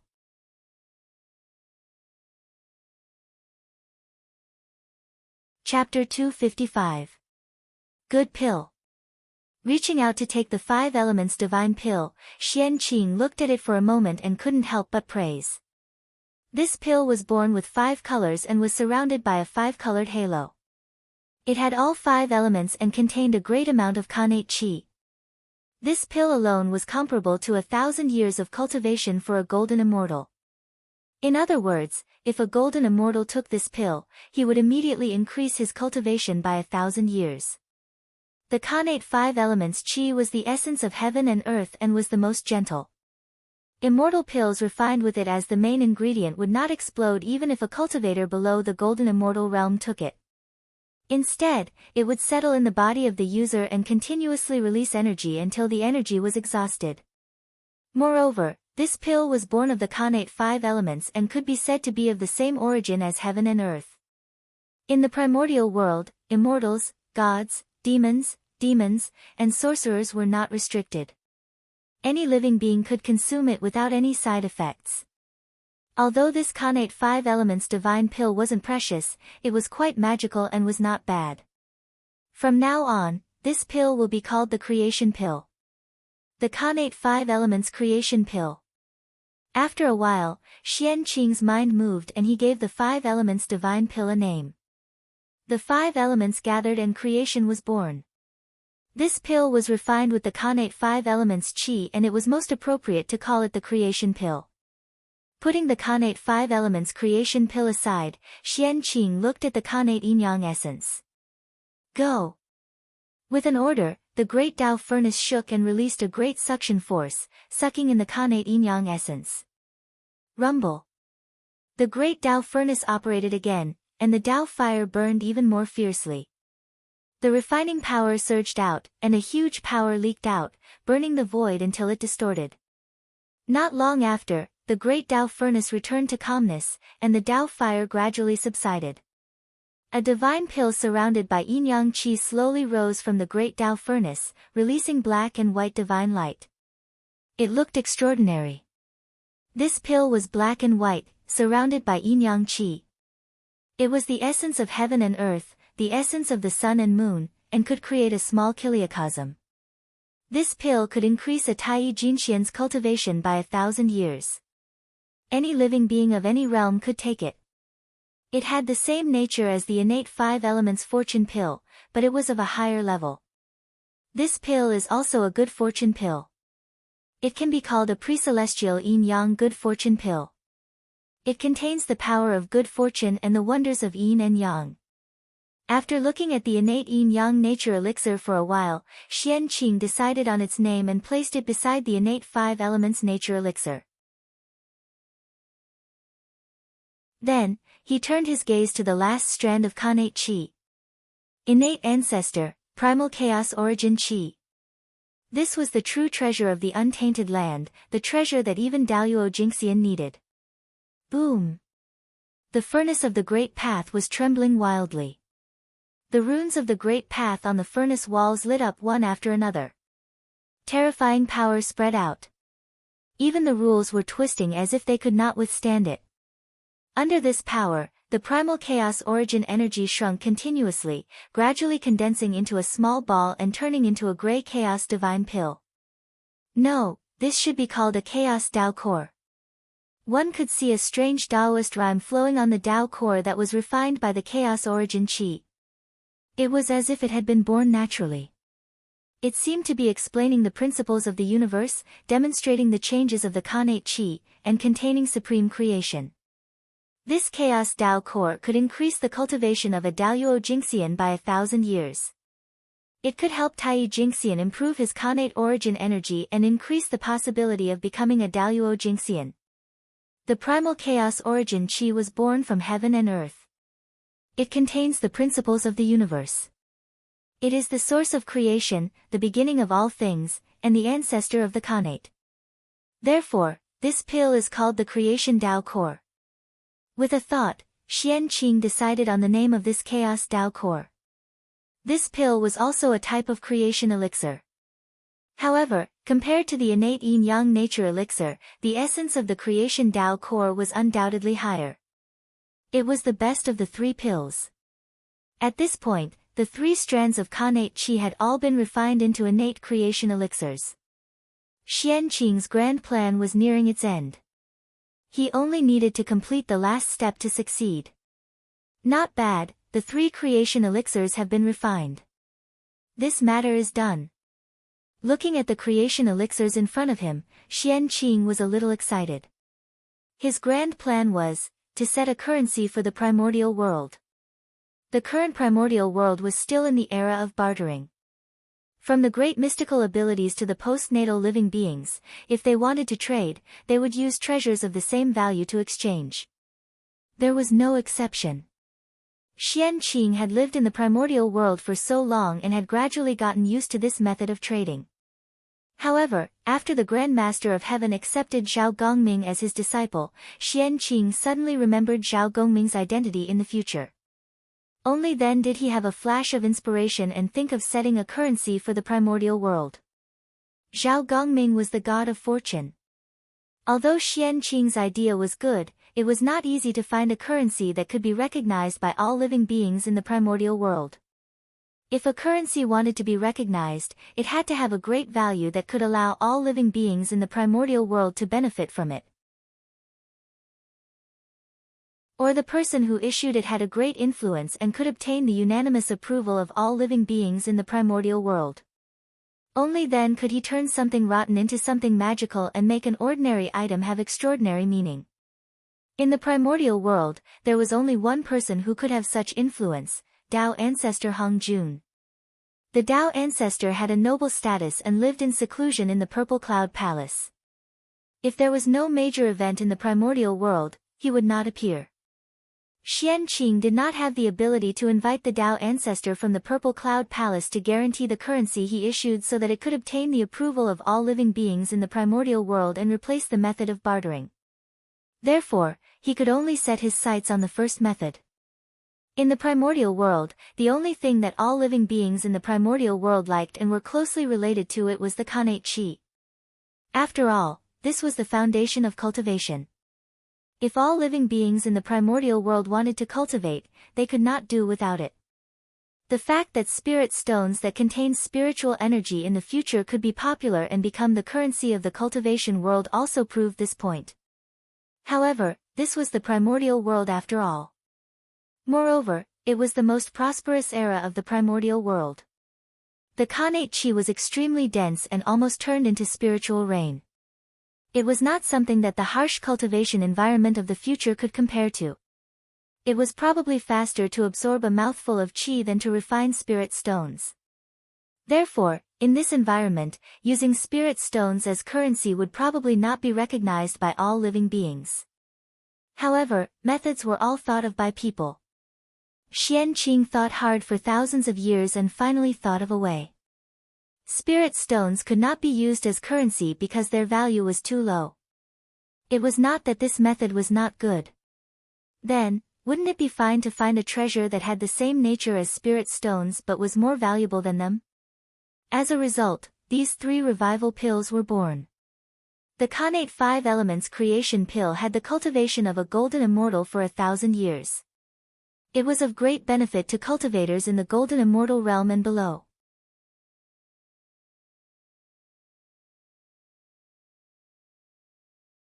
Chapter 256. The Khanate Yin-Yang Creation Elixir contained 1,000 years of cultivation of a Tai Jingxian. It was specially prepared for Tai Jingxian cultivators. Of course, if a golden immortal cultivator used it, the effect would be better. It would be very helpful for breaking through the Tai Jingxian. The Chaos Dao Elixir was equivalent to 1,000 years of cultivation of a Daoyuo Jingxian. It was a currency prepared for transactions between Daoyuo Jingxian and quasi-sages. These 3 creation elixirs were both elixirs and currencies. They were similar to spirit stones, but of a higher level. Among them, the Khanate 5 Elements Creation Elixir was the lowest level. Its raw materials were also the most common and could be found everywhere in the primordial world. Even if the raw materials could not be found, a golden immortal cultivator could condense one in 1,000 years. A Tai Jingxian could condense one in a year. A Daoyuo Jingxian was even more impressive. 10 minutes was enough. Only golden immortals had a foothold in the primordial world and could travel everywhere. The currency established by the Xianqing started with golden immortals as the starting point. The Khanate Yin-Yang Creation Elixir was refined from the Khanate Yin-Yang Essence Qi. Most of them were stored in the grotto heavens and blessed lands. It might be difficult for ordinary cultivators to find them. However, it did not matter if they could not find the Khanate Yin-Yang Essence Qi. Refining 10,000 Khanate 5 Elements Creation Elixirs would allow them to refine one Khanate Yin-Yang Creation Elixir. Similarly, refining 10,000 Khanate Yin-Yang Creation Elixirs would allow them to obtain a Chaos Dao Elixir. As such, the creation elixir had all the characteristics that a currency should have. Moreover, the Xianqing had the 3 pure ones backing them. They were the top forces in the primordial world and had the ability to issue currencies. As long as they were recognized by the heavenly Tao, the creation elixir could replace the barter method and become the first currency in the primordial world. When that time came, great merit would naturally descend and great luck would be on their bodies. Moreover, even if the world changed and the laws changed greatly in the future, Kane became postnatal and spirit stones and immortal stones became popular, the creation elixir would not be eliminated. It would continue to exist. That was because the creation elixir took the upper class route. No matter how prosperous the spiritual stones and immortal stones were, their essence was there. In the end, they would not be of any use to Tai Jingxian and Daluo Jingxian, these people who had merged with Dao. The purpose of their existence was to assist low-level cultivators in their cultivation. They were of no use to powerful cultivators. No matter how much the primordial world had changed, the Daluo Jingxian had always been high and mighty. They were the mainstream of the primordial world. As long as the creation pill could satisfy their needs, then the creation pill would always be the mainstream. No matter what kind of currency appeared in later generations, it would not be able to shake his position. Only when the wills of all living beings were the same as the wills of the Daluo Jingxian would they become particularly important. However, when it came to arguing, Daluo Jingxian's will was naturally more important. The heavenly Tao is above. I, Xian Qing, a disciple of the Xian sect, feel that in the primordial world, all living beings barter.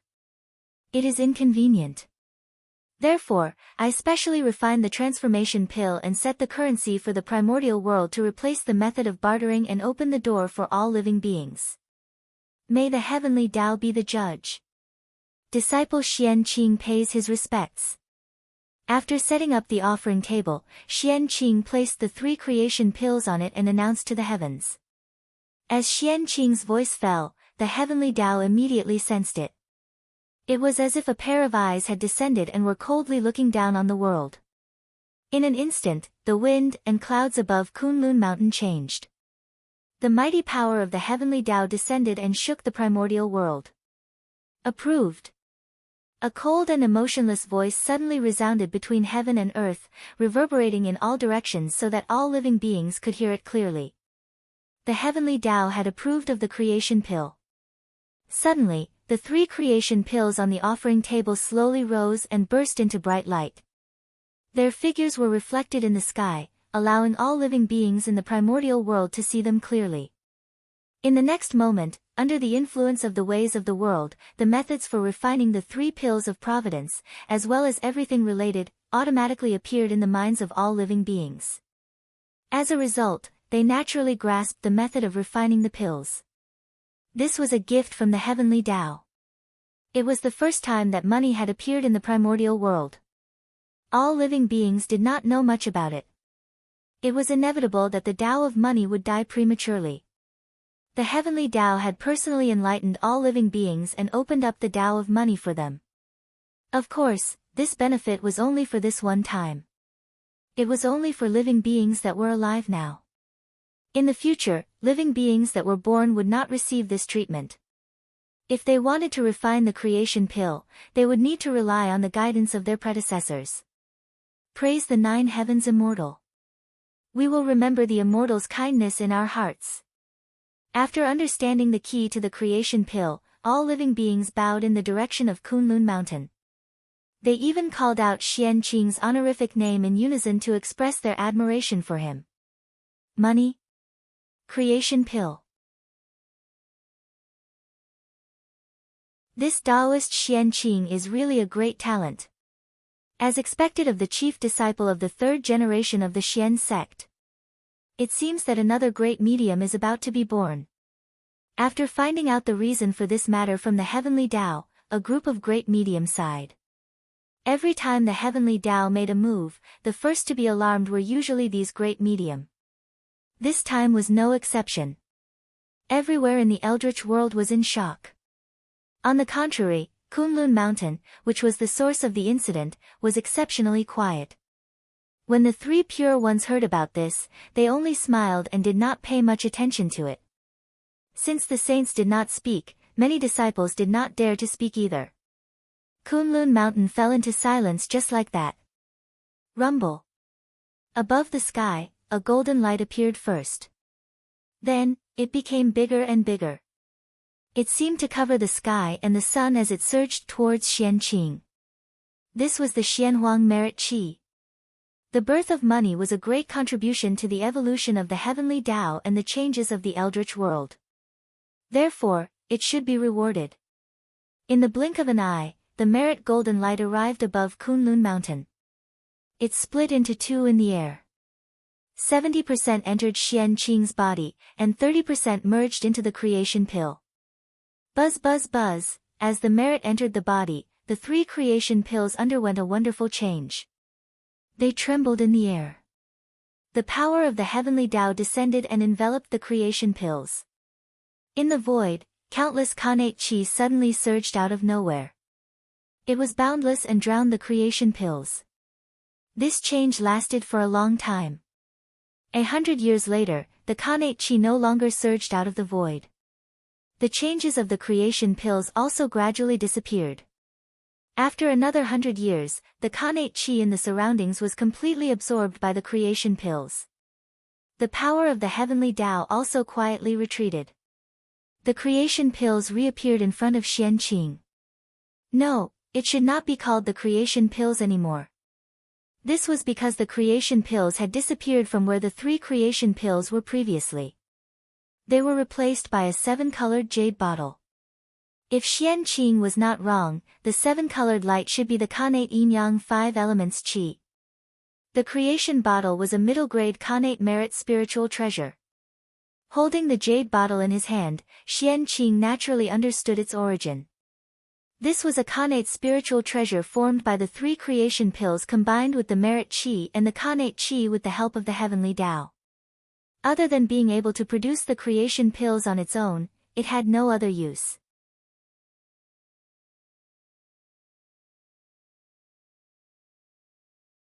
Chapter 257.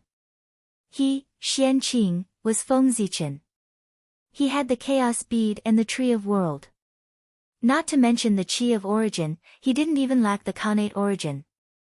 Therefore, the fate bottle seemed a little redundant to him. However, the fate bottle was a Khanate merit spiritual treasure after all. It had the ability to suppress fate. In addition, it was the origin treasure of the way of currency. When the fate pill became popular in the eldritch world, it might be able to take another step forward.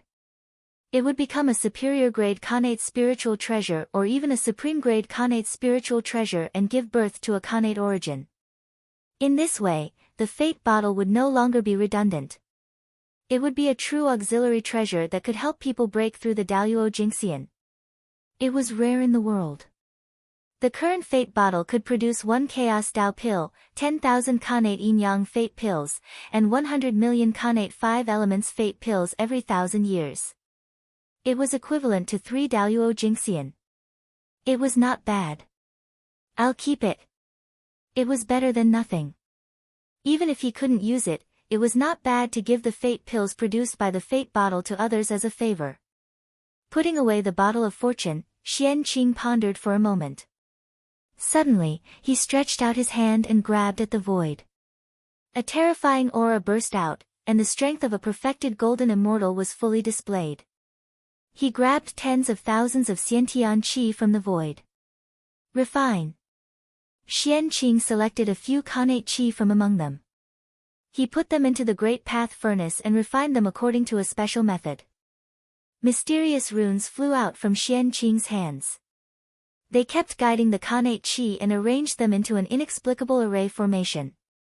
They gave birth to a strange power and gradually gathered into a ball to form the shape of a pill. That's right, Xianqing was refining pills. The Tao of pills was created by the Grand Pure One. Because it could help people cultivate, once the Tao of pills was born, it immediately became popular in the eldritch world. Everyone learned it. As everyone knew, pills were refined from various Khanate spiritual herbs. It was very troublesome to collect them. Spiritual herbs needed time to grow. Every pill was not easy to come from. And Khanate spiritual herbs, to put it bluntly, were another form of Khanate qi. Because of this, Xianqing had a bold idea. Since Khanate spiritual herbs could be refined into pills, why couldn't Khanate qi that had the same nature? That was the reason for the current scene. The three pure ones each had their own strengths. The Grand Pure One was the ancestor of the Tao of Pills, and no one in the primordial world could compare to him. The Jade Pure One was a Grand Master of weapon refinement, and no one in the primordial world could compare to him. The Prime Clear One was a Grand Master of array formations, and no one in the primordial world could compare to him. While Xian Qing was known as a disciple of the Prime Clear lineage, he was actually taught by the three clear lineages. He possessed extraordinary insights into pill refinement, artifact refinement and formations. Otherwise, he would not have made up his mind to create another method besides the traditional alchemy method. It was clear that he had a deep foundation and was full of confidence. With the help of Hongmeng Daozhong, Feng Zichen's comprehension ability was only inferior to Dao ancestor Hong Jun, who had the creation Jade Butterfly. He could be said to be the second in the primordial world. Even so, Xian Qing was not confident. His achievements in the Tao of alchemy had surpassed the Grand Pure One. His achievements in the Tao of artifact refinement had surpassed the Jade Pure Saint. His attainments in the field of formations had surpassed that of the Prime Clear Saints. It was not easy for him to come to the primordial world and have countless knowledge that far exceeded the era. Wouldn't it be a pity if he could not become the first in the Tao that he cultivated? Therefore, Xian Qing painstakingly studied the three Taos under such a state of mind. He gathered the strengths of the three sects and finally opened up a method to refine pills with connate spirit qi, the Tao of qi pills. Since he could not surpass the three clear lineages, he would create another Tao on their foundation. It could be considered another kind of transcendence. After painstakingly studying the three Taos for many years, Xian Qing had not only gained the Tao of qi pills. There were also many cultivation methods waiting for him to verify. Now, using connate qi to refine pills was to verify the Tao of qi. Xian Qing's goal was to become the ancestor of the itinerant immortals of the primordial world and obtain the support of the supreme karma rank. If he wanted to become the ancestor of the itinerant immortals, the 100 arts of immortal cultivation, pill formations, talisman artifacts, were naturally indispensable. Xian Qing was working hard for this. Buzz. After a tremor, a golden pill flew out of the great Tao furnace. It was accompanied by a golden halo and emitted a faint fragrance as it floated in the air. This was a golden pill at the first transformation. This was a golden pill refined with connate qi. Using a large array to refine the essence of connate qi, then using the method of refining weapons to form it, and finally using the method of refining pills to form it. In this way, the golden pill at the first transformation in front of Xian Qing was formed. According to the Tai Ching pill scripture, the golden pill was formed by creation. It was divided into 9 transformations. The first transformation was the lowest and the creation was limited. It was used by celestial immortals. The golden pill had 9 transformations and endless creation. It could bring the dead back to life and go against the heavens to change one's fate. There were very few people in the primordial world who could refine the golden pill at the 9 transformations. Therefore, the golden pill at the 9 transformations was extremely precious. It was the pill used by Daluo Jingxian. The golden pill refined by Xian Qing was only at the first transformation. In the primordial world, any cultivator who had entered the Tao of alchemy could refine it. It was not considered a rare item. However, this golden pill at the first transformation was refined with connate qi. It had never appeared before the primordial world. Therefore, it had an extraordinary meaning. It symbolized the beginning of a Tao and had great luck and merit. After the golden pill at the first transformation was born, the laws of heaven and earth appeared around it as if they were crowding around it. It was as if they were celebrating its birth. It was extremely magical. Even the heavens and earth were happy for its birth. However, only the golden pill at the 9 transformations could be completed. Only by refining the golden pill at the 9 transformations would the Tao of Qi be considered complete. It would be qualified to appear in the primordial world and become one of the many Tao of cultivation in the primordial world. It would enjoy the Qi of heaven and earth. Again. Once again, he placed the golden pill refinement stage 1 into the great Tao furnace. Then, Xian Qing grabbed the chi of Khanate and started to refine the pill again. A few days later, when the furnace fire was extinguished, the golden pill was born again. It was one step closer to advancing from the golden pill at the first transformation to the golden pill at the second transformation. Continue. With a wave of his sleeve, Xian Qing repeated the action just now and prepared to refine the golden pill at the 3 transformations. A few months later, the golden pill at the 3 transformations was born. A few years later, the golden pill at the 4 transformations was born. After repeating this 7 times, the golden pill in front of Xian Qing had become the golden pill at the 8 transformations. It was round and golden and had a 5-colored halo. It was extraordinary. Success or failure depends on this. Looking at the golden pill at the 8 transformations in front of him, Xian Qing flipped his hand and took out 81 strands of Khanate Qi of different attributes and placed them into the great Tao furnace. The Grand Pure One needed 81 types of Khanate spirit fruits to refine a golden pill at the 9 transformations. That was 81 strands of Khanate Qi.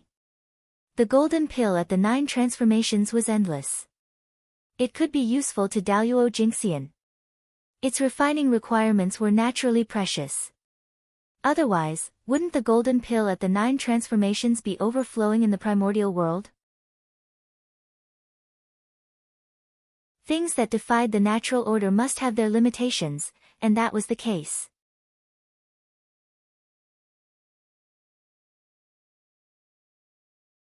Chapter 258. Once the 9 transformations golden pill appeared, the Tao of Qi core would be completed. In this way, there would be another method in the untainted land, another Tao of alchemy, and another Tao of immortal cultivation. Xian Qing could become the ancestor of Qi core and obtain great luck and merit. His status in the Tao of alchemy would be second only to the Grand Pure One.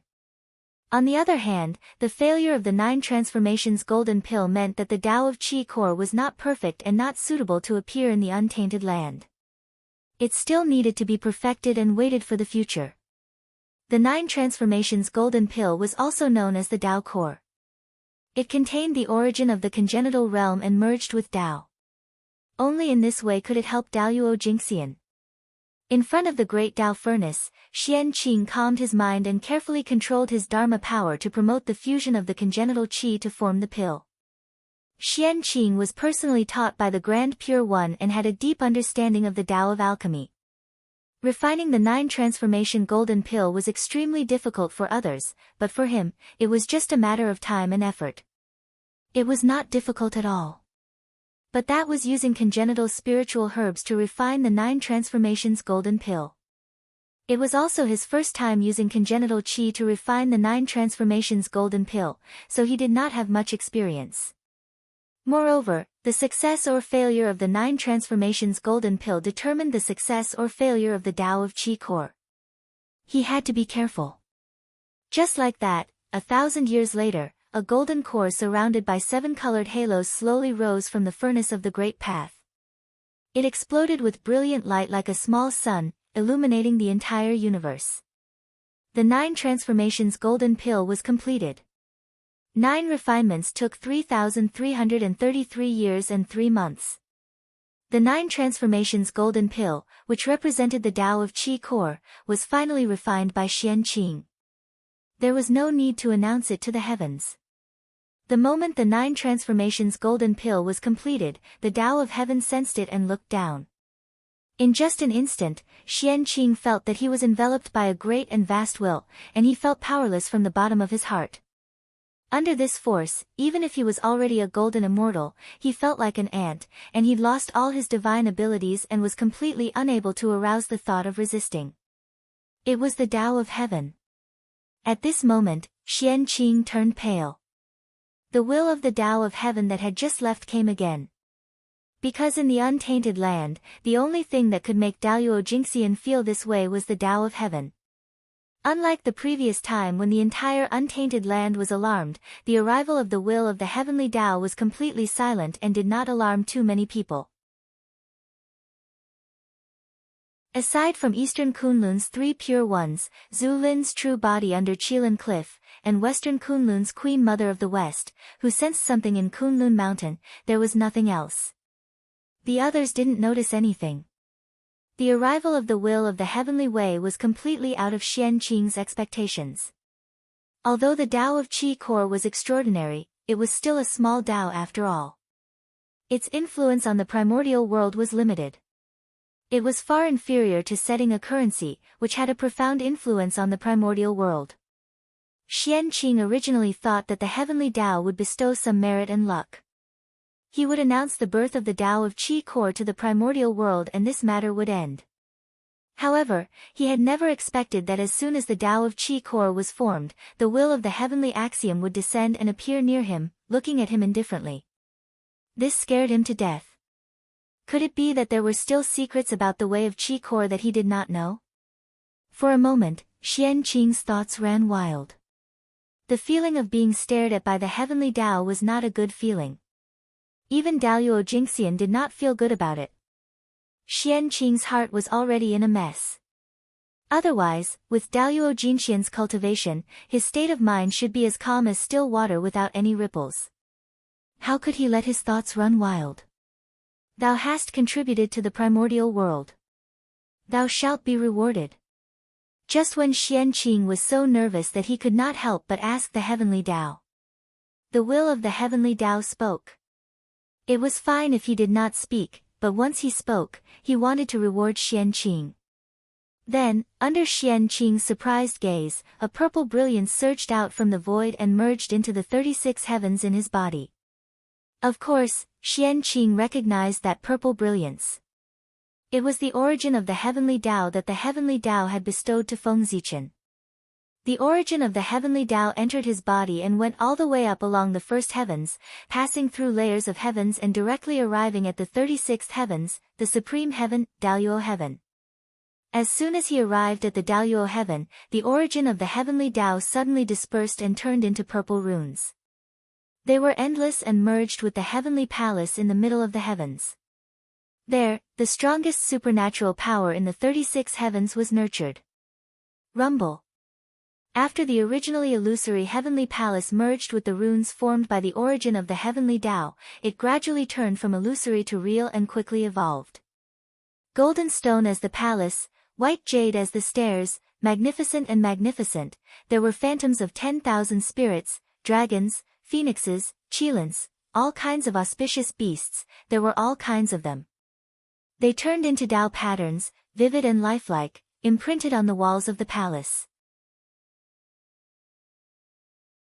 There were rules manifested, surrounding the main hall, crowding him in the center, deducing the principles of the operation of heaven and earth, and endless Tao runes filled the air. This heavenly palace seemed to be at the top of the universe, high and mighty, looking down on everything. At the same time, it seemed to have become the center of heaven and earth, accepting the worship of all living beings in the primordial world. Above the tall and towering palace gate, there were 3 big words written with innate divine runes, Mi Luo Palace. This heavenly palace was called Mi Luo Palace. It was at the highest position of the 36 heavens, located in the Daluo heaven. It was eternal and all-encompassing. It was the supreme heaven that ruled over everything. In the myths of later generations, the Daluo heaven was the supreme heaven, and it was the residence of the Daluo Jingxian. And the Daluo Mi Luo Palace, if Xian Qing remembered correctly, was the residence of the celestial emperor. It was the place where he ruled the 6 heavens, and it was also the most honorable place in the primordial universe. What does this mean? Is it appointing me as the celestial emperor? Looking at the Mi Luo Palace in his body, Xian Qing couldn't help but make a bold guess. The incarnation of the origin of heaven, the top innate god-fiend in the primordial world, and the celestial lord of Xian Men, the first of the 3rd generation disciples. He could also sit on the throne of the celestial emperor. Otherwise, the heavenly Tao would symbolize the center of the universe's power. Why would the Mi Luo Palace, which ruled the heavens, manifest in the heaven realm in his body? Wasn't this intentionally appointing him as the celestial emperor? That was the celestial emperor. The highest position in the primordial world, the master of the universe in name.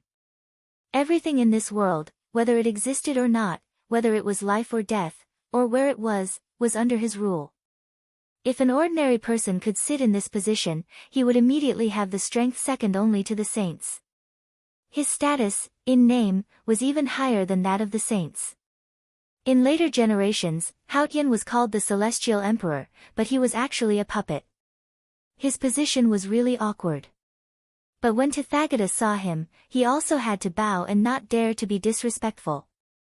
When the three pure ones saw him, they also had to call him His Majesty to show respect. The Celestial Emperor was the master of the primordial world.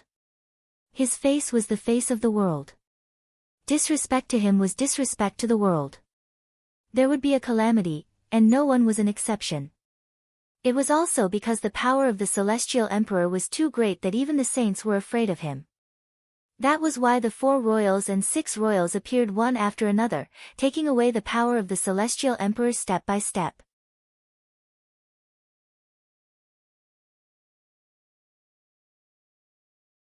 Chapter 259. Although Di Jun and Hao Tian were both celestial emperors, their natures were completely different. Di Jun had the strength that a celestial emperor should have, but because of the existence of Pangu's descendants, his position as the lord of the heavens and earth seemed to be a little unjustified. Hao Tian was the complete opposite of Di Jun. He, who had the strong support of Tao ancestor Hung Jun, rightfully sat on the position of celestial emperor. However, Hao Tian did not have the strength to match the position of Celestial Emperor, causing him to gradually be controlled by the saints in the future and become a puppet in name only. In the primordial world, strength was the most important. External forces were ultimately external forces, not as practical as one's own strength. Hao Tian's future situation was a true portrayal of virtue not matching the position. At this moment, in Xian Qing's heart, he was already thinking about how to feign civility with the saints after he ascended the position of Celestial Emperor. Step by step, he would gradually get rid of the saints' control and become a true Celestial Emperor. At that time, the Celestial Emperor was him. The Great Emperor of Ziwei was him. The North Star Emperor was also him. The 4 royals occupied 2 and the 6 royals occupied 3. In this primordial world, who could shake his position and interfere with his rule? Even Tao ancestor Hung Jun could not. However, Xian Qing was obviously thinking too much. How could the position of Celestial Emperor be so easy? Di Jun had the merit of the sun star shining on the primordial world, which was why he could ascend the throne of Celestial Emperor. Hao Tian was not worthy of the position. After becoming Celestial Emperor, he had to enter the world to experience tribulations to accumulate merit. In the primordial world, he had experienced a total of 132 million tribulations. Each tribulation should have taken 129,600 years. In total, he had spent about 157 billion years before he achieved success and regained the position of the Celestial Emperor. He was limitless and immeasurable.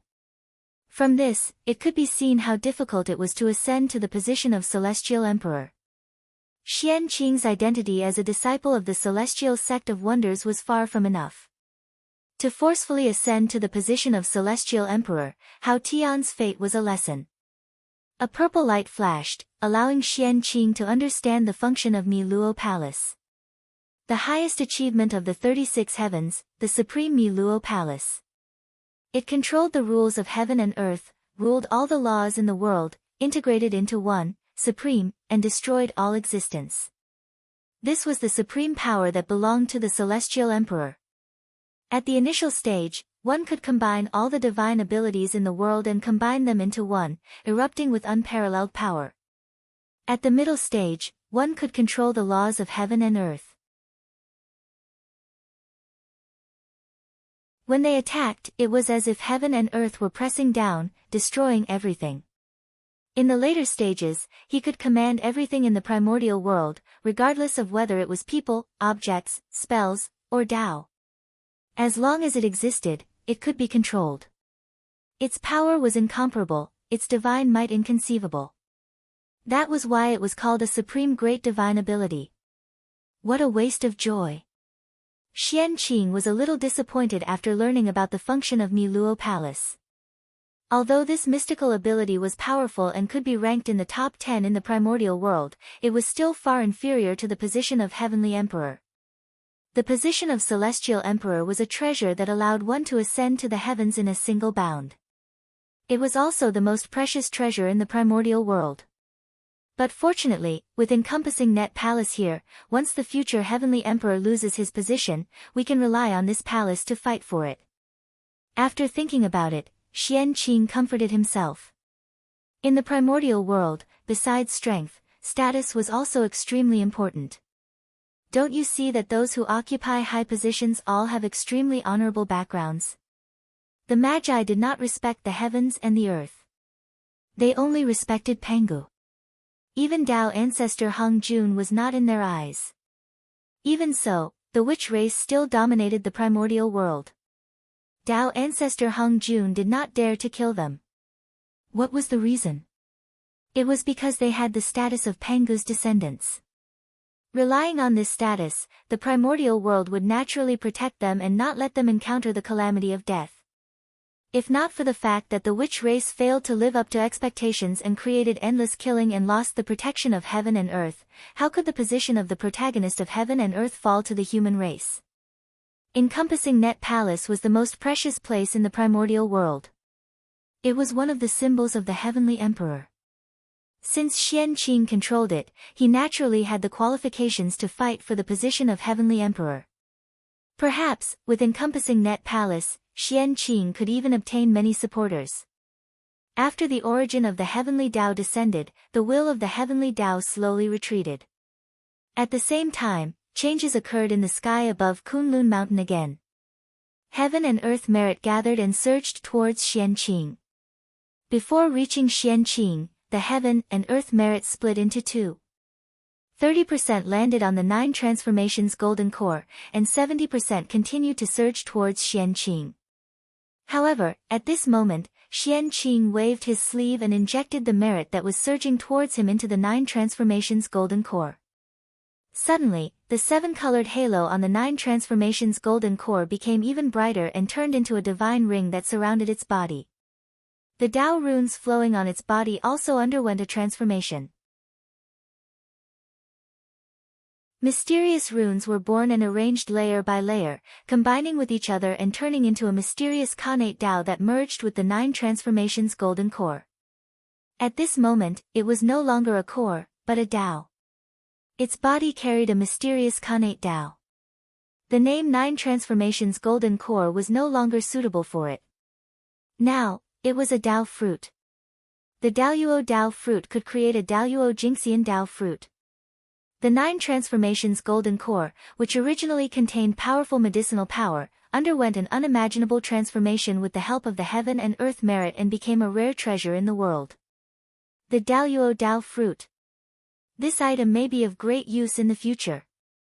Xian Qing could not think of a way to use the Daoyuo Tao fruit in such a short time, so he put it away and waited for the future. After that, with the help of the heavenly path, everything about the Tao of Qi core spread throughout the entire Eldritch land in an instant. Good. This is what a successor should be like. After understanding the essence of the Tao of Qi core, the 3 pure ones were overjoyed and could not help but praise. At this moment, Xian Qing finally broke free from their influence and walked on his own Tao. His future was limitless and he had the possibility of attaining the Tao of chaos. How could the 3 pure ones not be happy?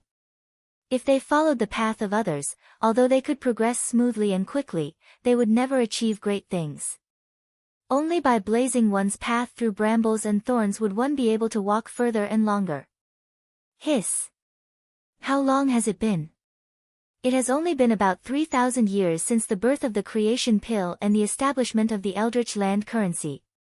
This Taoist Xian Qing has also established the Tao of Qi core. This celestial lord of the Xian sect is really good at causing trouble. 3,000 years was just a blink of an eye for the great divines.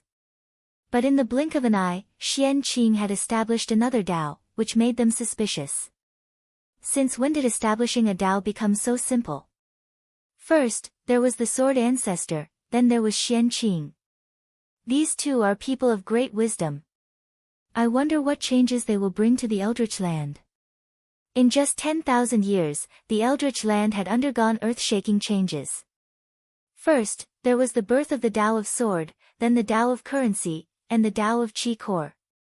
The changes were more intense than the previous tens of millions of years. I wonder what the future will be like. At this moment, in the Eldritch Land, there was another change. Above Kunlun Mountain, endless merit gathered.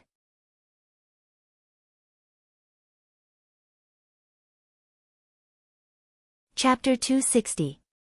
How could this be? What is Taoist Xianqing doing? Why is there no end to it? Looking at the merits above Kunlun Mountain, the great mediums were helpless. In the blink of an eye, the Xianhuang merit had descended 3 times. Could it be that the primordial heavenly path belonged to him? What's going on? Looking at the Xianhuang merit that was surging towards him, Xianqing was a little confused. He did not know where these merits came from. Originally, Xianqing had planned to leave the Xianqing Palace and go to the Jade Void Palace to visit the 3 pure ones and share his joy with them. But who knew that before he could move, boundless merit would suddenly descend from the sky, causing him to be a little surprised for a moment. This merit came out of nowhere, and it really made him a little confused. The great sage is merciful. Great sorrow and great wish. Save the suffering and save the suffering, infinite and boundless. Praise the 9 heavens immortals. The great sage is merciful. Great sorrow and great wish. Save the suffering and save the suffering and save the suffering, infinite and boundless. Praise the 9 heavens immortals. The great sage is merciful. Great sorrow and great wish. Save the suffering and save the suffering and save the suffering, infinite and boundless. Praise the 9 heavens immortals. Just as Xianqing was puzzled, the praises of all spirits suddenly sounded in his ears. One after another, it was incomparably grand. It was inexplicably moving and shook his heart. What's going on? Why is there the wish of all spirits coming? The sudden turn of events made Xianqing confused and shocked. Other than the Tao of Currency and the Tao of Qi Core, he did not do anything else. It was true that these 2 Taos could obtain merit, but it was a little exaggerated to say that they could attract the gratitude of all spirits. Only the gratitude of all spirits from the bottom of their hearts could stimulate the power that was enough to shake everything in his heart. Obviously, the Tao of Qi Core and the Tao of Currency did not have this ability. No matter what Xianqing thought, the merit aura was still surging. It covered the sky and covered the earth, covering everything. Virtuous qi was everywhere, and nothing could be seen. Otherwise, with the strength of Daluo Jingxian and the strength of many great mediums, how could they not see what was going on? Rumble. More and more Xianhuang merits were accumulated. In the blink of an eye, it exceeded the capacity of Xianqing's body.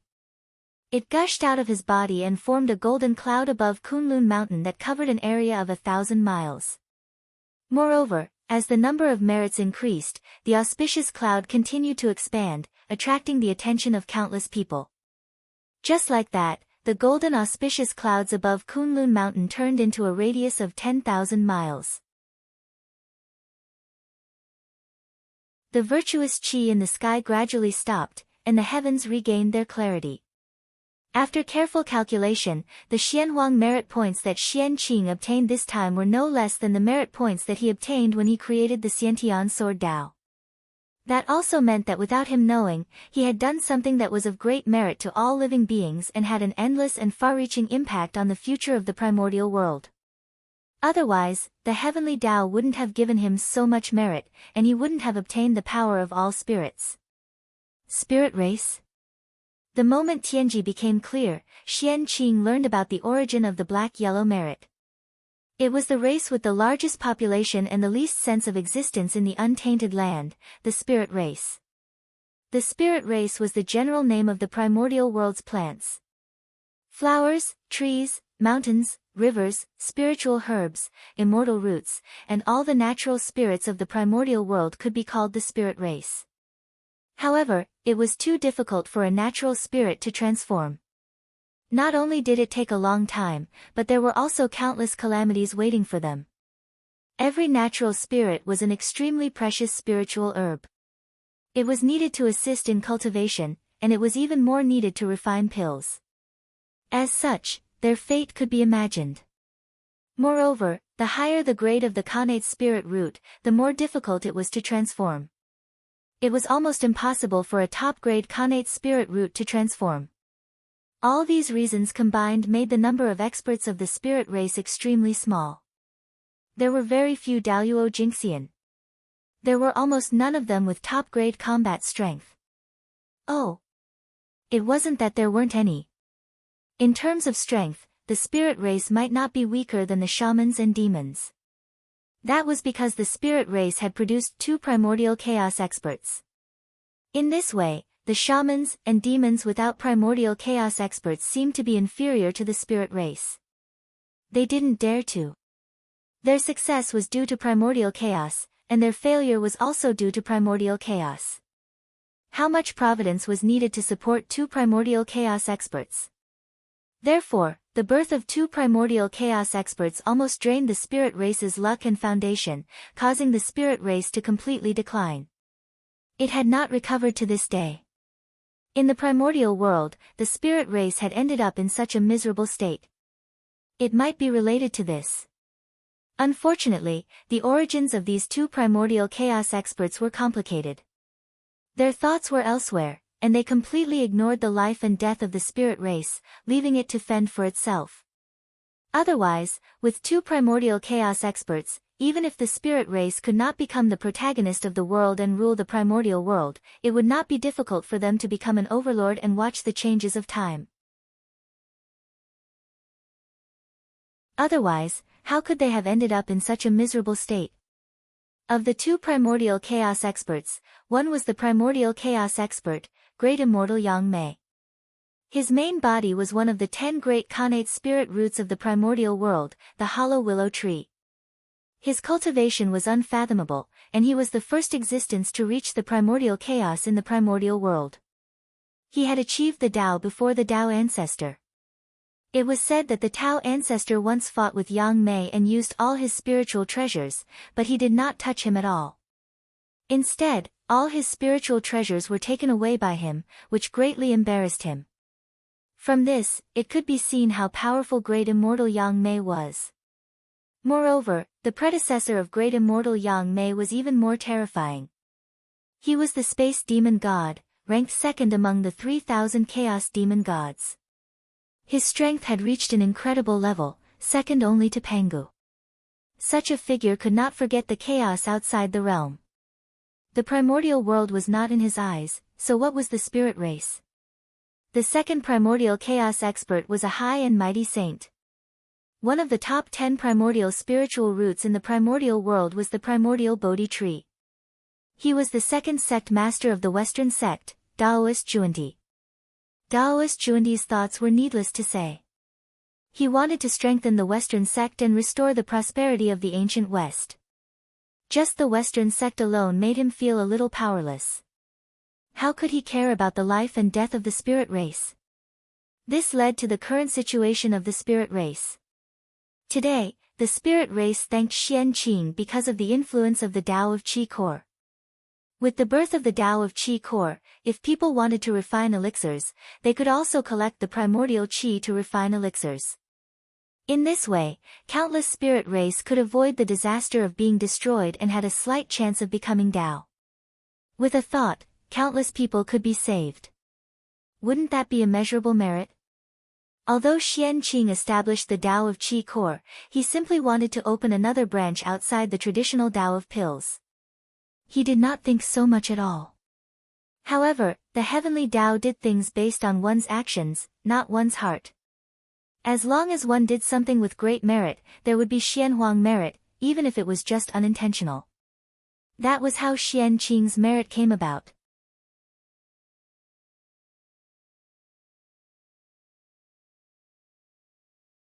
Chapter 261. Spiritual Venerable. Under the wishes of the Ling clan, Xianqing found that there was a new karmic rank on him, Spiritual Venerable, the Venerable of the Ling clan. With the Spiritual Venerable karmic rank, Xianqing's body immediately had a wonderful change. In his perception, the world was different. Everything had come alive and was releasing their emotions to their heart's content. Their happiness, anger, sorrow, and joy, and everything they had experienced in the past were all sensed by Xianqing. Even the things that happened here in the past were spied by Xianqing from the memories of all things. Listen to the sound of everything. This was a gift from the Ling clan, and it was also a supreme magic that only belonged to the Spiritual Venerable. What does the way of heaven mean? Does it want me to control all kinds of creatures with this karmic rank so that I can become the great emperor of the Eastern Pole? After experiencing the changes in his body, Xianqing thought with some doubts. The great emperor of the Eastern Pole, one of the 6 royals, was the lord of all kinds. He ruled all kinds of creatures and was one of the most honorable beings in the world. Of course, as one of the 6 royals, the power of the great emperor of the Eastern Pole was naturally not so simple. He was also one of the rulers of the underworld and a great saint who saved people from suffering. He had supreme power. However, these had nothing to do with Xianqing now. What he cared about was the meaning of the Spiritual Venerable karmic rank. Although the great emperor of the Eastern Pole had great power and many authorities, but the Lord of all races was the foundation of his existence. And the authority of a Spiritual Venerable was part of his authority. Therefore, when the great emperor of the Eastern Pole was born, Xianqing, the Spiritual Venerable, was bound to be restrained by him. Either he was subordinate to him, or he gave up the Spiritual Venerable karmic rank. There was no third choice. However, Xianqing really didn't like to be subordinate to others. Xianqing was even more unwilling to give up what he got. Therefore, in order to not let himself be wronged, the position of the great emperor of the Eastern Pole was. He was definitely going to be the Spiritual Venerable karmic rank. In this way, it coincides with my plan to secretly control the heavenly court. With a smile, Xianqing hid the merit on his head and rushed to the Jade Palace. After making so many movements, no matter what, he had to explain it to the 3 Pure Ones, even though the 3 Pure Ones already knew everything. Because this was his duty as a disciple. Just as Feng Zichen was in seclusion to refine the mortal Dao imperial court and Xianqing was visiting the 3 Pure Ones, a conspiracy against the shaman and demon races was slowly unfolding. On Mount Meru, Daoist Chuanti's heart stirred. He left the place and rushed towards the East Sea. Meanwhile, in the heavenly court, demon god De Feng was ordered by Di Jun to leave the heavenly court and head to the East Sea's Valley of Tang to reprimand the 10 demon princes. After the 6 sages attained the Tao, the Eastern Emperor Tai felt that his strength was insufficient. He pushed aside all mundane matters and focused on seclusion on the sun, hoping to step into the primordial chaos Tao realm as soon as possible. As such, the matter of teaching the 10 golden crows was naturally put aside. As the celestial emperor, Di Jun had to maintain the operation of heaven and earth. He was too busy to find the time to discipline the 10 golden crows. In order to give birth to the 10 golden crows, Shiha's origin was damaged. She had no choice but to return to the lunar star to recuperate in seclusion. As for Fuxi, Kuanpeng, and the demon gods of the heavenly court, they all had important matters to attend to and had no time to teach the 10 golden crows. Helpless, Di Jun could only leave the 10 golden crows to the palace maids. However, the palace maids had limited talent and low status. The highest cultivation level among them was only Tai Jingxian. When facing the 10 golden crows, it was already extraordinary that they could barely maintain their composure. How would they dare to criticize the 10 golden crows? As a result, the 10 golden crows became lawless. The 10 golden crows were bored in the heavenly court and wanted to go to the primordial world to take a look. They ignored the palace maid's obstruction and rushed towards the southern heavenly gate. The golden crows were the spirits of the sun. Their bodies were covered in true sun fire that could burn the sky and boil the sea. They were extremely powerful. This was especially so for the 10 golden crows. As they were born and not born naturally from the sun star, they should not be so powerful. However, Shiho was eager to love her son. When the 10 golden crows were still in the gestation stage, she did not hesitate to exhaust her own origin. She used the extreme yin to generate yang to forcefully strengthen their origin. With this help, after the 10 golden crows were born, their innate origin was sufficient. They were all innate god fiends and were not inferior to the gods born naturally from the sun star. However, there were gains and losses. Although the 10 golden crows had obtained strength that far exceeded their own, they had also paid a price. Before Daluo Jingxian, they were unable to fully control their own strength, causing the true sun fire to leak out and keep people away. Therefore, if the 10 golden crows ran to the primordial world rashly, the true sun fire emitted from their bodies would cause a terrible disaster to the primordial world. Unfortunately, the 10 golden crows were noble. Even if the heavenly soldiers and heavenly generals had the strength to take them down, who would dare to do so? Fortunately, when the 10 golden crows were about to rush out of the southern heavenly gate, Kuan-Peng returned to the heavenly court because of Feng Zichen and bumped into them. The heavenly generals did not dare to attack the 10 golden crows, but Kuan-Peng did not have such scruples. He immediately took them down and brought them to Di Jun for him to deal with. Di Jun was very angry about the 10 golden crows' actions. He immediately locked the 10 golden crows in the Tang Valley. They were not allowed to come out until their cultivation was Daluo Jinxian's. Demon god De Feng went out of the southern heavenly gate. After confirming the direction, he flew straight to the East Sea. However, just as he was about to reach the East Sea, a 7-colored light suddenly appeared in the void and enveloped him. But strangely, De Feng did not seem to notice the abnormality around him. He continued to rush to the Tang Valley without looking back. This 7-colored light was naturally formed by Daoist Juanti. Otherwise, with the strength of demon god De Feng and Daluo Jingxian, how could he not notice the abnormality? Only a saint could do something like that. The Tang Valley, the legendary place where the sun rises. Of course, this was only a legend in the future. Since ancient times, the sun star had always been high above the 9 heavens. It had never changed. Naturally, there would not be a place where the sun rises and sets. The so-called place where the sun rises was just a misunderstanding caused by the 10 golden crows playing here. They were seen by others and spread false rumors over countless years. Open. Outside the Tang Valley, De Feng took out the token given to him by Di Jun and drew in the void. Suddenly, the void was like the surface of the water, undulating. Innate formation patterns appeared and entangled with each other, gradually forming a passage. This formation was called the Halua Formation. It was specially set up by Di Jun to prevent the 10 golden crows from sneaking out. Walking along the passageway, the first thing that greeted them was a towering mulberry tree that blocked out the sun. This was the largest branch of the innate Fusang tree, one of the 10 great innate spiritual roots of the primordial world. It was cut down by Di Jun and placed in the Tang Valley for the 10 golden crows to rest.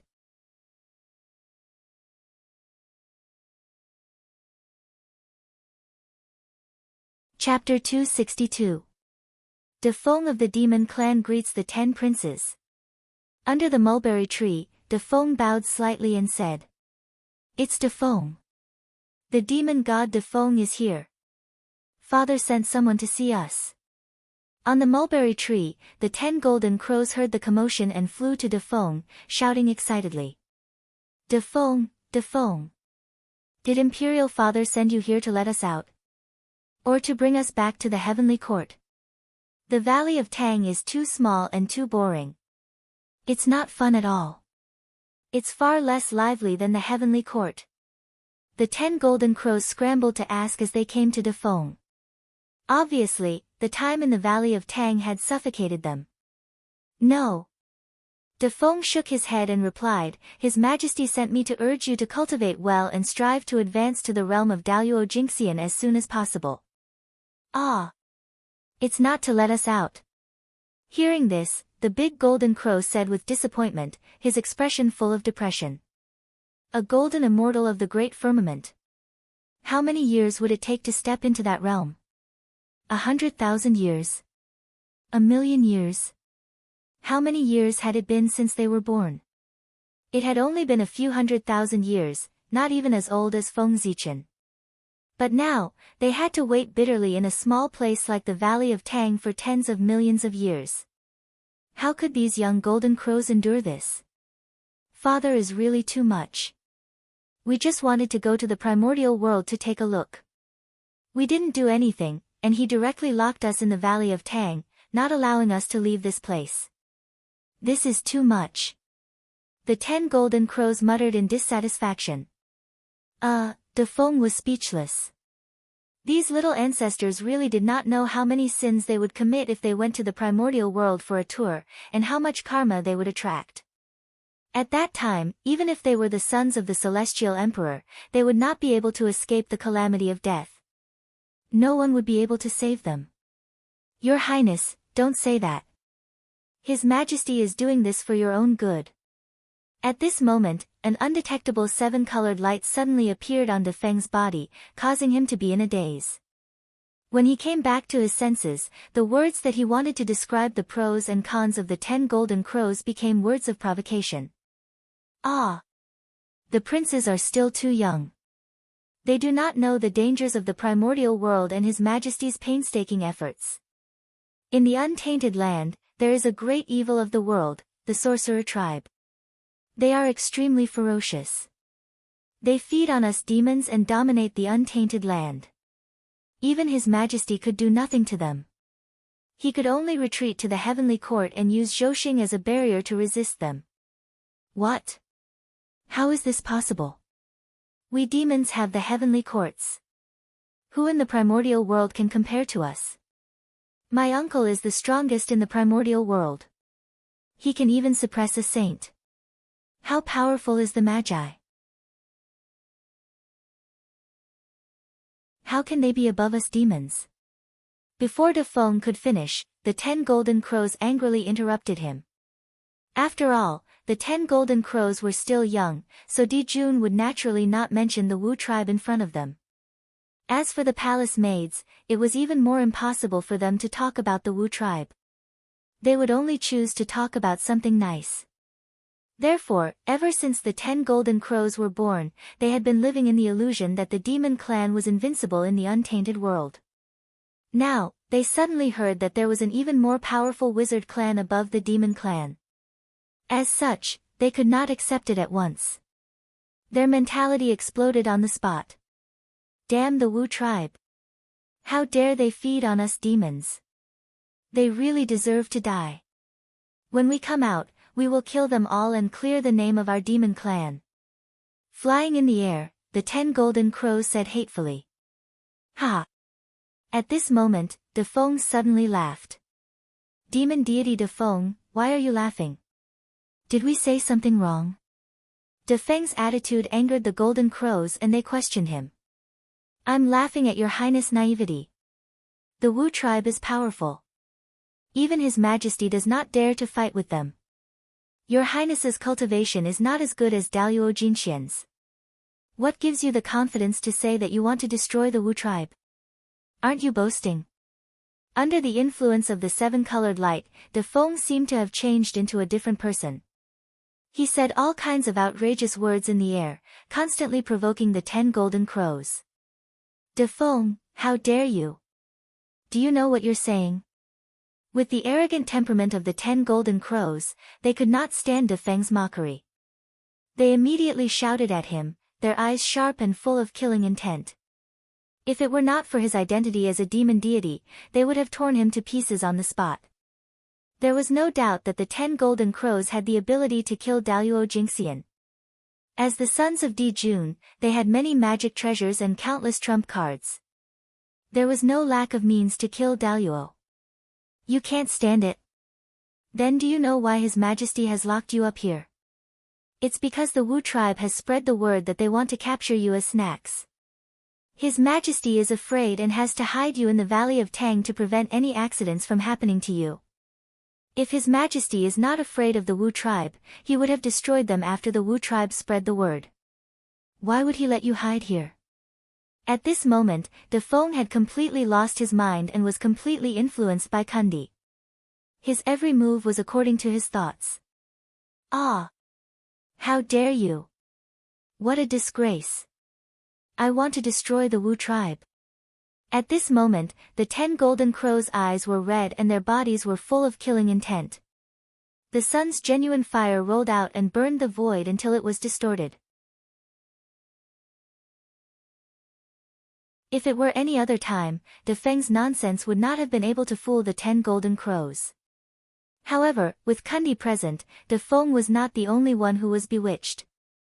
The strength of the 10 golden crows was only Tai Jingxian. It was much easier for Kundi to play with their minds than for De Feng.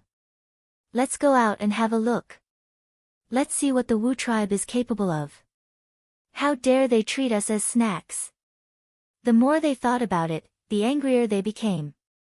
The 10 golden crows shouted at the same time and suddenly merged into one huge golden crow. This was the divine sense of the 10 golden crows. As they were of the same origin, they could merge into one and temporarily raise their strength to a higher level. In other words, this huge golden crow had the strength of Daoyuo Jingxian. Caw!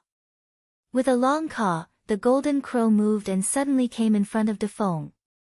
It snatched Di Jun's token from his hand, opened the formation, and left the valley of Tang. It flew straight to the untainted land. Oh no! This is a disaster. As the 10 golden crows left, De Feng felt a strong sense of danger and recovered a trace of clarity. At this moment, he could not care less and hurriedly chased after the 10 golden crows. After all, De Feng was too influenced by Kundi and lost his former wisdom. Otherwise, he would have returned to the heavenly court and asked Di Jun for help instead of chasing after the 10 golden crows. However, the golden crow left the valley of Tang and directly turned into a long rainbow, disappearing in the blink of an eye. The rainbow transformation technique was the divine sense of the golden crows. In terms of speed, it could be ranked in the top 3 in the untainted land. De Feng could not easily catch up with it.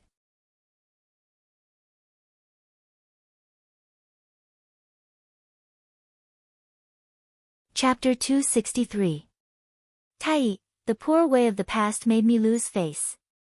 Today, the poor way will give you retribution. Your Golden Crow clan will have no descendants. After De Feng left, Taoist Zhuanti's figure slowly appeared in the void. When he received Zhuanti to become a saint, it should have been the most glorious moment of his life. However, they were humiliated by Donghuang Tai and achieved his supreme reputation. He was completely reduced to the background. At that time, Taoist Zhuanti secretly swore to give Donghuang Tai retribution. Now, retribution had come. In this world, what was more painful than the tragic death of one's family and the destruction of one's life's efforts? Kill the golden crows and destroy the demon race. This was what Zhuanti did. Above the East Sea, a golden rainbow flew away.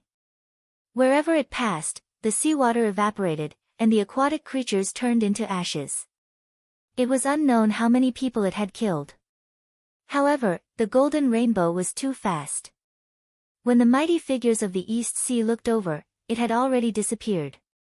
In the human clan's ancestral hall, Feng Zichen, who was refining the human Dao imperial court, suddenly had an ominous premonition.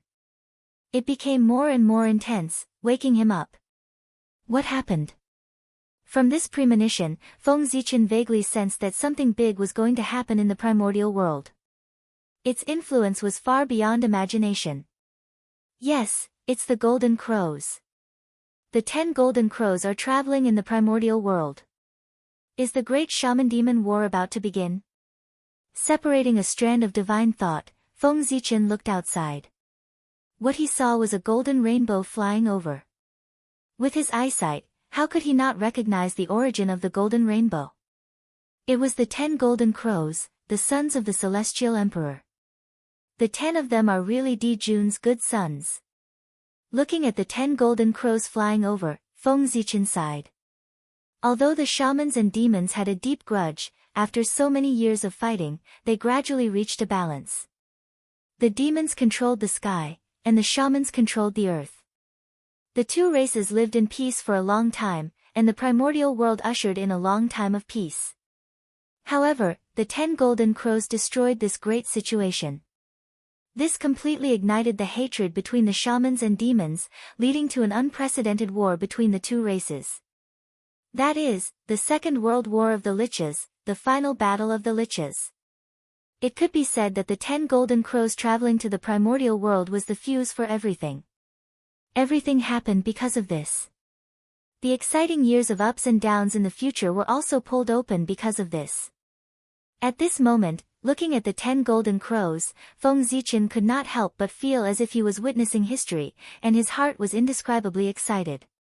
Not good, humans. Suddenly, Feng Zichen thought of something and could not help but cry out.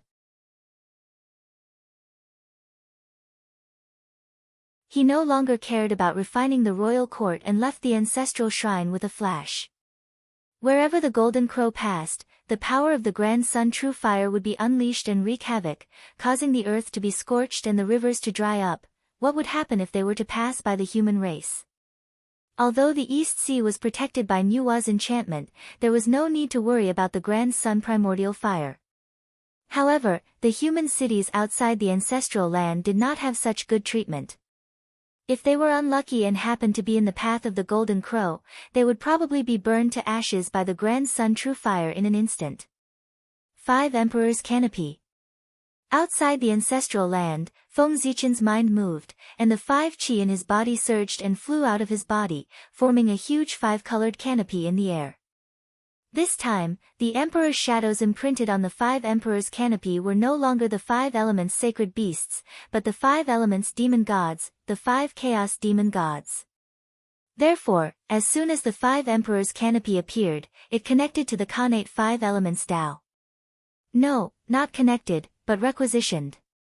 As the 5 elements demon god roared, he actually forcibly requisitioned the power of the connate 5 elements Tao, pulling it out from the underworld and circling it around his body. This was the first time Feng Zichen used the 5 Emperor's great mystique after confirming Daoyuo Jinxian's Tao. He did not expect that after not using it for a long time, the 5 Emperor's great mystique would transform to such an extent. It would not be an exaggeration to call it a great Tao mystique.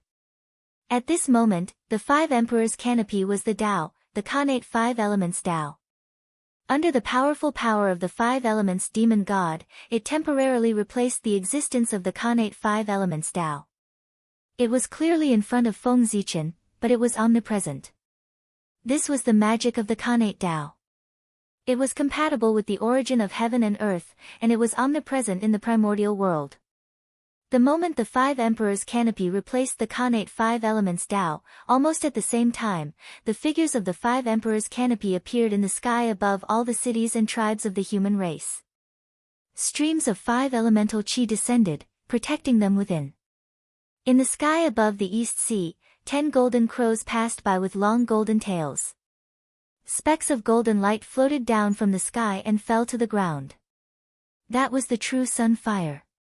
Every speck could burn a Tai Jingxian to death. It was extremely terrifying. Fortunately, the East Sea was protected by the barrier set up by Nuwa. Before the true sun fire could fall, it was destroyed by Nuwa's barrier in midair. Otherwise, the human race would have suffered great losses. The other territories of the human race were protected by the 5 Emperor's canopy, so they did not need to worry about the true sun fire.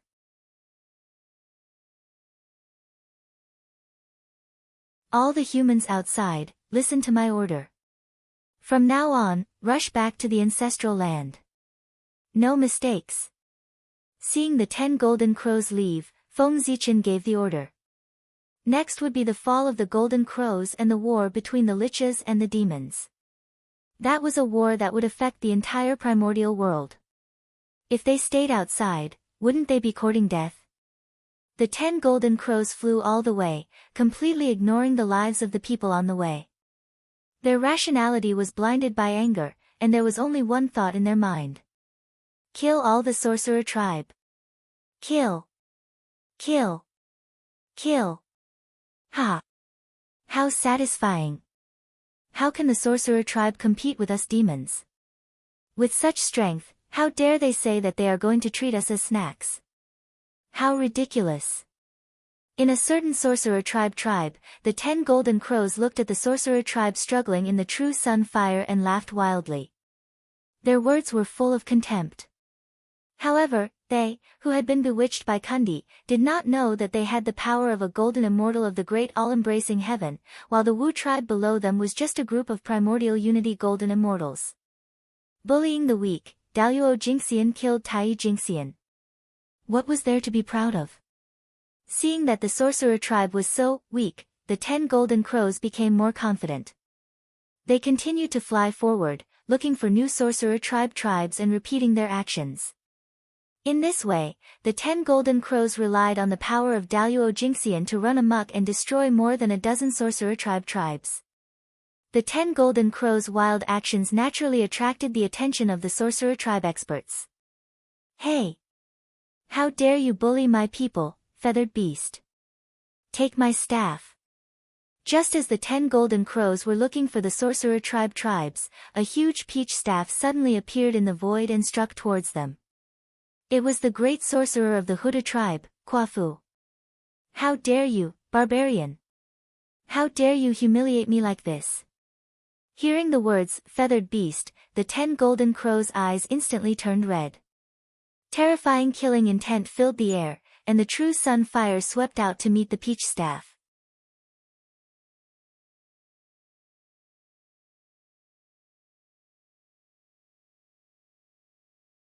Chapter 264. Rumble. Terrifying power spread out, shattering the void and causing pitch-black cracks to appear. Quafu was not the real Daluo Jingxian, so the 10 golden crows were no match for him. The mahogany staff smashed the primordial fire of the sun and hit the 10 golden crows. With a bang, the giant golden crows shattered and turned back into 10 golden crows. Hiss! This barbarian is so powerful. Brothers, set up the formation. In the sky, the 10 golden crows knew that their opponent was far more powerful than them. He was the most powerful enemy they had ever met. Without hesitation, they used their most powerful means. 10 suns burning sky formation, start. With a roar, the 10 golden crows flapped their wings and formed an inexplicable formation in the sky. They attracted the power of the sun and enveloped Quafu. The 10 suns burning sky formation was a congenital formation created by Di Jun and Fushi for the 10 golden crows. Once the formation was activated, it could attract the power of the sun to burn the sky and boil the sea, destroying the world. Even if Daluo Jingxian fell into the formation, he would be in danger of being burned if he could not escape in time. However, Quafu was different. As a grand wizard and a descendant of Pangu, Daluo Jingxian was no match for him. You are courting death. You are the son of the celestial emperor, the elves of the sun, and born gods. Instead of benefiting the untainted land, you have killed hundreds of millions of creatures here. You deserve to die. Quafu shook his body and showed his true form of a grand wizard. Standing on the ground, his power was endless. No matter how fierce the primordial fire of the sun was, it could not hurt him at all. However, the 10 suns burning sky formation was really powerful. Although it could not hurt Quafu, it trapped him firmly in the formation. He could not break free and hurt the 10 golden crows. You have committed such a big crime. Everyone in the untainted land has the right to kill you. Your father's face has been completely disgraced by you. Trapped in the formation, Quafu used all his means but could not break free. He could not help but curse the 10 golden crows in the sky. Barbarian of the wizard tribe, you. At this moment, the 10 golden crows understood that they had made a huge mistake. Therefore, he was speechless in the face of Quafu's accusation. Brothers, kill him. Let's join forces to kill this barbarian of the shaman race before returning to the heavenly court to ask for Father's forgiveness. With Imperial Father's ability, he will definitely be able to solve this problem for us. Now that things had come to this, there was no point in regretting. Now, even if the 10 gold crows wanted to leave, Kwafu would not agree. He would definitely kill them here to avenge the dead Wu tribesmen. Alright, let's kill him first. This shaman barbarian's words are so unpleasant to hear. Killing him will help us vent our anger. Having made up their minds, the 10 golden crows opened their mouths and spat out their innate origin, activating the 10 suns burning sky formation with all their might. This caused the formation's operation to speed up, causing it to undergo many changes. Boom! Boom! Boom! Inside the matrix, the primordial fire of the sun surged even more violently. The horrifying power spread out, igniting the void and turning it into a destructive storm, burning toward Kwafu. In that instant, nothing existed anymore, everything burned into nothingness. Ha! Good timing. While laughing, Kwafu stomped the ground hard. Instantly, the mountains and rivers within hundreds of millions of miles trembled together. Magnificent and heavy power gathered together, forming a yellow light curtain around Kwafu, blocking the raging primordial fire of the sun. The 10 gold crows were not surprised that the primordial fire of the sun could not hurt Kwafu. After all, he was Daluo Jinxian. It would be strange if they could kill him so easily. Kill! A golden mirror appeared in the middle of the formation, shining like the sun. Driven by the 10 golden crows, it shot out beams of divine light of the sun toward Kwafu. This was the divine sun mirror, an ultimate primordial spiritual treasure bred by the sun star. It had always been kept by Di Jun. It was not until the 10 gold crows were born that he took it out and gave it to the 10 gold crows to protect themselves. Kwafu was not afraid. He swung his peachwood staff and swept it forward. Tremendous power poured out, extinguishing the divine sunlight that was surging toward him. Then, Kwafu stuck the peachwood staff into the ground. With a flash of green light, the peachwood staff grew in the wind. In the blink of an eye, it turned into a towering peach tree, supporting the whole matrix. Its roots danced and took root in the primordial fire of the sun, absorbing its power and weakening the matrix. Unfortunately, although Kwafu's idea was good, the 10 suns burning sky matrix was supported by the sun star, and its power was endless. No matter how much power the peachwood staff absorbed, it could not shake its foundation. For a moment, the two sides were in a stalemate. Brother, this blockhead is so strong. His power is connected to the ley lines of the earth. Standing on the ground, he is invincible. If this continues, I'm afraid we'll be exhausted to death by him. Kwafu was Daluo Jinxian, so he had the confidence to continue. But the 10 gold crows were not. When their power was exhausted, they would not be able to maintain the matrix. When the matrix was exhausted, their death would come. Therefore, seeing the situation in a stalemate, the gold crows could not help but panic. We can't go on like this. Since the barbarian is connected to the ground, let's drag him into the air. Let's see if he dies. Suddenly, the youngest gold crow suggested. Okay. Okay. That's a good idea. Little 10, you are so smart. When the other 9 gold crows heard that, they all thought that it was a good idea and praised the youngest gold crow. Then, they used their strength together to drive the 10 suns burning sky matrix. They swept up tens of thousands of feet of flames and flew up with Kwafu, trying to drag him into the air. However, trapping Kwafu was already the limit of the 10 suns burning sky matrix. It was impossible to lift him up. Moreover, the body of a wizard contained a large amount of connate turbid chi.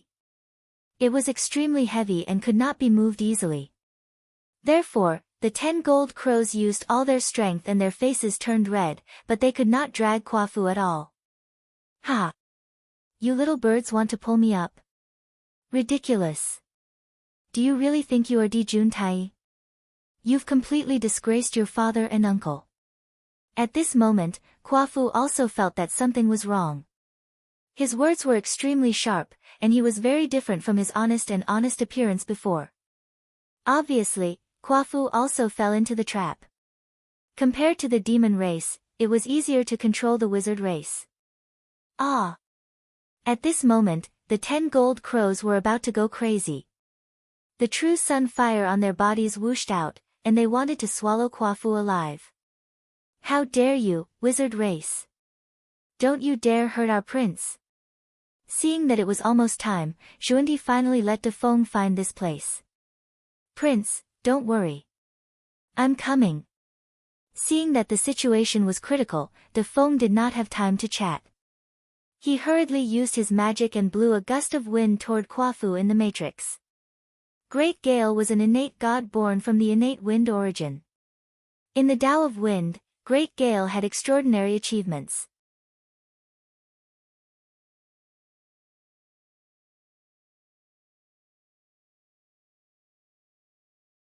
Chapter 265. The 10 golden crows could not move Kwafu. The 9 heavens astral wind whizzed out and turned into a whirlwind. It wrapped Kwafu up and lifted him into the air. Oh no! Kwafu knew something was wrong when he saw himself leaving the ground. He quickly recalled his peachwood staff and swung it forward with all his strength. The Wu tribe had the best physical body in the primitive world. Naturally, their strength was also the best. Under Kwafu's staff, the void shattered, the 5 elements were destroyed, and yin and yang ceased to exist. Earth, fire, water, and wind intertwined. The destructive aura surged and shattered the 9 heavens astral wind. However, how could the 10 golden crows let Kwafu return to the ground when they finally lifted him up? Seizing the opportunity, the 10 golden crows activated the divine sun mirror and hit the ground. Without Kwafu's suppression, how could the surrounding mountains and rivers resist the power of the golden crows? In an instant, tens of thousands of miles of mountains and rivers were turned into ashes. Without the support of the earth, Kwafu's strength fell sharply. He could no longer resist the surging sun primordial fire. In just a moment, his body was burned black. He was in a sorry state. After all, he was Daluo Jinxian. How could he die so easily? The sun primordial fire only damaged Kwafu's physical body. It could not hurt him at all. It was far from enough to kill him. Barbarian of the Wu tribe, how dare you be so arrogant? Seeing Kwafu's sorry state, the 10 golden crows were very proud. They turned to Defeng and said, Defeng, stop this barbarian so that we can use our secret treasures to kill him. As the sons of the celestial emperor, the 10 golden crows were not short of treasures. However, they were obsessed with Kundi and did not think about it. Now that they had calmed down, they thought about their own treasures. Okay. Defeng took out a long green banner and waved it at Kwafu. The long banner was called the Innate Wind Banner. It was Defeng's spiritual treasure. It was an upper-grade innate treasure that could release innate divine wind. The innate divine wind whizzed out and turned into green chains, locking Kwafu firmly. No matter how hard he struggled, he could not move. Your Highness, do it quickly. Kwafu's strength is extraordinary. I can't hold on for long. After suppressing Kwafu, Defeng hurriedly shouted to the 10 golden crows. They were both Daluo Jinxian. Without the help of the 10 sun-burning sky formation, it was hard to say who would be the one suppressing the other. Ha, go die. Sneering, the golden crow took out a silver needle and stabbed it toward Kwafu. Above the silver needle, the Khanate Taiyin origin chi flowed. It released a shocking chill that seemed to be able to freeze the world. This was the Taiyin Ice Soul Needle, a supreme treasure created by Shiha using the essence of the Taiyin star. It contained the Tao of Taiyin and could freeze all things and kill all life. Such a treasure could only be refined once every 100 million years. It was a rare treasure in the primordial world that could kill Daluo Jinxian. In front of the Taiyin Ice Soul Divine Needles, the physical body that the sorcerer tribe was so proud of had completely lost its function. It was like a rag that was easily pierced through. In an instant, Kwafu's expression froze. His body stiffened, and he was frozen into an ice sculpture. A terrifying Khanate chill spread out and wiped out all life in his body. Then, the Khanate chill spread up and wiped out Kwafu's Khanate indestructible true spirit. Just like that, a grand sorcerer, a powerhouse who dominated the primordial world, silently died here. Your Highness, Kwafu has been killed. The sorcerer tribe will not let this matter rest. We should leave as soon as possible to avoid any accidents. The land was the territory of the sorcerer tribe. If they killed the grand sorcerer here, when the sorcerer tribe experts arrived, they would not be able to escape. No one could save them. The Heavenly Court. They had to return to the Heavenly Court immediately. Only by returning to the Heavenly Court could they be considered safe. However, before they could do anything, a black arrow suddenly shot out from the void. It directly pierced through the 3 golden crows and killed them on the spot. Ah, third brother, third brother. Who? This sudden scene left everyone dumbfounded. After a while, the golden crows finally reacted to what had happened and roared with their eyes wide open. On the other side, De Feng's face turned pale. The 3 golden crows were dead. The son of the Celestial Emperor was dead in front of him. This was a big deal. Hou-yi, you deserve to die. The golden crows could not recognize the origin of the black arrow, but De Feng, who had dealt with the sorcerer tribe for many years, could recognize the origin of this object. That arrow was the Xianming arrow. It was the personal treasure of the grand sorcerer, Hou-yi. The identity of the person was self-evident. He was one of the strongest sorcerer tribe, Hou-yi. Since the establishment of the demon tribe, Hou-yi's hands were stained with the blood of countless demon tribe members. Even several demon gods had died in his hands. He was the strongest among the Daluo.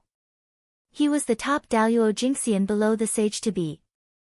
Hou-yi's name was enough to make countless demon tribe tremble in fear. Puff! Another black arrow appeared and pierced through the 4 golden crows, taking away their lives. This was Hou-yi's response to De Feng. So what if you are the son of the Celestial Emperor? How dare you kill the grand sorcerer of the sorcerer tribe? Ah! Bastard! De Feng felt like he was going crazy. In front of him, another son of the Celestial Emperor had died. What was Hou-yi doing? Was he forcing the demon tribe to wage a full-scale war against the sorcerer tribe? Now that things had come to this, De Feng knew that even if he returned to the Heavenly Court, Di Jun would not let him go. It was better to fight to the death and fight for a chance of survival for the little golden crows. He could ask for Di Jun's forgiveness and resurrect him in the future. Hou-yi, I'll fight you to the death. With a decision in his heart, De Feng burned everything he had in exchange for unparalleled power and charged toward Hou-yi.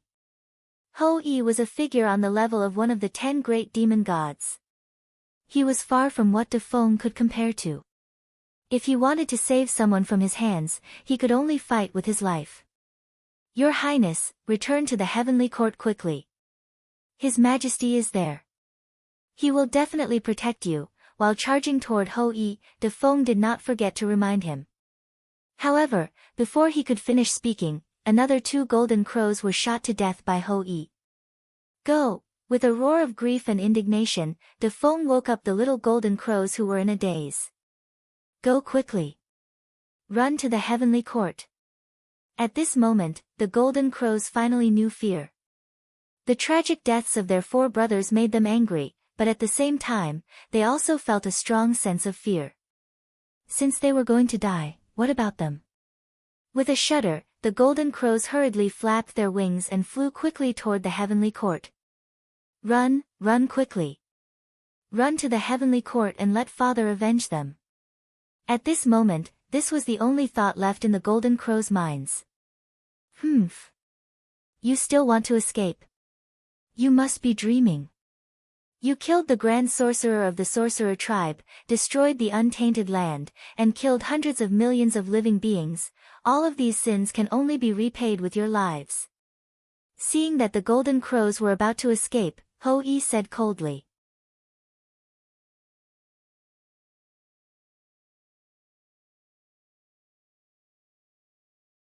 Chapter 266. The Xianming arrow was the most precious treasure of the Xianming tribe. It was made from the bones of the Xianming ancestral witch. There were only 10 arrows in the world.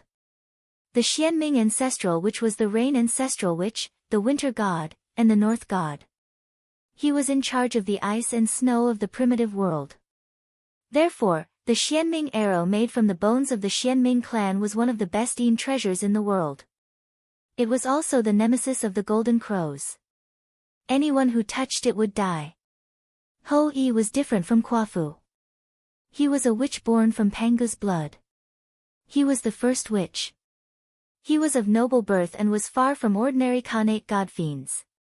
Even an ordinary sage-to-be might not be his match, let alone De Feng, who was not even ranked in the demon race. Scram! After sending De Feng flying with a punch, Hou-yi continued to draw his bow and shoot 3 arrows in the direction of the golden crow's escape. Swoosh! Swoosh! Swoosh! Amidst whooshing sounds, 3 more golden crows were killed by Hou-yi. Hou-yi, the god of archery, never missed.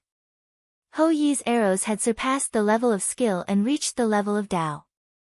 If he went one step further, he would be like Feng Zichen, who established the Khanate sword Dao. He could imprint the Dao of archery into the origin of heaven and earth, turning the acquired Dao into the Khanate Dao. Such an expert could easily kill the little golden crows. Not to mention, he was holding the nemesis of the golden crows, the Xianming arrow. Today, the 10 golden crows were doomed. No, 7 golden crows died tragically. De Feng had already expected his end. He could not help but despair. Hou-yi, let's die together. After a while, seeing Hou-yi aiming his bow at the remaining golden crows, De Feng gritted his teeth and rushed to Hou-yi's side. He exploded. It's useless. Hou-yi stood in the center of the explosion and did not move. He allowed the power of De Feng's explosion to hit his body.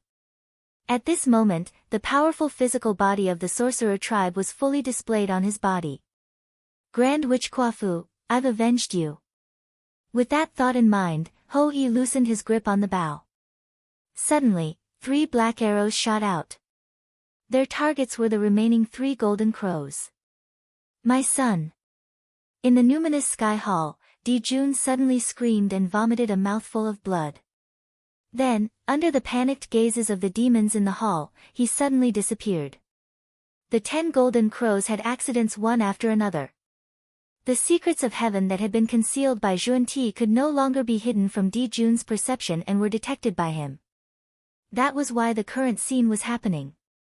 The Xianming arrow was extremely fast. A black light flashed by and the 2 golden crows died on the spot. Second brother, on the other side, the golden crow couldn't help but cry out sorrowfully when he saw that another of his 2 remaining younger brothers had been killed.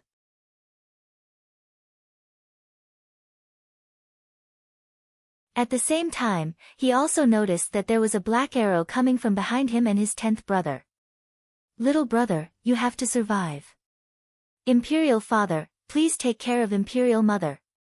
After taking one last look at the sun star, the golden crow ignited its origin and drove the sun god mirror. It was like a small sun as it collided with the Xianming arrow that was shot towards the golden crows, blocking the fatal blow for him. You have to survive. With that last sentence, the golden crow completely disappeared from the world, leaving nothing behind. Big brother, this scene made the golden crow's eyes almost pop out of their sockets. He wanted to immediately turn back and fight Hou-yi, but he couldn't. The golden crow used his life in exchange for a chance to escape. He couldn't let the golden crow's sacrifice be in vain. He had to survive and escape back to the heavenly court to avenge his brothers. Resisting the urge to turn back, the 10 golden crows used all their strength to activate the rainbow transformation technique and flew back to the heavenly court. He was afraid that once he turned back, he couldn't help but fight Hou-yi to the death. This golden crow is quite decisive. However, he still has to die. Hou-yi called back the Xianming arrow, drew the longbow, and shot an arrow. Let's see who can save you this time. Hou-yi said as he put down the Hou-yi bow. My life is over. Under this arrow, the 10 golden crows only felt that no matter where they were, they couldn't dodge this arrow. There was really no escape and no way to avoid it. The shadow of death uncontrollably crept into their hearts. And just as the Xianming arrow was about to hit the 10 golden crows, a golden figure suddenly appeared in front of the 10 golden crows and grabbed the Xianming arrow. At the critical moment, Dijun finally arrived. In the end, the 10 golden crows weren't fated to die. With the protection of the sun star, even though the golden crows had killed so many people, they still had a chance to live. The 10 golden crows, 9 out of 10, just happened to meet their fate and meet the will of the heavens. My poor children, looking at the 8 golden crow corpses on the ground, Dijun seemed to be crying and laughing at the same time. He was clearly extremely sad. Wah! Father, Big Brother and the others are all dead. In order to save me, Big Brother even burned his origin and returned to the embrace of the sun star. Nothing is left of him. Father, you have to avenge Big Brother and the others. Seeing Dijun, the 10 golden crows' fear was finally released. They couldn't help but cry out to Dijun, "Don't cry. You are the crown prince of the demon race. How can you cry?" Looking at the remaining 10 golden crows, Dijun said sternly.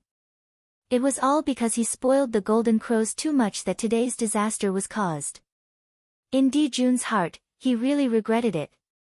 Good, very good.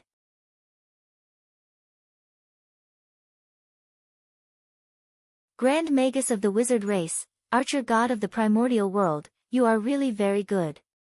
With a wave of his sleeve, Dijun sent the 10 golden crows back to the heavenly court. He turned his head and said to Hou-Yi. At the same time, he exerted a little strength in his hand and crushed the Xianming arrow into pieces. I don't deserve such praise from your majesty. I am just eliminating evil for the primordial world. Since Dijun appeared, Hou-Yi's body couldn't help but tense up. It was as if he had met the great Tao, and a great sense of fear arose in his heart. However, the pride of the wizard race didn't allow him to bow down to the enemy. Even if he died, he would die standing.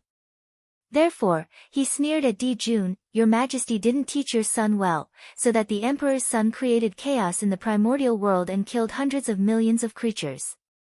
I wonder how your majesty is going to explain to the living beings in the primordial world. I killed a great evil in the primordial world and saved the people from the fire. I wonder how your majesty is going to reward me." As the Lord of Heaven and Earth, Dijun naturally had to be responsible for all living beings in the world. There was nothing wrong with Hou-Yi asking him this question. "Humph, you have a sharp tongue." With a cold smile, Dijun didn't answer Hou-Yi's question. Because Hou-Yi was right. It was all the golden crow's fault. Killing the golden crows was not only not wrong, but also meritorious. If Dijun hadn't come here and affected the operation of heaven and earth, merit would have fallen into Hou-Yi's body at this moment as a reward. However, Hou-Yi killed Dijun's 9 sons. He couldn't wait to cut Hou-Yi alive. How could he reward him? How can I forgive you for killing my 9 sons? Pay with your life for my poor son. Dijun stretched out his hand and grabbed Hou-Yi.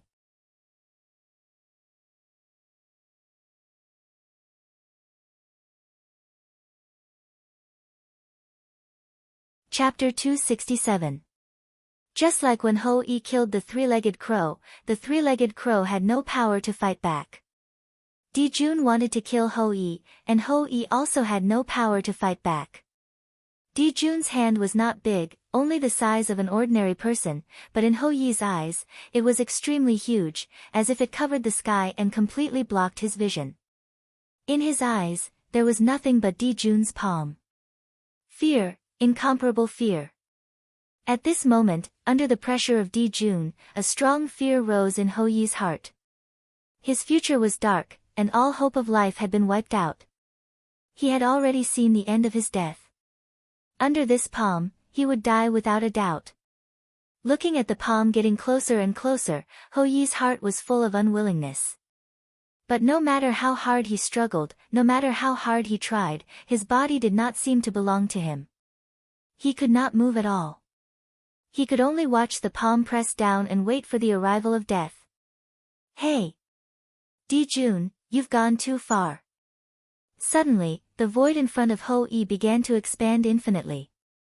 In an instant, it was already an endless distance. At the same time, Ho-Yi's body was also retreating rapidly.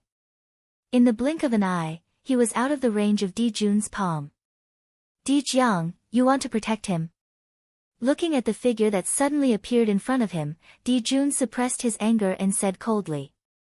The one who saved Ho-Yi was the leader of the witch tribe, ancestor Magus Dijiang, Pangu's eldest son, the master of space, and the top great medium in the untainted land. Only he, who was known as the fastest in the untainted land, could save Ho-Yi from Dijun at the critical moment. In this way, the two most powerful people in the untainted land gathered here. The Lord of Heaven and the Lord of Earth. Dijun, your son created chaos in the untainted land and was killed by Ho-Yi.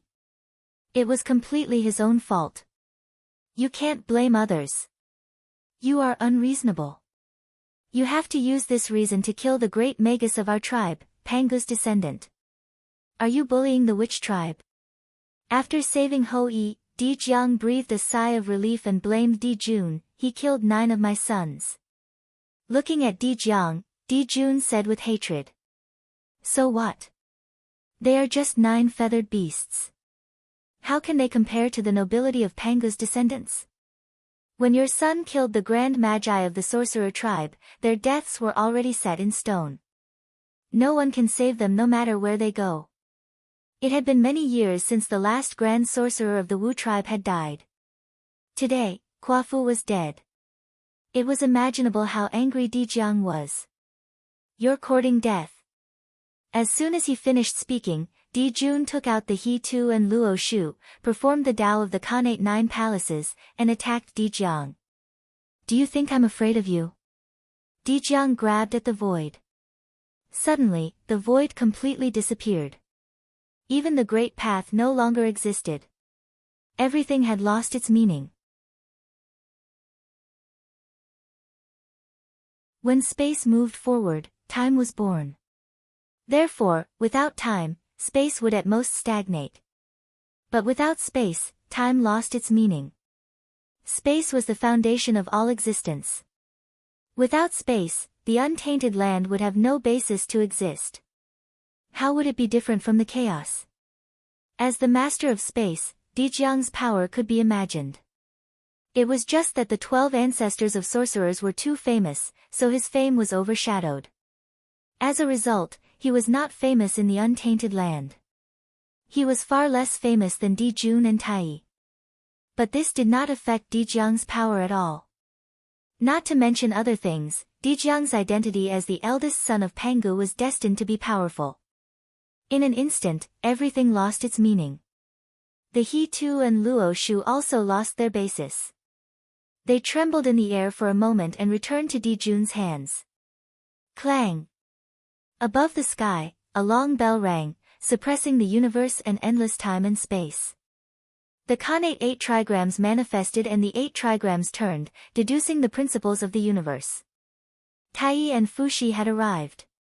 Then, the demon saints and demon gods of the demon tribe descended one by one under the lead of Kunpeng. On the other side, various laws manifested. The river of time flowed slowly, and the great path of the 5 elements descended. The 12 ancestors of sorcerers had arrived. Behind them were the grand sorcerers of the sorcerer tribe. At this moment, all the higher-ups of the sorcerer and demon tribes appeared here. The atmosphere was on the verge of exploding. It's going to pierce through the sky. Such a huge change had happened in the primordial world. Naturally, many great mystical abilities experts would notice it.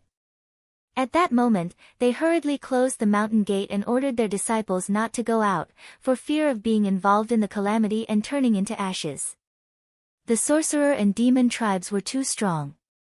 Once they fought, even the sage-to-be could not protect themselves. How could the powerful figures not be afraid? Big brother, let's fight. Tai silently came to Dijun's side and said. There were no unnecessary words.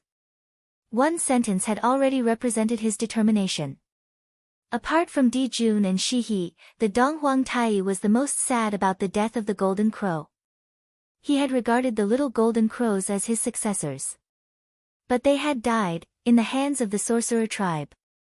How could Tai bear it? New and old hatred surged in his heart. Tai's heart was filled with killing intent. He wanted to destroy the sorcerer tribe. Go back. At this moment, Di Jun calmed down and ordered everyone. What? Go back.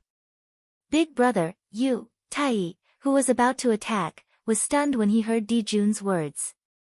I said, go back. After that, ignoring the puzzled expressions of Tai and the others, Di Jun waved his sleeves and turned to leave, returning to the heavenly court. Di Jun left without looking back. No matter how unwilling Tai was, he could not continue to stay here.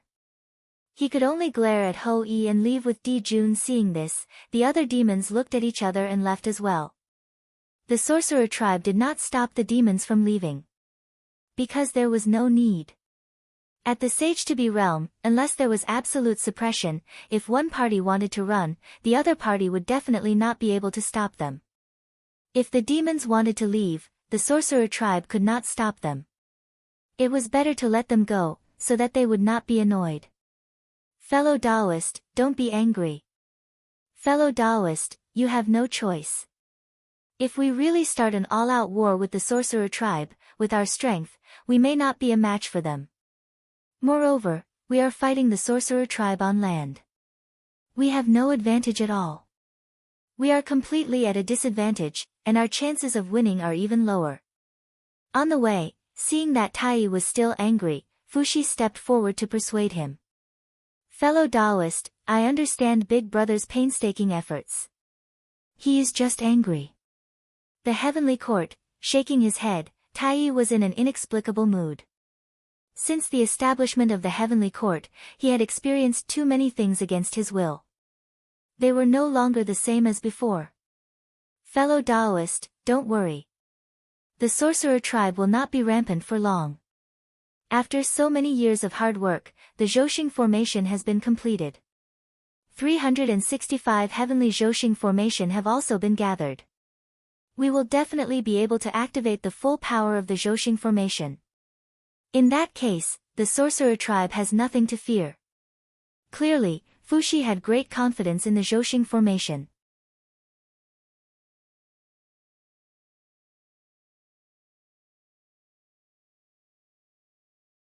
Chapter 268. The Zhouxing formation could be said to be Fushi's life's work. He had poured everything he had into it. Among the demons, no one could compare to him in the study of the Zhouxing formation. This was because the Zhouxing formation was deduced by him and Di Jun through the combination of Zhouxing. However, in terms of the Tao of deduction, Di Jun could not compare to Fushi. Therefore, the main body of the entire Zhouxing formation was created by Fushi. Di Jun only played the role of filling in the gaps. Fushi's ability to comprehend the connate 8 trigrams had something to do with this experience. Exploring the secrets of the Zhouxing formation had allowed him to gain too much. These were the principles of the great Tao that could be used for a lifetime. It was with these gains that Fushi had accumulated far more than his peers. Only then could he understand the principles of the universe and comprehend the connate 8 trigrams. In Fushi's heart, the Zhouxing formation was the number one formation in the primordial world. Its power was endless. If it was fully operated, it could even defeat a saint. With this array, it was enough to be the foundation of the demon clan. What was the sorcerer clan to them? In the first battle between the witch race and the demons were defeated. It was not that the Zhouxing formation was not good enough, but that the demons were not good enough. In terms of the strength of the demons at that time, there were only dozens of Daluo Jingxian. They could not even gather the heavenly cycle star gods. How could they activate the Zhouxing formation? However, it was different now. After countless years of development, there were no less than 1,000 grand Luo demon celestials of the demon race. 365 heavenly cycle demons celestials had gathered and could fully activate the massive heavenly cycle stellar formation. The witch race was no longer a threat. Fellow Taoist, let's wait a few more days. When fellow Taoist Shiha comes out of seclusion and takes charge of the lunar star and completes the Zhousing formation, it will be time for us to fight the witch race. Shiha's seclusion caused the Zhousing formation to be incomplete. It was missing an important part, the lunar star. Therefore, Dijun did not dare to rashly start a war with the witch race. That was why he returned to the heavenly court. The demons have gone too far. How dare you kill the great shaman of my shaman tribe? I will not let you off. In the Pangu Hall, the atmosphere was solemn. All the ancestral shamans looked furious and murderous. In particular, the ancestor of sorcerer Hutu, the mother of earth who was known for her mercy in the untainted land, no longer had a trace of warmth on her face. Her face was murderous, and her eyes were full of murderous intent. She could not wait to kill her way to the heavenly court.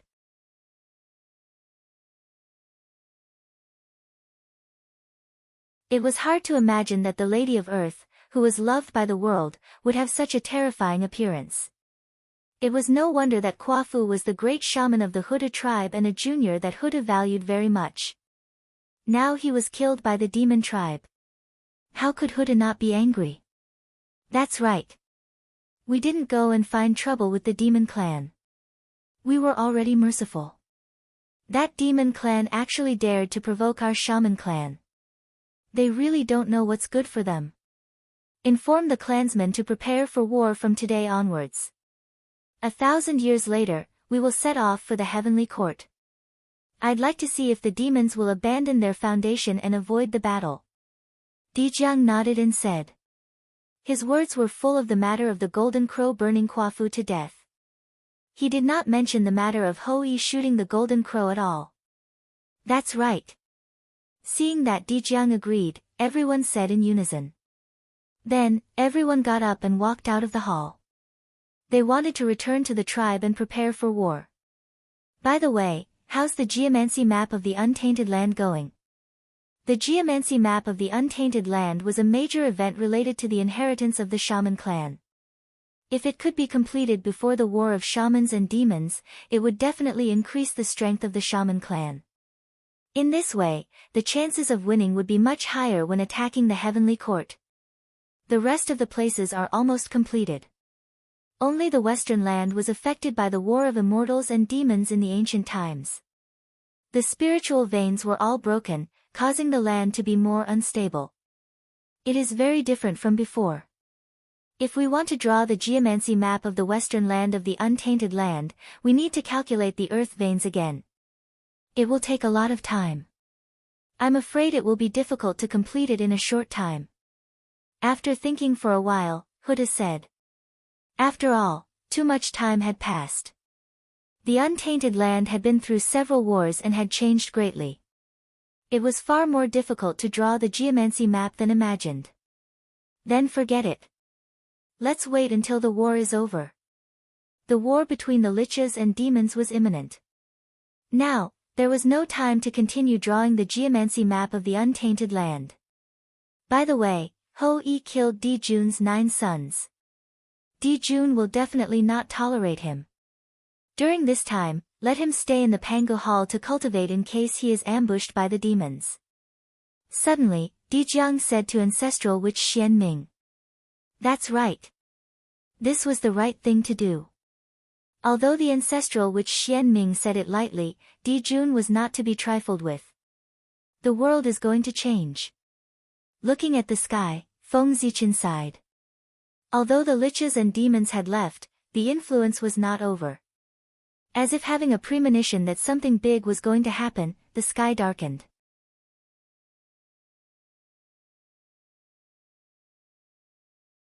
The entire untainted land was filled with an oppressive aura, making people breathless. All tribes, return to the ancestral land quickly. No delay. Also, from today onwards, the ancestral land is sealed. No one can enter but no one can leave. Feng Zichen waved his hand, and a purple light curtain appeared, enveloping the East Sea and preventing anyone from going out. Not only the human clan, but all over the untainted land, as long as there was a Daluo Jingxian in charge, similar things would happen. Everyone in the untainted land knew how powerful the liches and demons were. As long as they were not fools, they would understand that if the two clans fought, the consequences would be very serious. If they were not careful, they would be in danger of being exterminated. How could they not prepare early? Above the heavenly court, in the Lingxiao Hall. Kundi. You deserve to die. At this moment, how could Di Jun not understand that his son had been schemed against by others? Otherwise, before the 10 golden crows were in trouble, he should have sensed it immediately, instead of after the accident. In the untainted land, only the 6 saints had the ability to hide from him. The 3 pure ones were arrogant and would not do such a dirty thing. Fuxi was one of the 3 emperors of the heavenly court, and Nuwa had no reason to attack. In that case, the only ones who met the conditions were Zhu and Ti. Coincidentally, the 2 of them had a grudge against Tai. They had every reason to do so. After destroying the Magi, I will definitely destroy the Western sect. Di Jun clenched his fists and swore secretly. Now, although he was not a match for the saint could not do anything to him. Otherwise, he would not have attacked the 10 golden crows. When Di Jun defeated the Magi and unified the primordial world. At that time, he would be the true Lord of heaven and earth. He would gather supreme luck and become the 8th saint of the primordial world. Moreover, he would be the most powerful saint. He might not be weaker than the Tao ancestor. At that time, it would be easy to destroy the Western sect. As for the Western sect, it was the foundation of the saints who received the commission. Once destroyed, there would be no possibility of their great ambition being fulfilled. Under the backlash of the heavenly Tao, even if Zhu and Ti did not die, his outcome would definitely be extremely miserable. Perhaps, they would lose their saint positions because of this. It was not a secret in the primordial world that Zhu and Ti's saint position was unstable. All the great mystical abilities knew about it. After all, when they made their great wish, the great mystical abilities were all watching. With everyone's wisdom, they only needed to think for a moment to understand what a great ambition was all about. Wasn't it just borrowing merit from the heavenly Tao? However, how could it be so easy to borrow something from the heavenly Tao?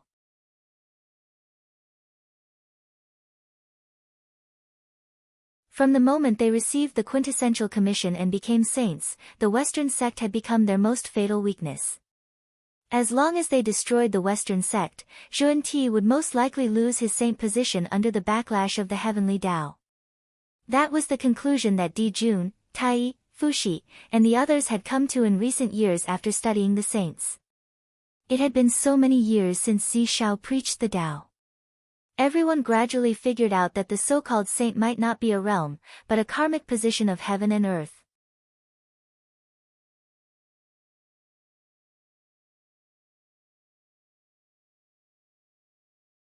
Chapter 269. According to the Tao ancestor, there were only 9 saints in the Eldritch world. This was obviously abnormal. If saints were a realm, how could there only be 9? Shouldn't every great path be able to achieve Tao? Moreover, after the Daluo Jingxian, there was the primordial chaos Daluo Jingxian. This was a realm that could be compared to saints. Without the Hongmeng purple qi, anyone could reach this realm. None of those who could cultivate to become great divine arts were fools. With all these reasons added together, coupled with the title of Holy Birth, if they still could not guess the meaning of the Holy Birth, they would have lived in vain for so many years. Saint, this name already explained everything. It was not a realm, but a karmic position of heaven and earth, a karmic position that allowed one to entrust the heavenly way. After studying saint for so long, they did not find a way to become a saint. Instead, they found the weakness of Zhu and Ti. What a pity! 1,000 years passed in the blink of an eye. On this day, in the Eldritch world, gongs and drums shook the sky. Countless sorcerers gathered and rushed toward Mount Buzhou under the lead of 1,000 great sorcerers. The heavenly court was there. 1,000 great sorcerers were 1,000 Daluo Jingxian. This showed how powerful the sorcerers were. Are they going to fight? The movement of the sorcerers attracted many people's attention. This was a battle that would determine the ownership of the Eldritch world. The winner would dominate the entire Eldritch world and become the main character of heaven and earth. This battle concerned every living being in the Eldritch world. Anyone with some ability would pay attention. Set up the array. While the sorcerers were rushing to Mount Buzhou, the heavenly court also moved. 3,000 demon gods walked out of the heavenly court and personally sat on the stars. They mobilized the primordial star system's origin to form the Zhouxing array. Among the 3,000 demon gods, there were 360 demon gods who were the most powerful. They held the heavenly cycle star banner and bathed in the heavenly cycle starlight, suppressing the Eldritch world's main star. They were the heavenly cycle demon gods who could correspond to Zhouxing. Together with the 5 demi-saints of the demon race, there were 365 demon gods. 3,000 demon gods were 3,000 Daluo Jingxian. The number of Daluo Jingxian of the demon race was 3 times that of the sorcerers. However, this was not surprising. How many people were there in the demon race? All sentient beings could be considered as demons. With so many clansmen occupying the stars in the heavenly cycle, how could the demons not have many perfected golden immortals? What about the sorcerers? As the descendants of Pangu, they were of noble birth. But this also brought to the demons to the gods. This caused the number of sorcerer tribe members to be far less than the demon tribe members. It also caused the sorcerer tribe members to have fewer experts than the demon tribe members. Demon were to the demon race, Even if the demon clan had an overwhelming advantage in terms of numbers, it was still unknown who would win and who would lose. Kill. Under the lead of the Grand Shaman, the Shaman army charged into the heavenly court and engaged in a life-and-death battle with the demon army. Rumble.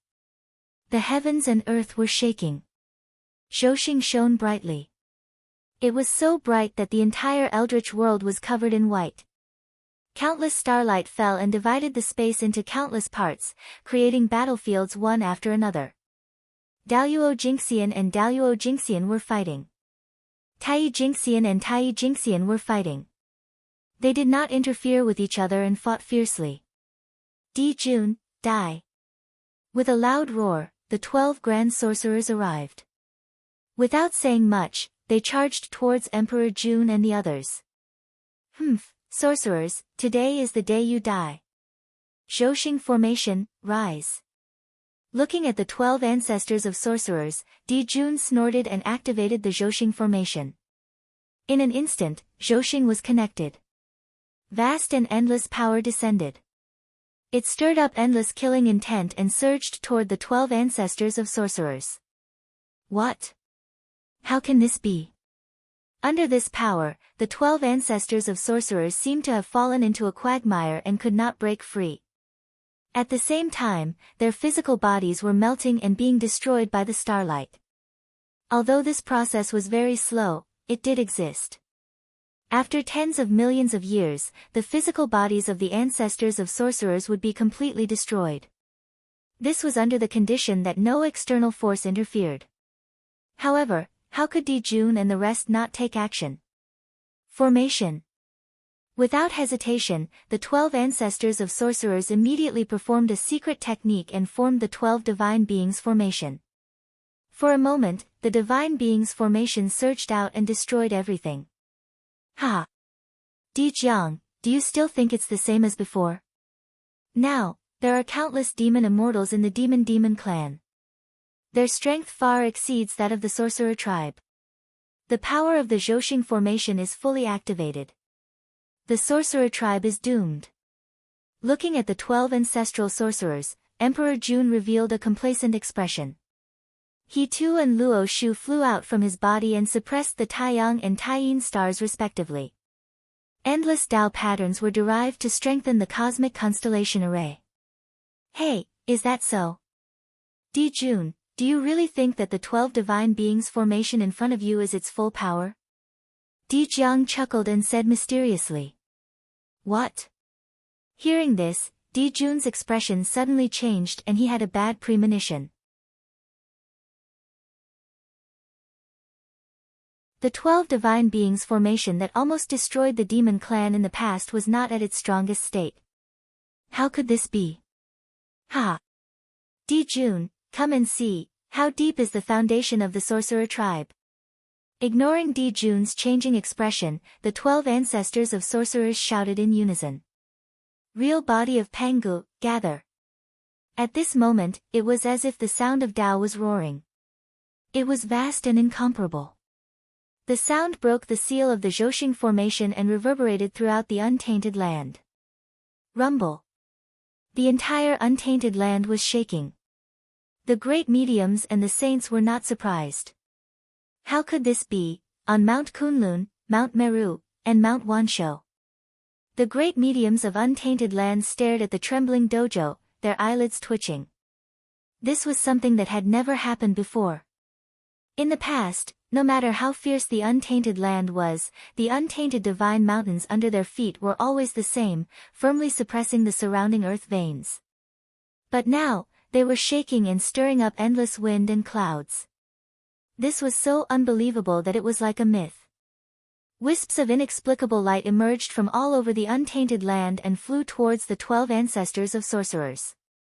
At the same time, in Pangu's hall, an indescribable heart suddenly disappeared.